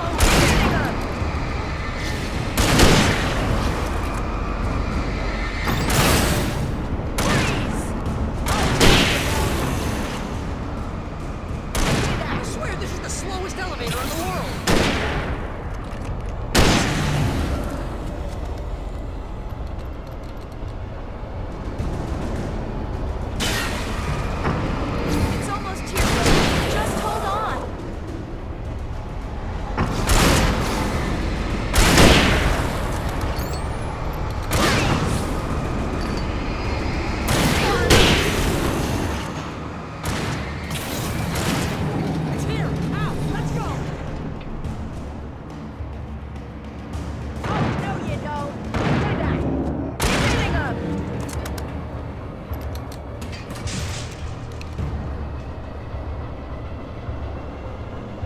almost there. There's an entrance into the dam at the top. What's the plan, Wade? Well, Weaver's crazy, but she's got something Zane left behind. Something to fix this. Gee, could you be a little more vague? Thomas Zane? Seriously? Might as well be Paul Bunyan or Bigfoot. Yeah, well, he was real.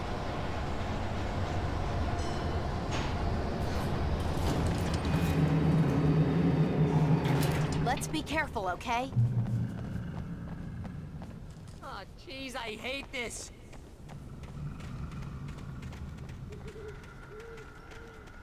Okay, Wake. There's a button over there that opens the door. I think something's broken. Hold the button down so we can get in.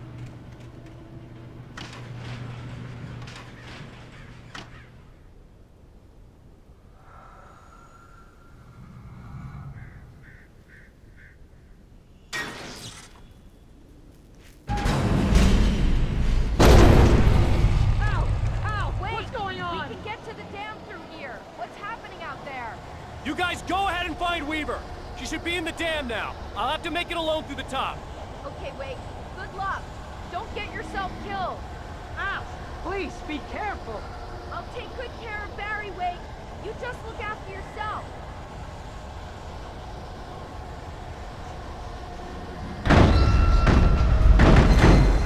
You gotta be kidding me.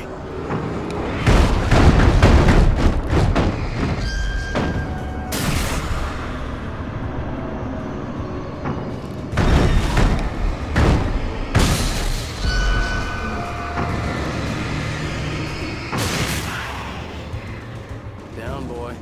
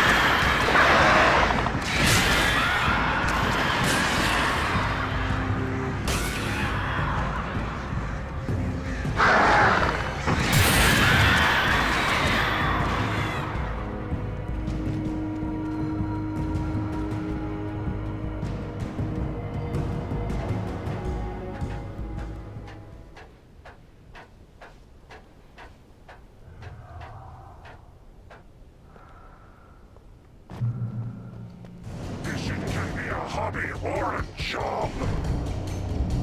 I was ridiculously outnumbered. The searchlight could even the odds.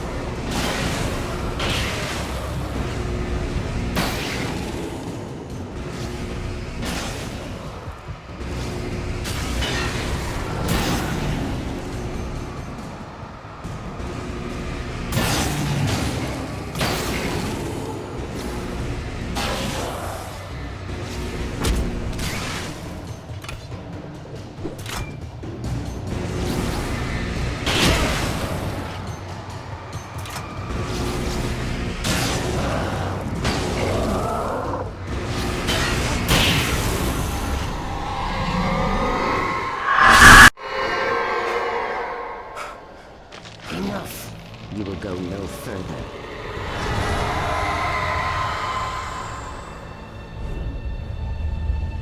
Stop. Stop now.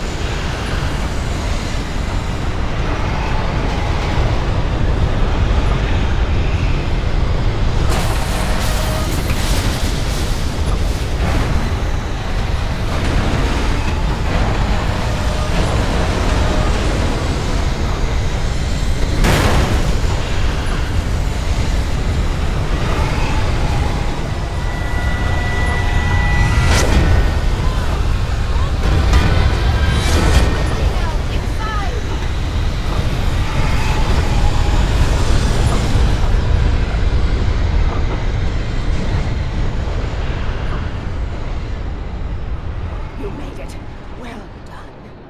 I'm glad I was wrong. But it was a foolish chance to take. Don't worry about the noise. We're safe here. I have looked after the well-lit room for many, many years now. There is no shadow in the well-lit room. The power is fail-safe, and all the bulbs are numbered and changed regularly based on their make and model. Right.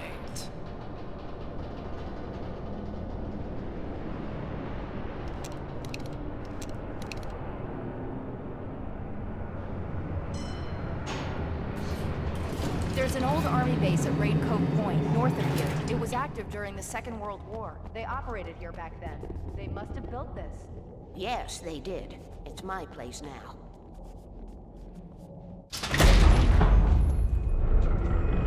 Take it, and I won't need to worry about the room anymore, because 6 and 33 and 118 need changing soon, and I don't want to climb up the ladder to change them because it's very late, and I'm tired. And if you take it, I won't have to do that anymore. The page was autobiographical, a memory from my childhood. But I didn't write this. It was a page written by Thomas Zane. None of them were supposed to exist anymore. Alan, 7 years old, would fight sleep to the bitter end. When he did sleep, he soon woke up, screaming, the nightmares fresh in his mind. One evening, his mother, sitting by his bed, offered him an old light switch. She called it the clicker, and flicking the switch would turn on a magical light that would drive the beast away. To imbue the talisman with all possible power, she added that it had been given to her by Alan's father. Alan never knew him, and anything of his took on mythical proportions in his mind. With the clicker firmly in his hand, Alan finally slept like a baby. Now, almost 30 years later, Alan thought of this as he stood on the rim of Cauldron Lake, the clicker in his hand. He took a deep breath and jumped. My mind swirled. I'd given the clicker to Alice, yet it was here. Zane had written it into existence, in a story I had written. I can get to her now. I can finish this.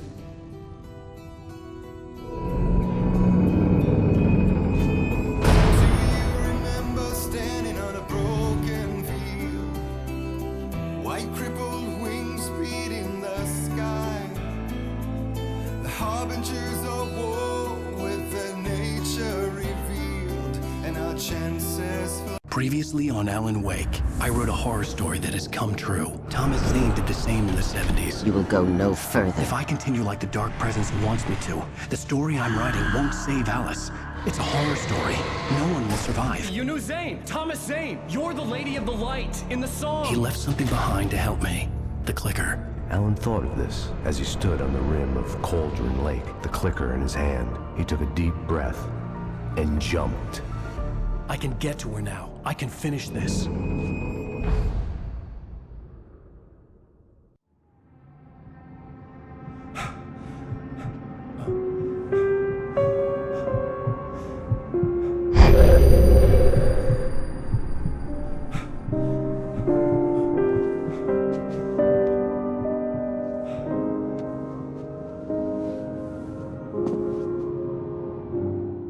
I had a hangover. My head was about to explode and the light hurt my eyes. I needed my sunglasses and painkillers to dull the pain. In one of my finer moments of self-deception, I swore to quit drinking.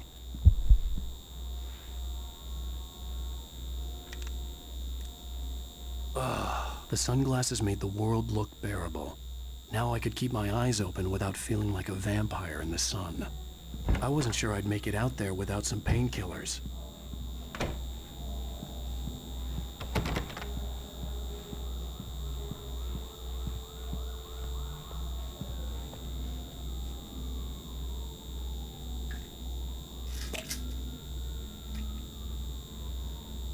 The pills worked fast. The prospect of being awake started to seem bearable again. There was a message waiting for me on the machine. You have one new message. Ow! Are you still asleep? Wakey, wakey! You should have your show on your TiVo. If Alice wasn't too mad to record it, as she called it. Ladies and gentlemen, welcome back to the Harry Garrett Show. Thank you. Thank you, everybody. We have a great show tonight. I've been talking with the best-selling author Alan Wake about his new book, The Sudden Stop. Yeah, good read. Go buy it. No, it is a good read. Look, I'm gonna be honest here. Is that wise? No, but I'm gonna do it anyway. I got people who give me the lowdown on books. I'm a busy guy. But this one, I actually read from cover to cover. I mean, I'm a big fan. Wow, thanks. Now, this might be a spoiler for those who haven't read the book yet. Based on the sales figures, the 2 people out there who haven't read the book yet. But this last book is all about the death of the main character, the hard-boiled New York detective, Alex Casey. Now, there's been a lot of outrage about this. Why the hell did you kill Casey? What the hell were you thinking, man? Good riddance. No, seriously though. 7 years and 6 books is a long time. He was a gloomy guy to spend all your working hours with, and it was a good run. But it's time to explore new things. My next book will be a departure from the old for me. You selfish bastard, always thinking of yourself. Well, you've certainly given us a lot of entertainment over the years. And now that you mention it, Casey was a gloomy guy. Never had much luck with his love life with the ladies. Was that autobiographical in any way? Yeah, no kidding. Casey's lady friends tended to die on him. With Casey, it was all about his pain. No, nothing autobiographical about that. I'm a happily married man. My wife is my muse. Well, congratulations. That's great to hear. So, how's the publicity tour been treating you? Good, great. But I gotta say, I'm glad to be back home in New York. Well, you've certainly been on the news a lot lately. Lots of parties and, you got into a fight with some paparazzi. Oh, man. Well, that guy was really in my face. I lost my temper. I know that wasn't cool. You are famous for that temper. Well, I did also write several books. Well, your latest novel is called The Sudden Stop, and it's in bookstores now. Go get it. That means the 2 of you out there who haven't bought it yet. Ladies and gentlemen, that's all we have for you tonight. I want to thank all our guests for the evening. Alan Wake, Sam Lake. Once more, do the face for a Sam. There we go. And our musical guests, Poets of the Fall. Thank you, and good night. At least I'd been funny. I told myself I could live with that. Hey, honey. Did you watch the show? I didn't say anything stupid if that's what you want to know. Okay, Grumpy. You want an aspirin or something? Are you going to start with me about drinking now? You know what? Go back to sleep, Alan.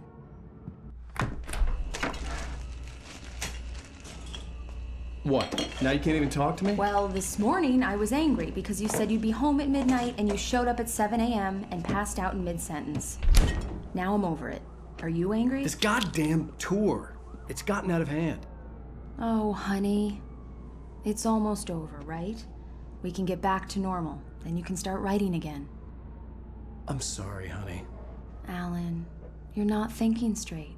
Just take a shower and go back to bed, huh? Yeah, you're right, honey. I'm sorry. Once this is over, let's go away together. A vacation. Just you and me. Some peace and quiet.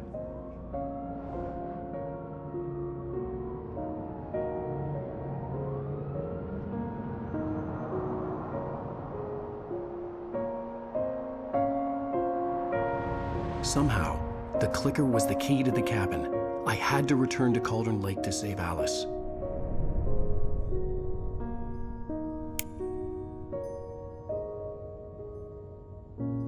I'm going back to the lake to finish this. I'm going to write an ending to the story in the manuscript on my own terms, to make it all right. Why can't you just write it here? The last page is still in the typewriter. I need to read it first. Everything needs to be just right. Zane tried to cut some corners, and it didn't end well. Okay, ready when you are. I'm sorry, Sarah, but I need to do this alone. Barry, take her gun. Miss Weaver, close the door when I leave.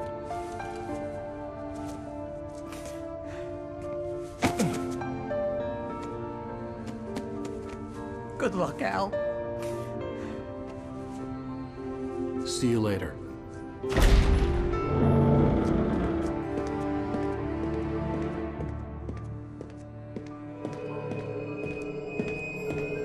When I got out, it was warm and sunny. I'd flicked the switch of the clicker. Had it done this? I didn't stop to question it. I had to take advantage of the sunlight to get to the lake.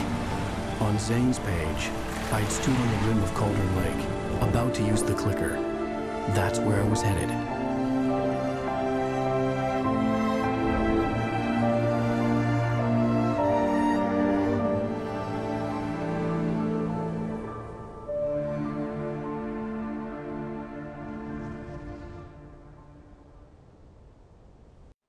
Alone, in daylight, surrounded by the beauty of the Pacific Northwest landscape, it was hard not to let doubt creep in one last time.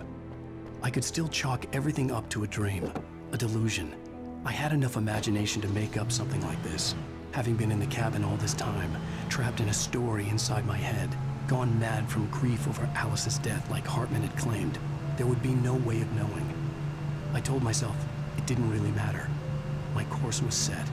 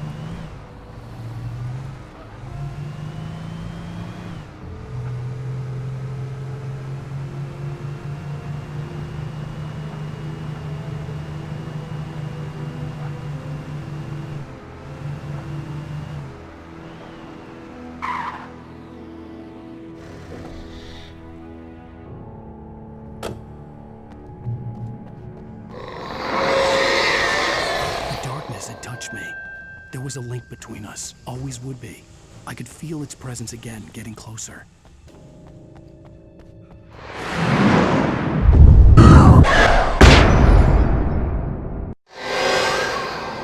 I will kill your wife.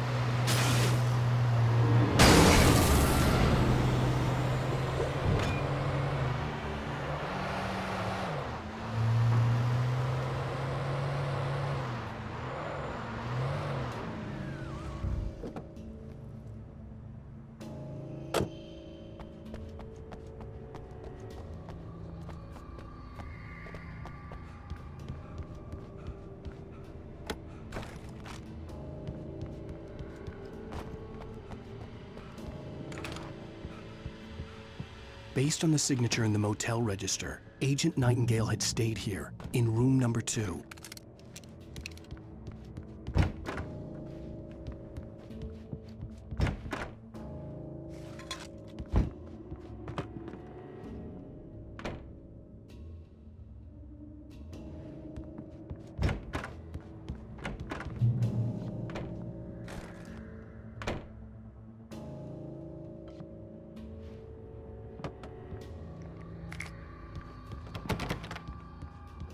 This had obviously been the room where Agent Nightingale had stayed when he hadn't been busy harassing me. Look after yourself and your...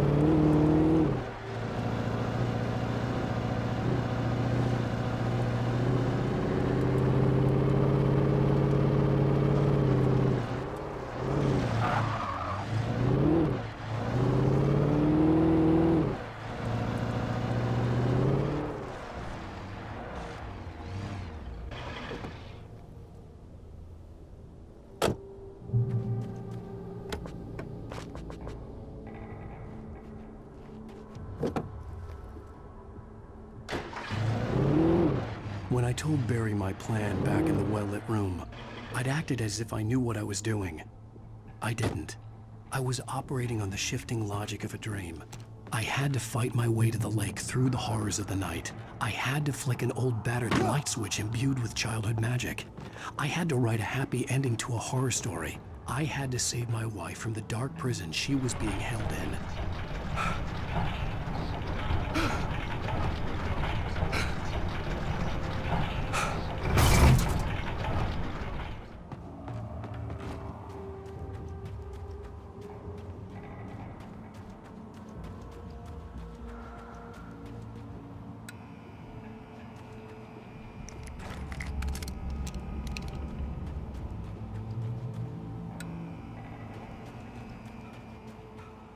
I will never give her to you.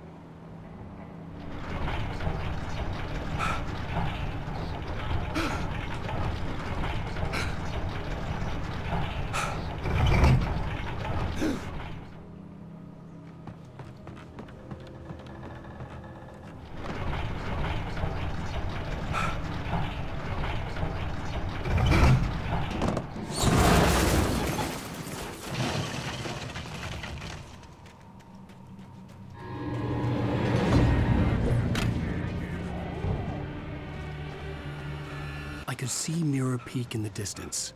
That's where Cauldron Lake was.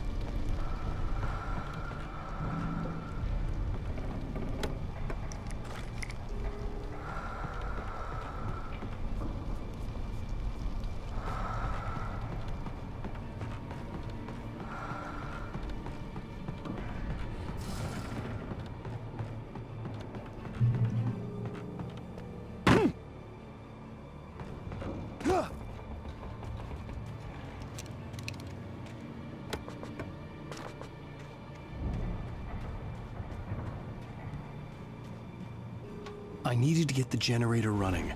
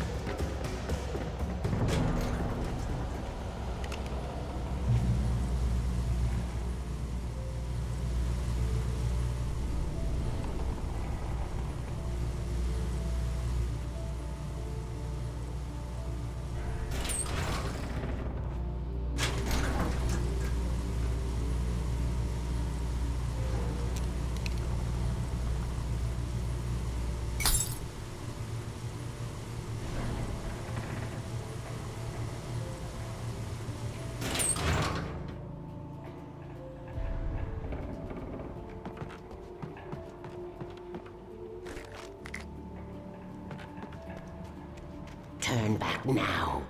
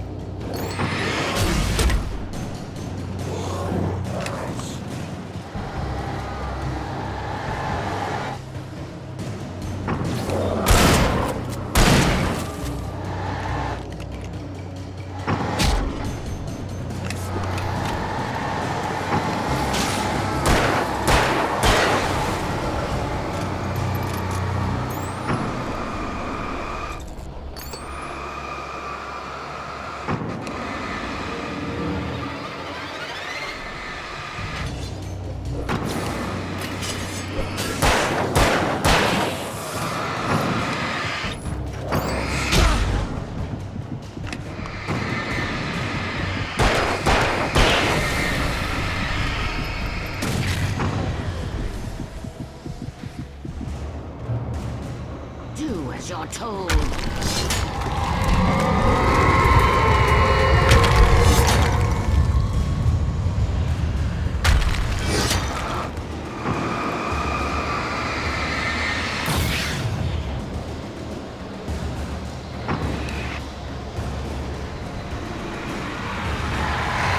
Alice never loved you.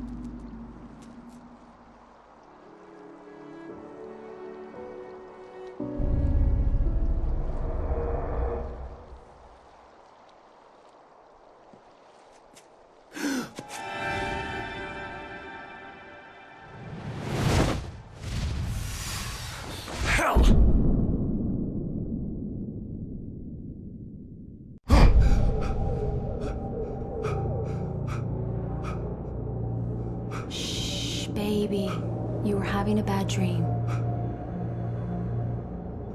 It was just another nightmare. No. Everything's fine. You're home. It wasn't a dream. Everything's fine. Turn the lights on. Turn the lights on! Shh, baby. The power's out. There's no light. Come back to bed and I'll make you forget all about your fear in the dark. My fear? It's your fear. Why aren't you afraid? You're not Alice. Turn the lights on now. Where's the clicker? What did you do with it? Alan, you're scaring me now. Come back to bed. Have you taken your pills?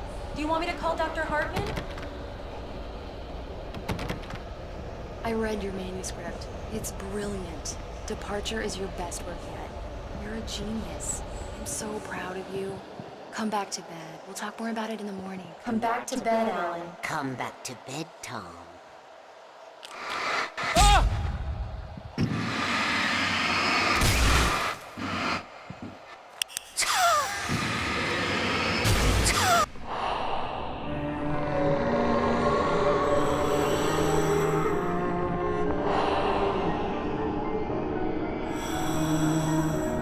You must find your way to the cabin.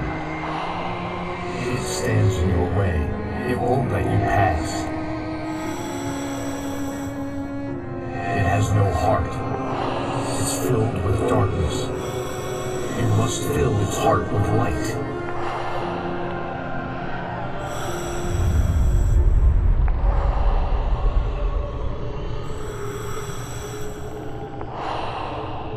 Don't mind him. He's Mr. Scott. Your friends will meet him when you're gone.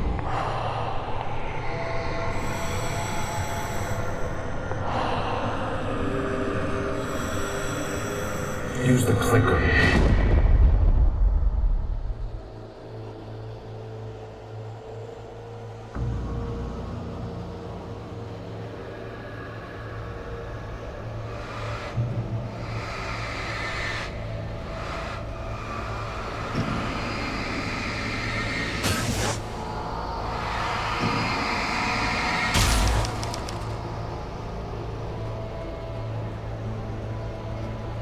I'm leaving you. What? I'm leaving you, Alan. I met someone. I'm in love with someone else. Alice? No, what are you saying? You can't... You don't love me. How could you? You don't even love yourself. All you do is torture yourself with work you can't do anymore. No, I love you more than anything in the world. You're my muse. I'm not. Who are you? What have you done with my Alice? Alan? What are you doing? Put the light back on. What are you doing, Alan? Stop. Put the light back on. It wasn't true. Nothing like that had ever happened. You're not my Barbara. Tom, let me go. I promise to be good. Please, I'm tiny, you naughty boy. I will help you write your masterpiece. I will love you forever. No, you're not Barbara Jagger. I made a terrible mistake. I should have never written you back. You came back wrong. Your heart is filled with darkness.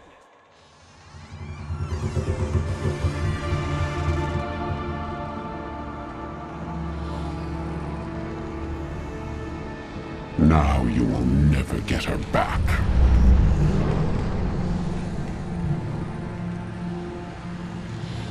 I am much older than you. Older than your first work of art. I will find a new face to wear. Someone else to dream me free.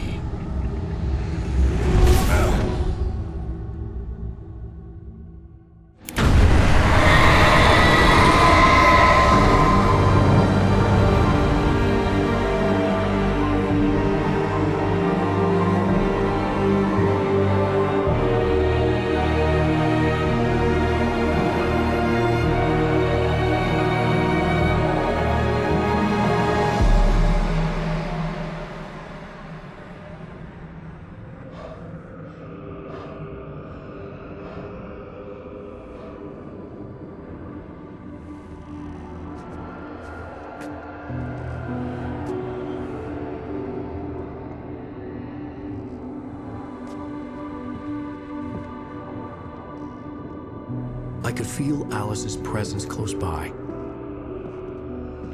I understood what I had to do now. I knew how to write the ending to Departure. There's light and there's darkness. Cause and effect. There's guilt and there's atonement. But the scales always need to balance. Everything has a price. That's where Zane had gone wrong. There's a long journey through the night back into the light. Alice? Alice?